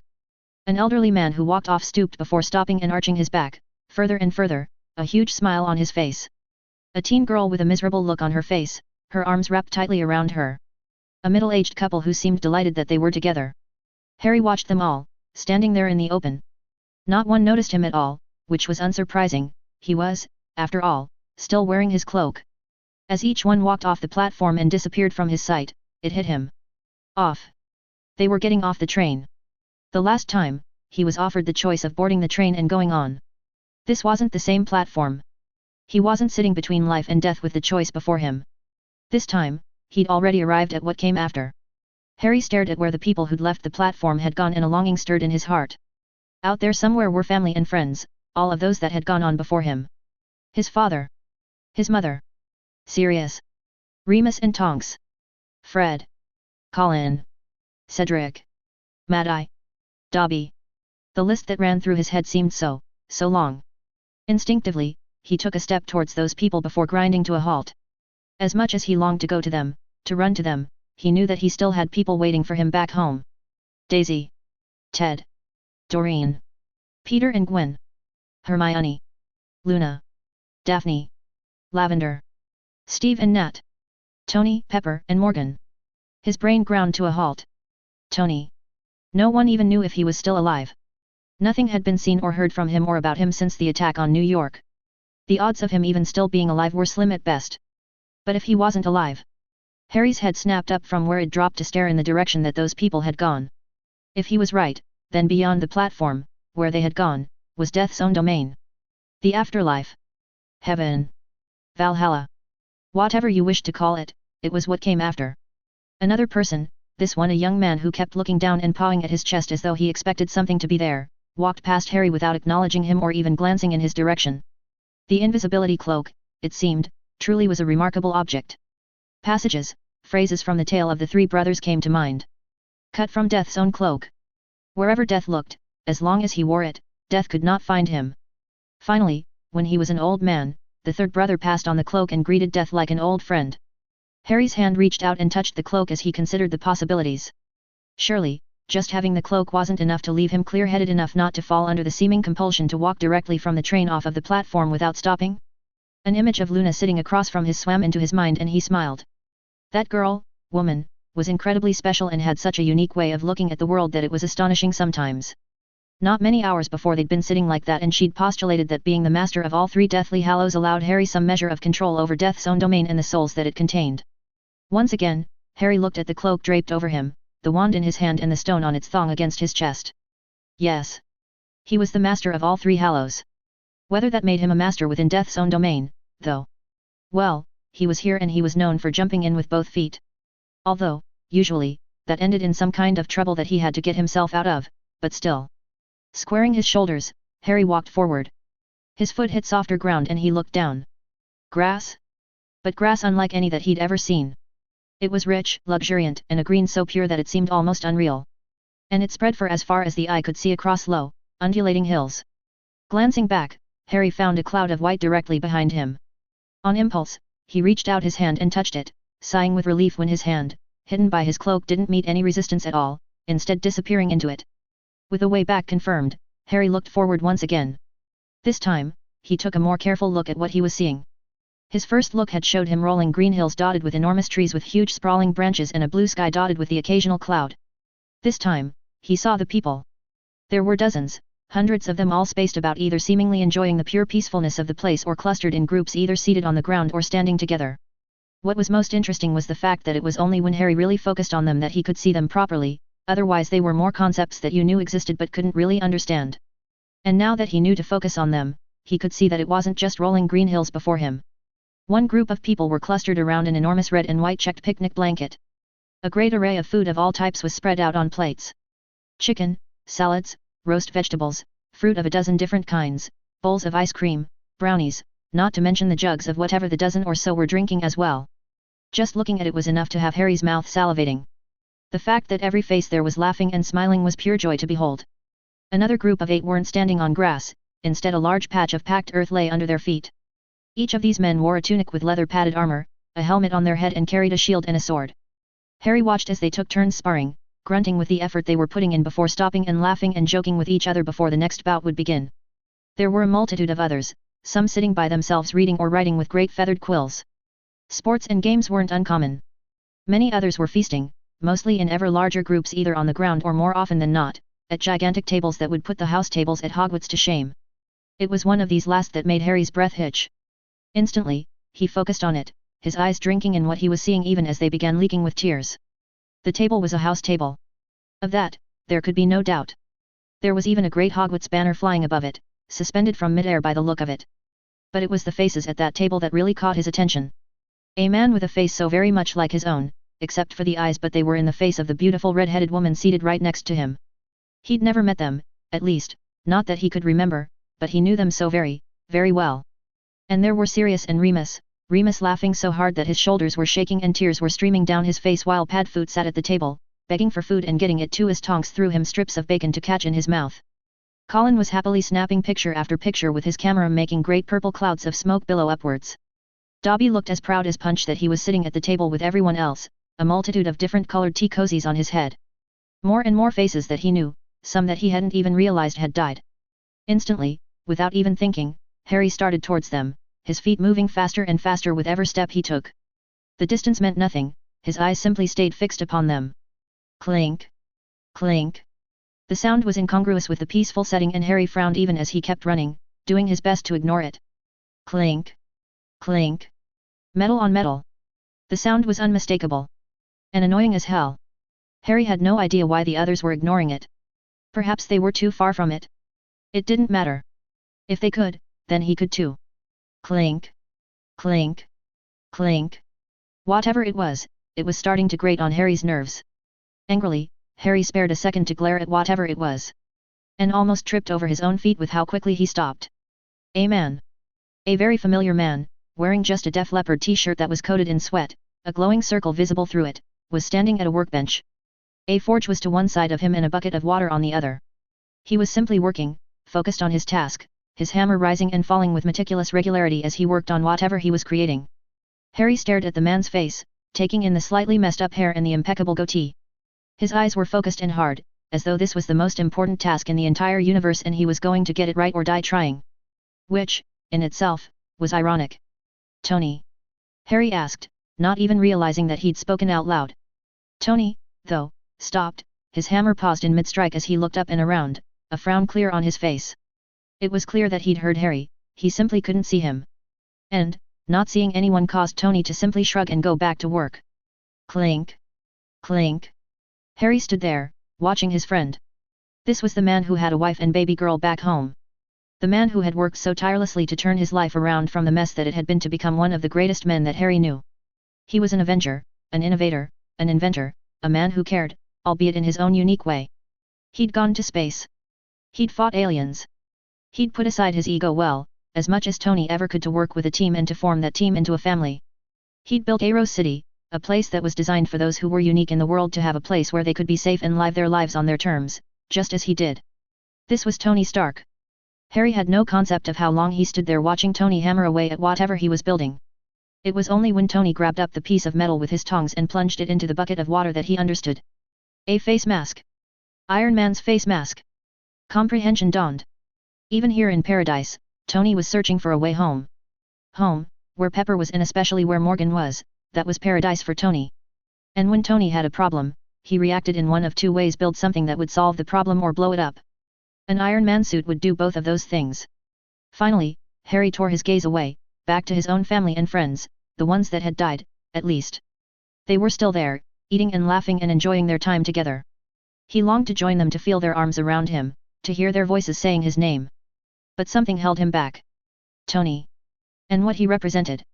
The face mask that Tony was working on wasn't just a piece of metal. It represented home. Tony already knew that. Home. Daisy. Ted. Doreen. Peter and Gwen. Hermione. Luna. Daphne. Lavender. Steve and Nat. And all the rest of them. Avengers, runaways, Earth's mightiest heroes, no matter what, they had banded together to protect the innocents, to protect Earth. But not just Earth, the galaxy as a whole. Thanos and his army threatened everyone. The heroes of Earth were so close to getting that gauntlet, to getting the Infinity Stones away from Thanos. The job wasn't yet done. Absently, Harry reached up and touched the Soul Stone, the Resurrection Stone that hung around his neck. Going back would put it back within Thanos' reach. Not that Harry thought for one second that the Mad Titan would get it, the heroes of Earth were already too close to winning. Once again, Harry's eyes were drawn to his parents, to Sirius, Dobby, and all the others. Here. Here was his reward. He'd already saved magical Britain from a Dark Lord, being hit by the killing curse not once but twice in the process. He'd found himself in the middle of a battle for the planet and done what he could. He'd become an Avenger, protecting innocents, teaching and mentoring Ted and Peter and Doreen and Nico and all the others. He'd given his all. Hadn't he? He deserved his reward. Clink. Clink. Tony's annoying hammering cut straight through his thoughts and turned his head back once again. Yes, he may have done all of those things and more, but he was still young with a gorgeous, brilliant, amazing wife waiting for him. Their future together had just begun. There'd even been some talk of kids in the not-so-distant future. There was so much of his life still ahead of him. Not to mention that the job wasn't done. Thanos still had half of the Infinity Stones, including the single one that had already destroyed 2 planets and one he seemed on the precipice of using on Earth. "I'm sorry, Mum, Dad," Harry whispered, looking back at them for the last time, tears streaming down his face. "We're going to have to wait a little longer." Then, taking a deep breath, he gathered himself and squared his shoulders.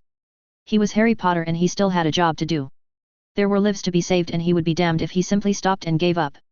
Taking that first step towards Tony was the hardest thing that he'd ever done, but take he did. And the second one. And all the ones after that. Clink. Clink. Clink. Now, that hammering wasn't quite as annoying. Instead, each and every stroke bolstered his resolve in what he had to do. "Tony," Harry said from just the other side of the workbench. "It's Harry." This time when he spoke, Tony was clearly startled, for he jerked backwards slightly and nearly dropped his hammer. "Harry?" Tony asked. "I'm here, Tony." "Under my invisibility cloak," Harry told him. "It's really you?" Tony asked suspiciously. "Tell me something that only Harry would know." Harry grinned. "You make an adorable looking duck." Instantly, Tony's face scrunched up in annoyance at the memory from so long ago before morphing into one of pure joy. Gandalf. It really is you. What are you doing here? Tony asked. Long story, Harry replied. Then give me the footnotes. The last thing I remember before waking up here is seeing a whole mess of missiles headed straight at me in the city, Tony said. Right, the condensed version, Harry nodded. Those missiles were fired from space. New York's gone, Tony. All of it. The entire island of Manhattan was blanketed. Millions died. Including you, it seems. The compound's gone as well. We gathered everyone: Avengers, Guardians, X-Men, Inhumans and the Fantastic Four, and we fought back. I think we were really close to winning. We had Thanos down, at least. But something went wrong. Obviously. You wouldn't be here, otherwise, Tony replied, looking slightly off to one side from where Harry truly was. Yet, Harry replied, running a hand up under not only his invisibility cloak but also his regular cloak to reach the back of hair. Thanos used the Power Stone. He intended on destroying both Steve and I, but I pushed him out of the way. So, you're dead, Tony stated bluntly. I can't see exactly how we're going to help from here. It's a one-way deal. Believe me, I've tried. That's not exactly true, Harry replied. Not for me, at least. Tony's gaze instantly became more intense than Harry'd ever seen it before. You can get out of here? Go back? He asked incredulously. Then what are you waiting for? Get going. Get back to that battle and finish the job. There's people back there counting on you. Harry shook his head, forgetting for a moment that Tony couldn't see him. You don't understand, he said. Because of my cloak, I think that I can get you out of here too, get you back home. You can? Tony asked, dropping the hammer and tongs onto the workbench with a clatter and coming out from behind it. What do we need to do? Crouch down, Harry instructed. For once, Tony didn't complain or have a snarky comment or wait to do it in his own time. He simply did it. As soon as he was down, Harry shuffled up right beside him, grabbed the edge of the cloak and, as fast as he could, he lifted it and dropped it over Tony. Looking down, he saw a startled-looking Tony staring back up at him. Good to know you aren't really a figment of my imagination, Tony said. Right, carefully stand up. We need to make sure that the cloak keeps us both covered. I'm not sure exactly what'll happen if we're spotted, but I suspect that it won't be anything good, Harry told him. Way back when he'd first been given the cloak, it'd been large enough to fit 3 preteens under it.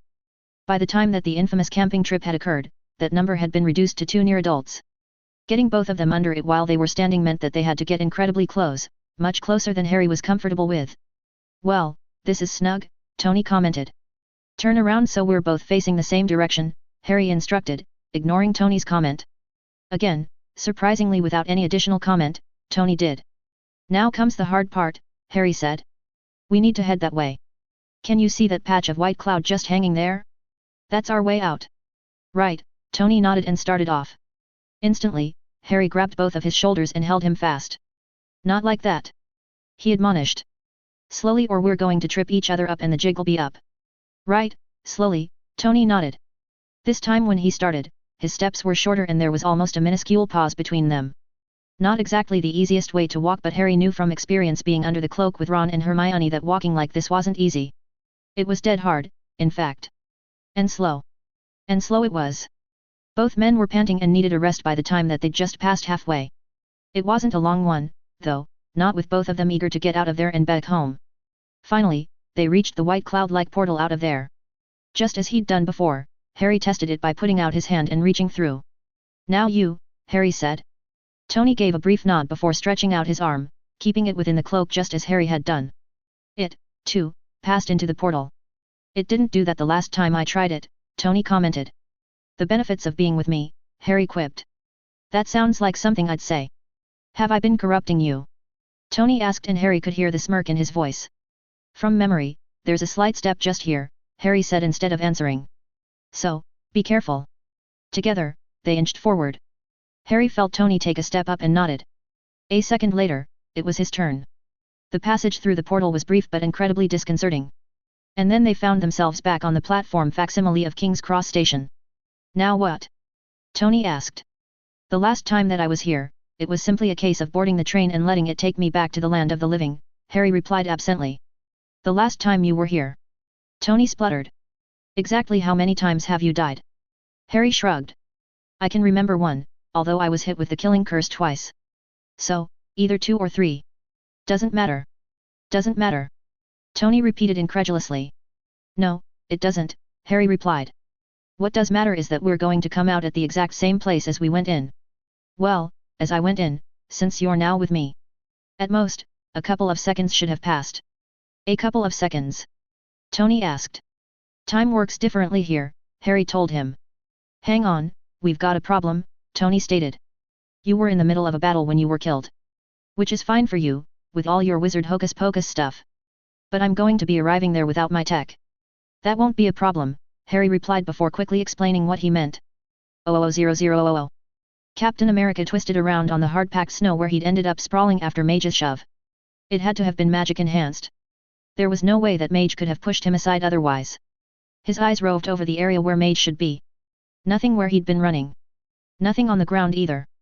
All that he could see was a light sprinkling of black dust motes drifting lazily in the breeze towards the ground. Thanos laughed, whipped his eyes back towards the Titan where he still knelt there, his fist that held the Power Stone still extended towards where Cap and Mage had been mere moments before. Now you see the might, the power that just one Infinity Stone holds, Thanos boasted. And it is mine to command. As all the stones should be. I, alone, know how to help the galaxy, how to give it the relief that it needs from the excesses that it suffers under. One last time. Hand over the stones that you have, and what just happened to your friend doesn't have to happen to your entire planet. Slowly, Captain America got to his feet, his eyes firmly fixed on their foe. We don't like bullies and we will stand up to them all day if we have to, no matter if they're ordinary people or someone not from around here, Cap stated. Around him, he sensed his fellow heroes gathering. He knew that it was time, that they were all in place. Avengers, Inhumans, X-Men, Fantastic Four, Guardians, they were all gathered. Even one of Tony's Iron Man suits was hovering a few inches off of the ground not far away. This time, there was no queue, no grandstanding. It was simply time to put a stop to Thanos and to get that gauntlet and those stones away from him. Cap charged and found that everyone followed his lead. Hulk, the Thing, the Black Panther and the Beast hit Thanos from behind, bearing him straight to the ground where they used their immense strength and weight to hold him there. Mantis sprawled forward and crawled the last few meters to grab Thanos' head, her antennae lighting up, and she told him to sleep. Charles Xavier, Cap noted, was not far away either, fingers to his temple, his eyes screwed shut. Mr. Fantastic latched himself around Thanos' left hand, holding it immobile while Spider-Man, Drax, Cap himself, Wolf and Falcon grabbed hold of the gauntlet however they could and began tugging and pulling for all they were worth, trying to get it free. As for the Titan's right hand, the hand that was possibly the deadliest part of him currently, Star-Lord and Gamora were joined by Squirrel Girl, Komodo and War Machine in an attempt to pry Thanos' fingers open to get the stone loose. Thanos, meanwhile, was not giving up without a struggle. Even with so many heroes clustered around him, he was almost impossible to hold still. He kicked and bucked, forcing both Hulk and the Thing to punch him in the back. Finally, he stilled. We have him calmed, but I do not know how long we can hold him, Charles stated. The gauntlet's coming. It's nearly off. Spider-Man exclaimed. Everyone, together. Cap commanded. 1. 2. 3.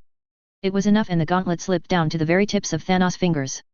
Cap gave one final grunting pull and crashed backwards, the gauntlet clutched safe in his arms.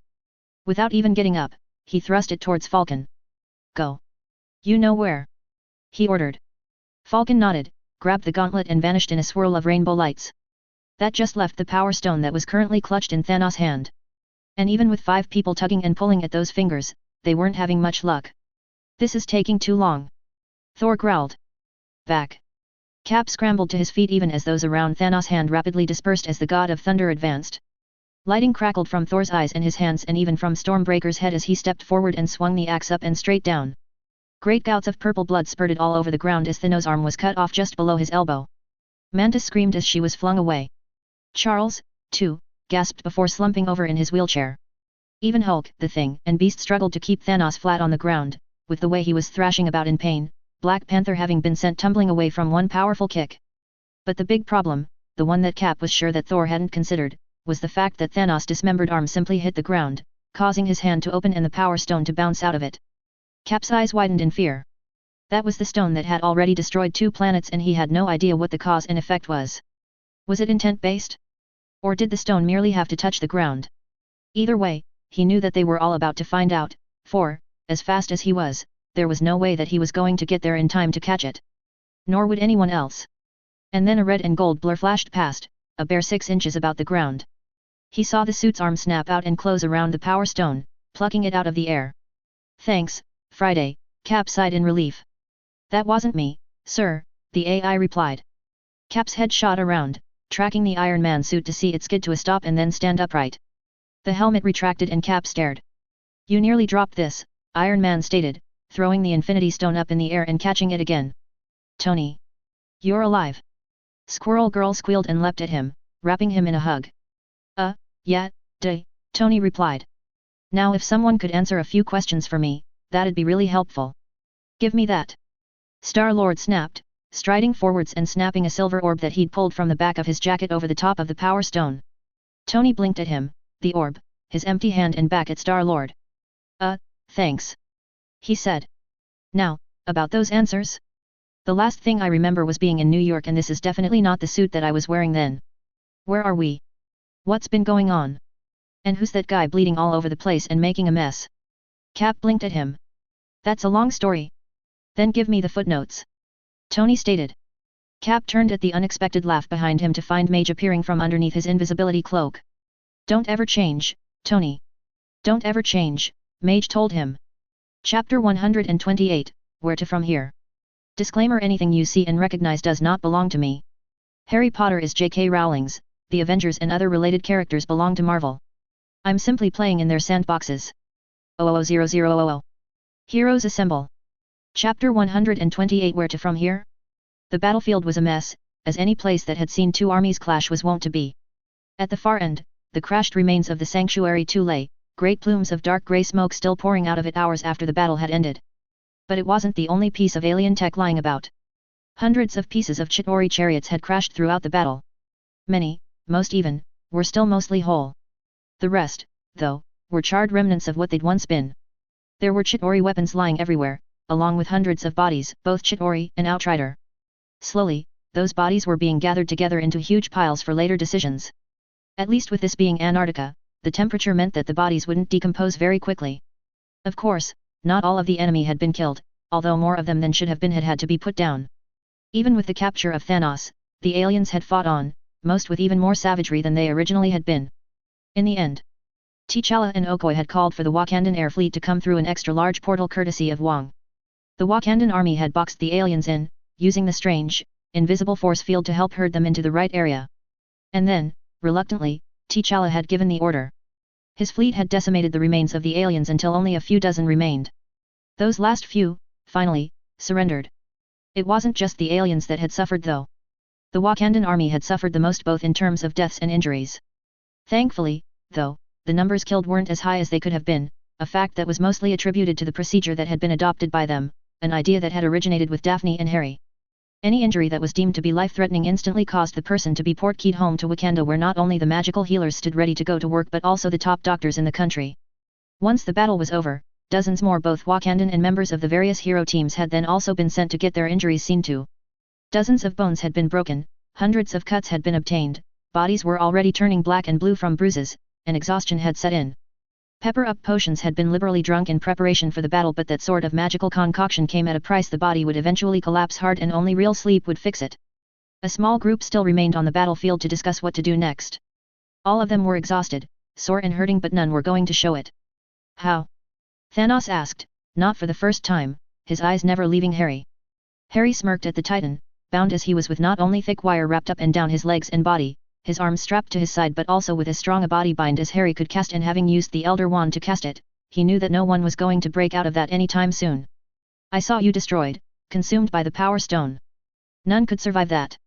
Very few could even hold the stone, Thanos continued. Bitch, please, Peter Quill said, stepping into view. I once held the thing.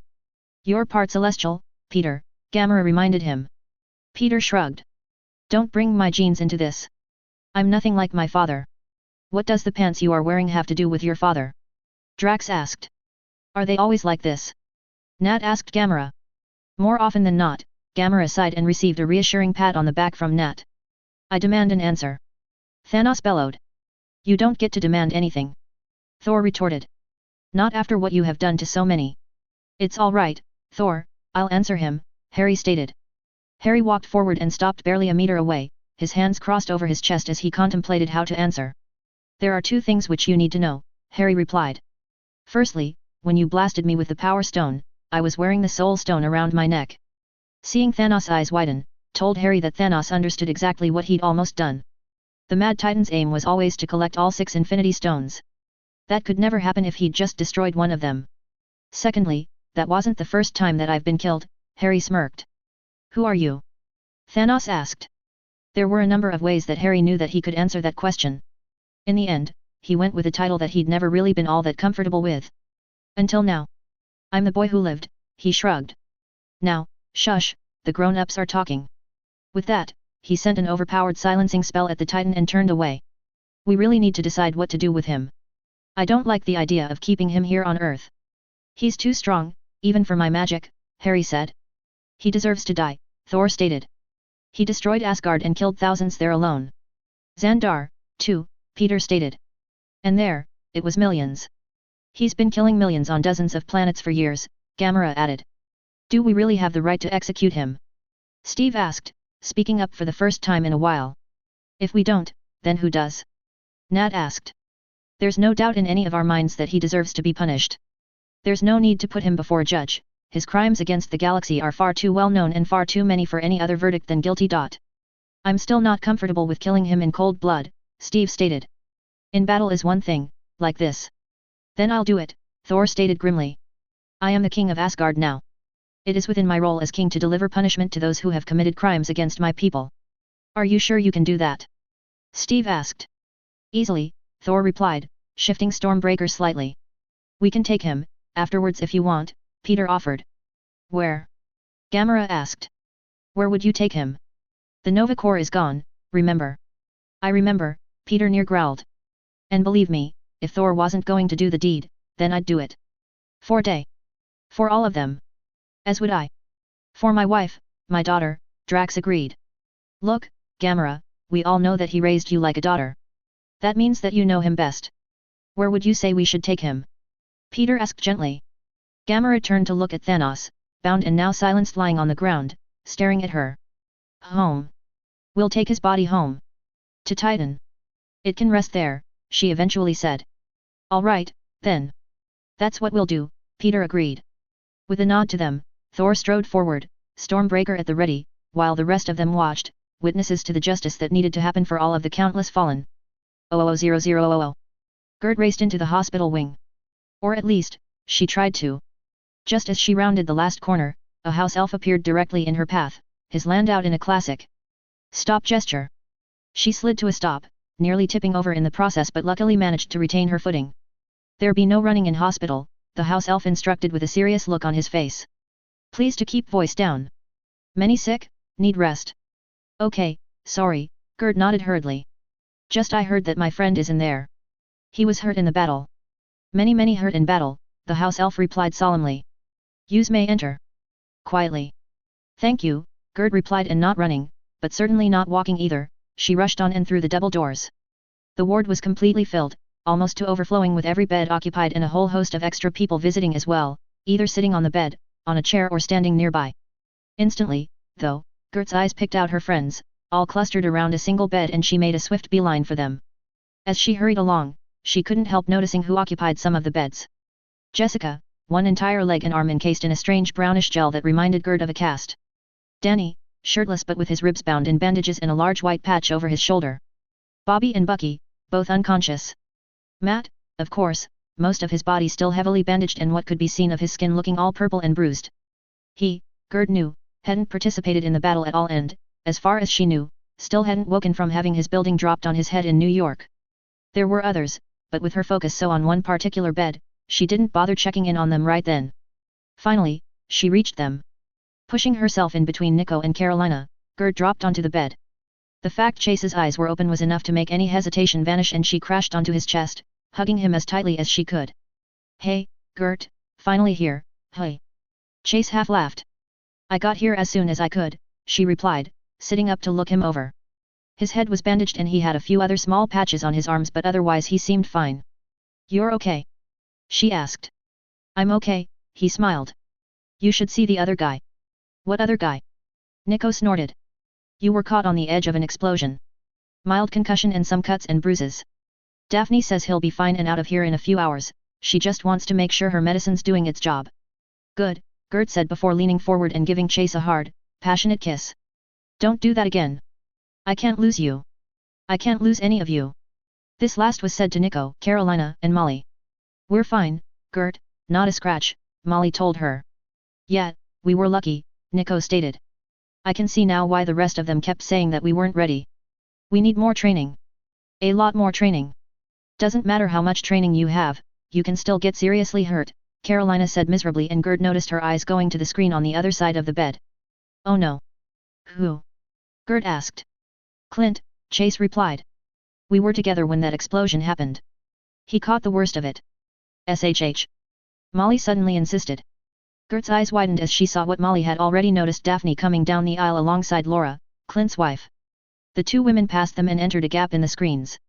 As much as she didn't want to, Gert couldn't help but listen in on the conversation happening where Clint Barton lay. Oh, Clint. Clint. Laura was saying, and they heard the bed over there squeak. You're alive. You're alive. Daphne, please tell me he's going to be all right. He will be, in time, the healer replied. Clint came in with a lot of injuries. Even with magical healing, it takes time, and there's some things that even we can't fix. Tell me, Laura insisted. Clint came in with third-degree burns to a large portion of his body. His left arm, 30% of his torso, his neck, and a portion of his face and head. Most of that damage has been healed, but there will be significant scarring.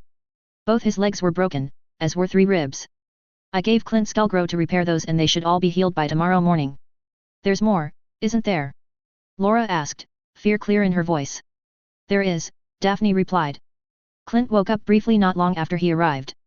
He couldn't hear, Laura. He has extreme damage to both eardrums, most likely from being so close the explosion when it occurred. I've done what I can, but magical healing in this area is almost non-existent. We may not know for some time, even after he wakes, if his hearing loss is temporary, partial, or permanent. The sound of Laura's heart-rending sobbing caused not only Gert but all of the teens to look away, not only from the screens but also each other. He's alive, though, he's alive, Gert kept reminding herself. Deaf or not, Clint, Hawkeye, was still alive, and that was something for them to hold on to. 00000. Tony was holding Morgan, Pepper wrapped around him when the alert went off on the door telling him that they had a visitor. A single look down confirmed that Morgan had remained asleep against his chest even with the noise. Pep, he said gently, the door. Her tear-streaked face moved to look up at him, and he smiled down at her. Even looking like this, he knew that she was the most beautiful woman in the world. What? She asked. The door, he repeated. Suddenly, she came to herself. I can't answer the door looking like this, she exclaimed. Instantly, she untangled herself from around him and rushed off to the bathroom. I guess I'll get the door then, he called after her. Would you? That'd be great, she replied from the other room. Carefully so as not to wake Morgan, Tony levered himself from the couch and went to the door. Sparrowhawk. Daisy. Tony grinned. Come on in. Pepper's just washing her face. Give me a minute to put this little one down and I'll be right with you. He didn't wait to see them in but did note the sound of the door being closed behind them. Ducking into Morgan's room, he shifted the sleeping girl in his arms and very gently laid her in her cot. He couldn't help himself but to stand there and watch her for a moment. He still wasn't sure what had happened, but ever since he'd come back from Antarctica, he hadn't wanted to let either of his girls out of his sight. I love you 3000, he whispered before leaning down and giving her a soft kiss on the top of her head. Quietly, he left her room, having turned on the baby monitor, just in case she woke. You're looking good, Tony, Harry greeted him from the couch that he sat on beside his wife. Well, you know me. I always look good, he quipped. Ain't that the truth, Pepper said as she joined them. But I might be biased. You think? Daisy laughed. I'm assuming that you're here for a particular reason? That this isn't just a social call? Tony asked. Pepper frowned. After everything that's happened, I think some social calls, as you put it, are in order. You're probably right, there, Pepper, but so's Tony, Harry replied. I am here with a particular reason in mind. Shoot. Tony replied, causing all 3 of the others to wince. Tony simply chose to ignore their reactions, sitting back and draping his arm around his wife. His eyebrow did rise, though, when Harry leant forward, his green eyes piercing Tony. How much do you remember after port-keying back to New York after the big meeting that we had here? Harry asked intensely. Tony blinked. He hadn't been expecting that question. Not that it really surprised him, after all, he'd been thinking about it too. A lot. I remember arriving in the tower, he replied slowly. I found Pepper and got her and Morgan and the bags together and watched them port Kaya back here to the island. I remember happy. Still no word on him. Pepper shook her head and buried her face in his shoulder. Another good man, a great friend, lost. I remember that I was the last one still in the lounge, Tony continued. Then I flew out. The plan was for me to go to Xavier, get the X-Men ready for the fight. I'd only gone a couple of 100 meters when Friday told me there was incoming. There were missiles, dozens of them, all headed for New York. Tony trailed off, frowning. There was something else, something that he was missing, he was sure of it. Actually, there had to be, considering the next thing that he remembered. Tony. Harry prompted. What's the next thing you remember after seeing the missiles? Flying and seeing Thanos' arm dropping the stone and knowing that I had to catch it, Tony replied. Which is all kinds of wrong. How'd I get from New York to Antarctica of all places? And I definitely lost time. Hours of it. Plus, I was wearing the Mark XLV in New York and the Mark XXXII in Antarctica. Nothing about what you told me, Daisy commented. Tony looked between the two, his eyes narrowed. You know what happened, he stated. Right. Spill. At first, he didn't think Harry was going to reply. Instead, the wizard stared down at his hand, his fingers interwoven with Daisy's. Are you sure that you want to know, Tony? Harry asked and rushed on straight over the top of Tony's answer. I mean, really sure, Tony. What I know, it's not something to be taken lightly. And definitely not something that can ever leave this room. Daisy knows, of course, but no one else. Not Steve or Thor or Nat or even Ted. No one. There's only one other that I might tell, but I haven't quite decided on that yet. Tony stared at him. It was that secret? Now he wanted to know even more than he had a few seconds before. But not being able to tell anyone? That'd bite. At least he had Pepper and Gandalf and Vibrator there. Tell me, he said. No, tell us. Pepper squeezing his hand told him that he'd got it right. Once again, Harry stared him in his eyes and Tony wasn't sure what to make of the intensity of those green orbs. You remember that I had the Soul Stone? Harry asked and didn't even wait for him to nod before continuing. Do you also remember that the Soul Stone was hidden inside a casing of black stone when I first retrieved it from where I'd left it years ago? Well, in magical lore, that stone was known as the Resurrection Stone, one part of a set of 3 that were given to 3 brothers, supposedly by Death himself. One of those brothers was my ancestor and from whom my invisibility cloak was handed down from father to son all the way to me. The last part of that set was a special wand, a wand that I was also the master of, even though I had thought that its power had been broken and that it was left in a safe place. When I retrieved the Soul Stone, I became the master of all 3 objects, of the 3 Deathly Hallows, which in some magical circles gave me the title of Master of Death. To me, I thought that it was all, as you would say, hocus pocus. It wasn't though. I did have certain extra, shall we say, powers. In any case, what you heard from the others, about Thanos zapping me with the power of the Power Stone and vaporizing me? That was true. Wait. I thought that you just vanished because you put your invisibility cloak on. Pepper asked. Harry shook his head. That's just what I allowed everyone else to believe. I was killed. Clearly, it didn't stick, Tony deadpanned. How? Because I'm the Master of Death, Harry replied. At least, at the moment. With the power of all 3 Hallows, I entered Death's realm with my will to move about freely still intact. Everyone else there was, confined? That's not the best word, but it'll do. Confined by the afterlife, to live it however it would make them happiest. Harry saw his parents and a lot of other people there that he knew that had already died, Daisy said quietly. You did? Ah, man, that's rough, Tony said sympathetically. That wasn't all that I saw there. Or rather, who, Harry stated grimly. And then the pieces fell into place and Tony slumped backwards against the couch. Me, he whispered. Yes, Tony, I found you there, Harry nodded. Still trying to get home to Pepper and Morgan. And, to cut a long story short, I was able to use my abilities there to bring you back with me. Why don't I remember it? Tony asked. My guess is that the human mind couldn't process it, Harry replied. Even when we first returned, it took you a minute to come back around. Thankfully in that time, I was able to get Friday to send a suit for you and to get you moving in the right direction. You brought Tony back from the dead? Pepper asked, tears streaming down her face. When Harry nodded, Tony gently moved Pepper aside and stood. Thankfully, the other man realized what he wanted and also stood, allowing Tony to give him the biggest hug that he'd ever given anyone. Apart from Pepper, of course. Thank you, Harry. You ever need anything, it's yours, Tony promised. You called me Harry, the man in question stated, clearly startled. Don't let it go to your head, Tony quipped. Thank you, thank you, thank you, Pepper simply kept repeating even as she now stood, pushing Tony aside and hugging Harry for all he was worth, adding a kiss on the cheek for good measure. You understand why we don't want anyone else knowing this, right? Daisy asked. We do, Tony assured her. And you can be sure that no one will ever hear anything from us. Who'd believe us anyway? Harry? The Master of Death? Able to bring people back from the dead.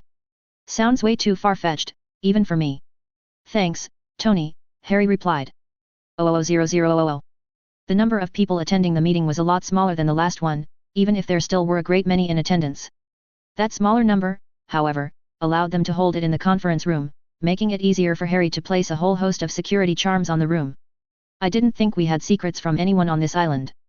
Bruce asked. I asked Harry to put them up, Steve replied.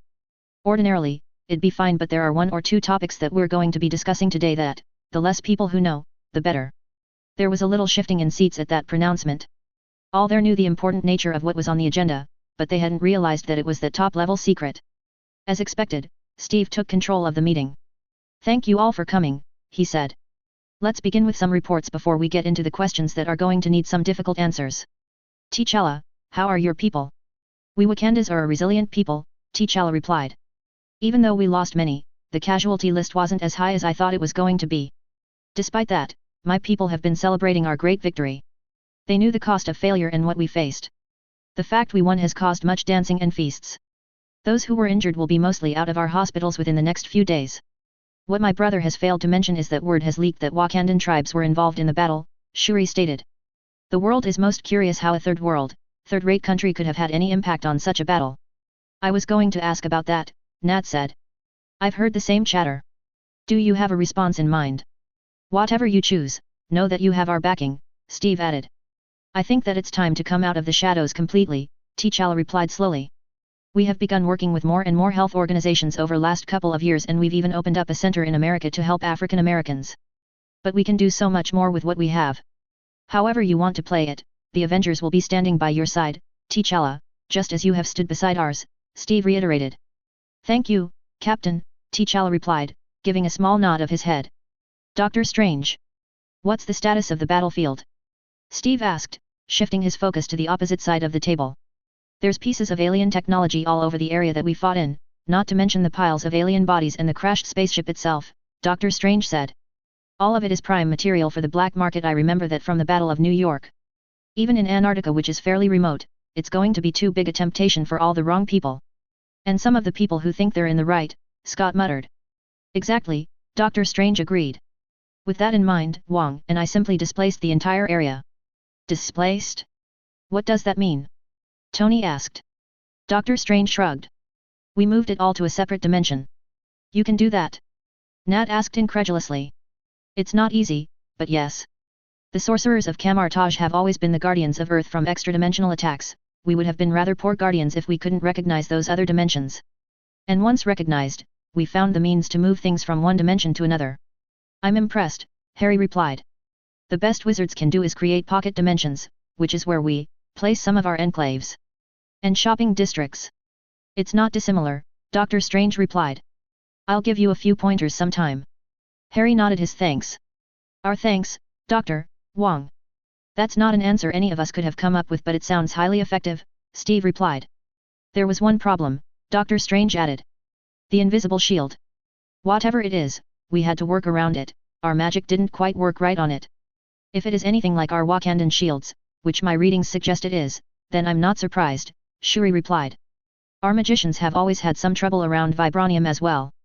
Whatever that shield is and whatever it contains is definitely something that we'll want to examine once everything settles down, Nat commented. Agreed, Steve nodded. He looked down at the pad in front of him and checked off another item on his list. Next, he said. Our prisoners. That's us. Scott said, indicating himself and Hope seated beside him. In the end, there were 18 Outriders and 9 Chitauri that surrendered to us, Hope stated. Not to mention the alien woman, Proxima Midnight, Scott added. Containing them wasn't easy, Hope said, taking back over. In the end, we used a method my dad developed back in his SHIELD days. After reaching down between the two of them, Hope placed a metal box on the table. It was about a handbreadth wide and tall and double that long. Beside it, she placed a disc with a blue center. Back in the day, it was called the Big House, Hope explained.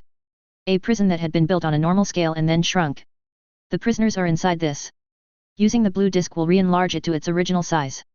Just make sure that you stand well back and throw the disc at it. The prisoners are all in there. Peter Quill asked, sounding delighted. So, if I pick it up and shake it, they'll get all rattled around and go bouncing off the walls. We're not inhumane, Steve frowned. I'd never actually do it, Peter retorted quickly. I'll make sure he doesn't, Gamera stated. Do you have a preference for what we do with them? I was hoping that you'd have some ideas, Steve confessed. Peter and Gamera shared a look. We've been talking about that, Peter confessed.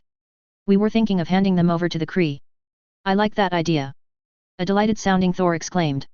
Steve frowned but decided that he didn't want to know. Thank you, we appreciate it, he simply said with a nod. That just leaves us with the problem of the Infinity Stones themselves. At his gesture, Harry waved his hand making the side table that had been hidden there come into view. The fact that that table also contained a gauntlet standing in such a way as to show the red reality stone and the blue space stone, as well as a silver orb that everyone there knew contained the power stone was no surprise to anyone there. As far as we know, Thanos came closer than any other being in the history of the universe to uniting all 6 stones, Steve stated. I don't think that you can say that anymore, Bruce snorted. We have all 6 of them right here in this room right now. We hold that honor. He's not wrong, Tony pointed out. We, us, the Avengers, we have here the most powerful items in the galaxy at our fingertips to do with as we want. That's exactly what I'm afraid of, Steve stated. The most powerful items in the galaxy. I don't know about you but just having them all gathered here in the one place scares me. While I trust each and every one of you, I do not believe that having that temptation here is a good thing. Not to mention that word'll get out if they're all here in the one place, Gamera stated. You'll have every bounty hunter and fleet and scumbag in the galaxy headed right here. The fact that we just beat Thanos and his entire army should sway a few of them away, Scott added. Shouldn't it? Or invite challenges, Vision replied.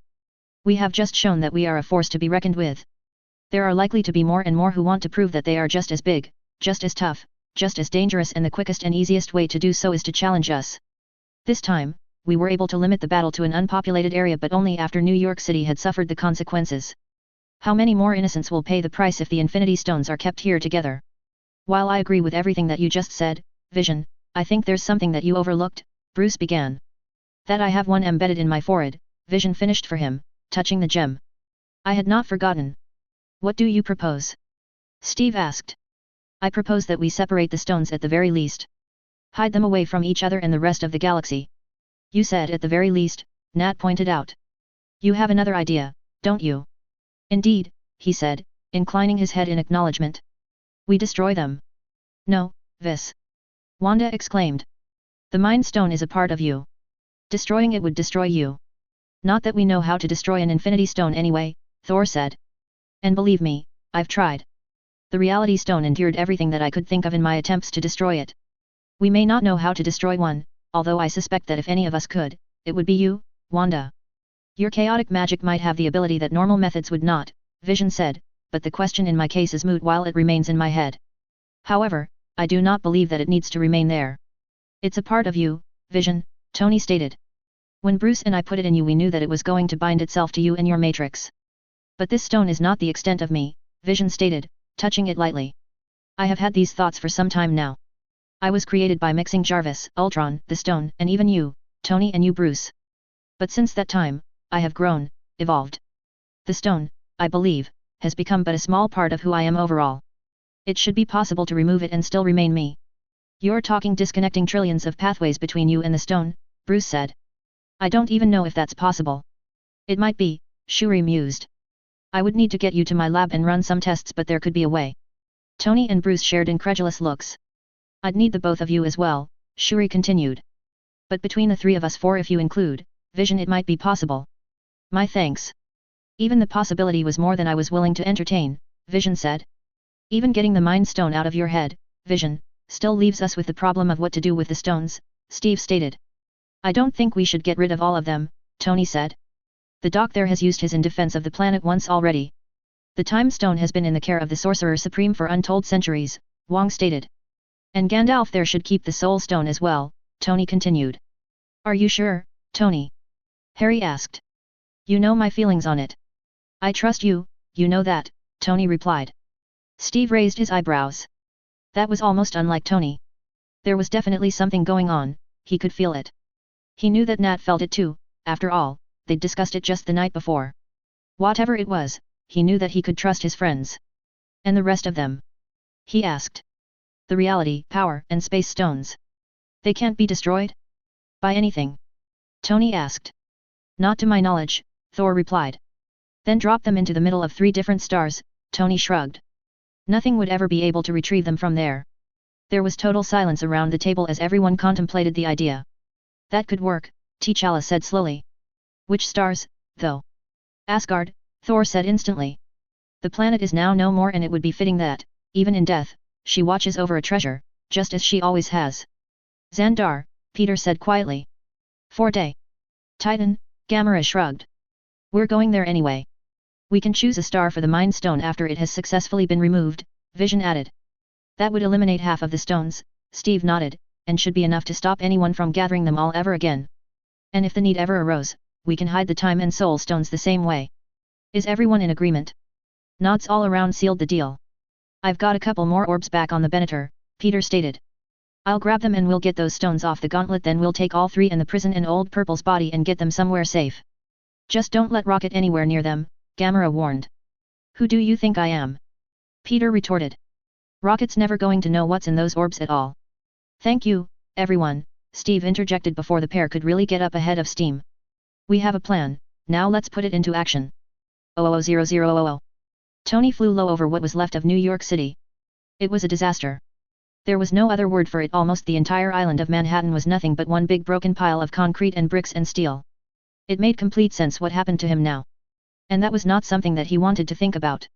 Heat signature detected, boss, Friday said, breaking into his morbid thoughts. Zeroing in on the site, Iron Man landed in a crouch and scanned the mess. There. 3 bodies trapped. Moving the concrete and steel beams or even the car that propped up one end would only bring the rest down, most likely killing whoever was still trapped under there. But if he...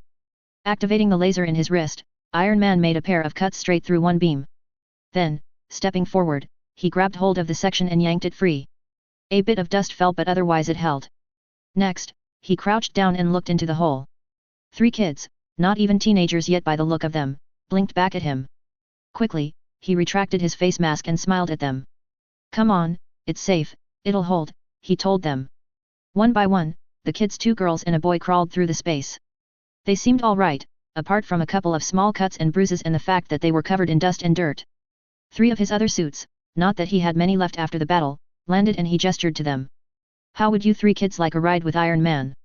He asked. The boy nodded shyly, the girls simply stared. It took a little coaxing, but eventually, he got all 3 in the arms of a suit and watched them shoot off into the sky toward the nearest medical camp that had been set up. 3 more saved and still so much of the city to search. Time, he knew, was rapidly dwindling if they had any chance of finding anyone else alive. Every Avenger, every hero that was available was here, scouring the city, doing what they could to help. As was the military, police, fire brigade, paramedics from not just all around the country but from dozens of other nations as well. Not to mention the witches and wizards and even the Inhumans from Adalan.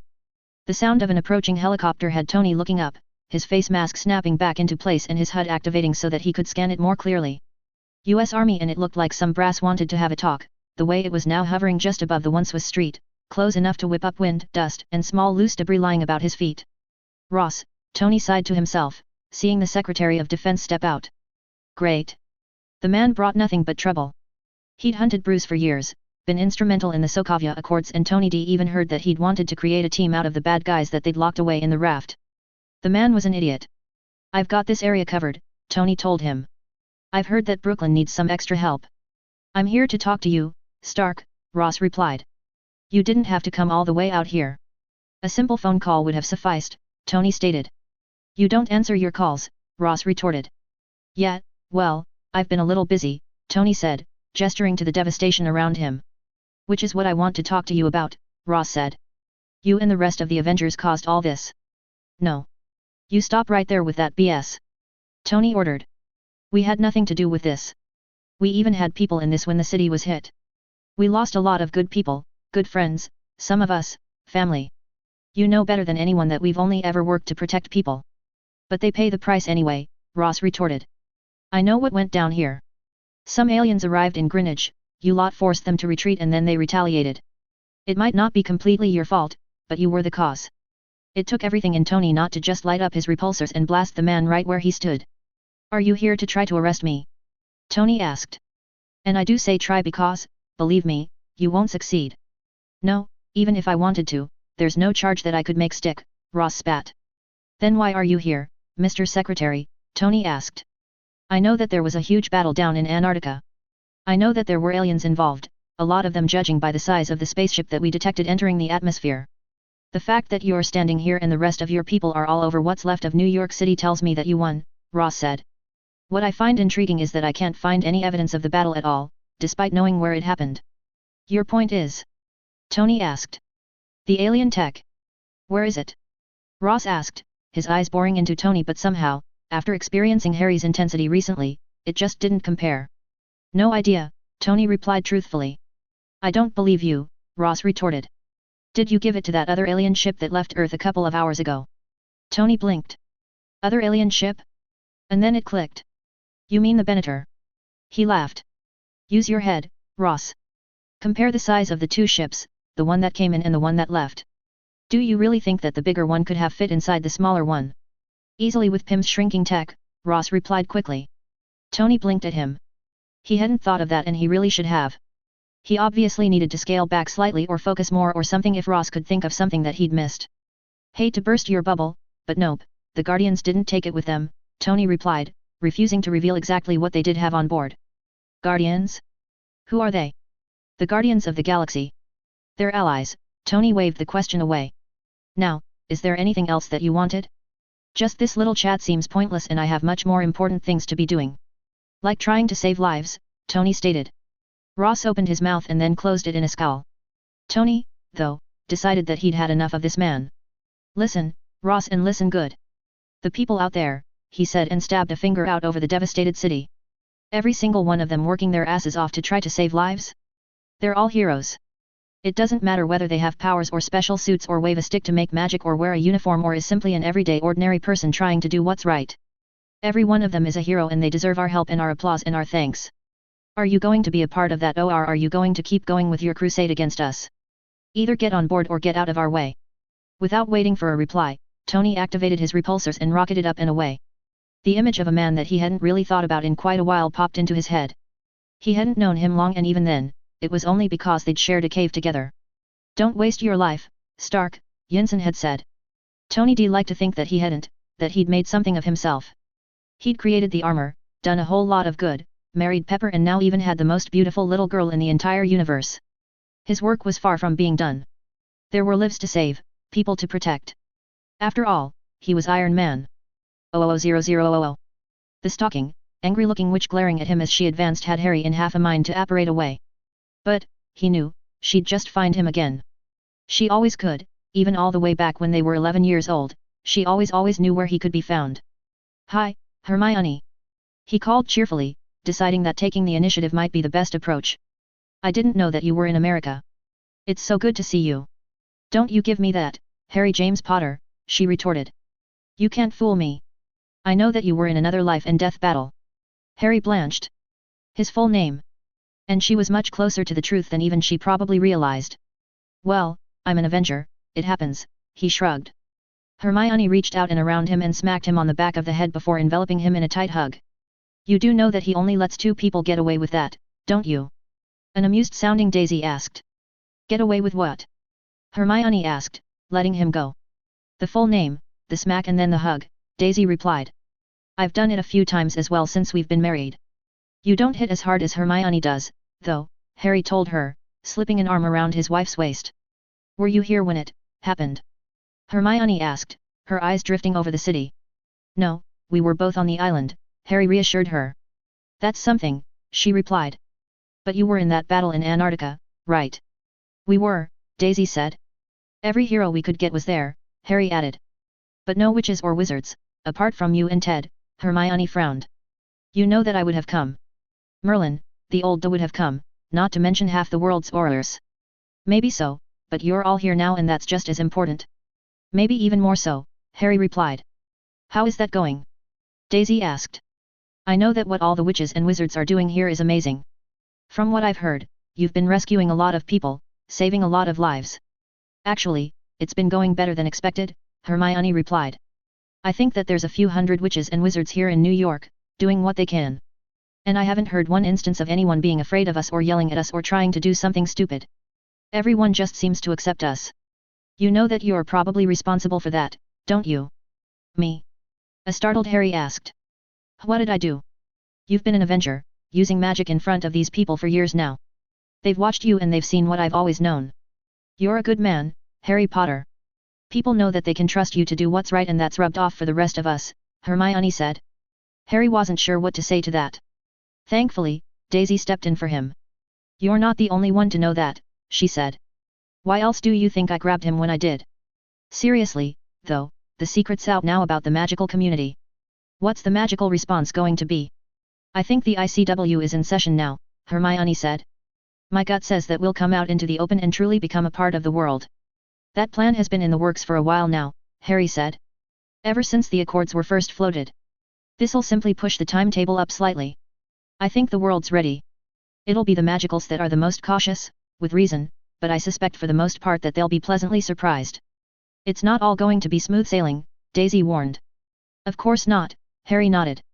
No matter what abilities people have or don't have, they're all still people, good and bad and a mixture somewhere in between. Exactly when did you get so wise? Hermione laughed. Harry simply grinned at her. And what about you? Hermione asked. I heard that it wasn't just here that was attacked. The compound was destroyed as well. It was, Daisy scowled. We lost a lot of good friends there, a lot of good SHIELD agents. We still have the island and Aero City, Harry added. The Avengers still have places to live, it'll just be different now.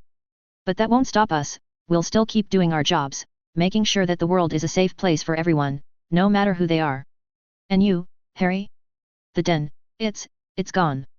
I know how much it meant to you. You lost your home, Hermione said. Harry looked away, out over the ruins of the city towards where he knew that, up until a few days ago, his building, his apartment, his marauder's den, his home had been. Except, he suddenly realized, it wasn't. Not anymore. I'm going to miss the den, he admitted. And maybe someday I'll even rebuild it. But it doesn't matter when or where or even if I do. It's not home anymore, I don't think it has been for a while. I've finally found my home.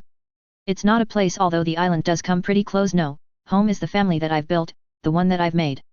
With my friends, with the Avengers and, more than anything, with Daisy. I am home. And it was true.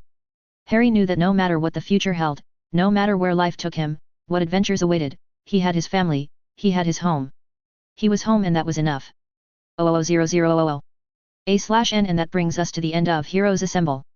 I would like to thank each and every one of you who came with me on this 3-year journey, whether you've been there the entire time or are just brand new. It's been a wild ride and not one that I envisioned when I started it. Heroes definitely grew far larger and more complex than anything I dreamed it could be, but it's definitely something that I'm extremely proud of. 600,000 words, 9,500 reviews, 7 million views, 12,500 favorites and 15,000 follows. Every single one of those stats blows my mind and I can't thank you all enough. Will there be more? After all, there's still quite a number of loose ends. Corpsman Rider rescued from Xandar by the Guardians, the strange shielded area in Antarctica, Clint and Matt's injuries, the Mind Stone still in Vision's head, the magical world having been exposed to the rest of the world, just to name a few. And there are quite a number of other scenarios, characters, and situations still in my notes that were never explored. Namor in Atlantis, the Thunderbolts, a mercenary in Egypt, a World Eater, SWORD, the Punisher, and the list continues. So, yes, there will be a Heroes Assemble. Vol 2, just give me a few months to get it underway. Until then, I love you all 3000. Stargon1.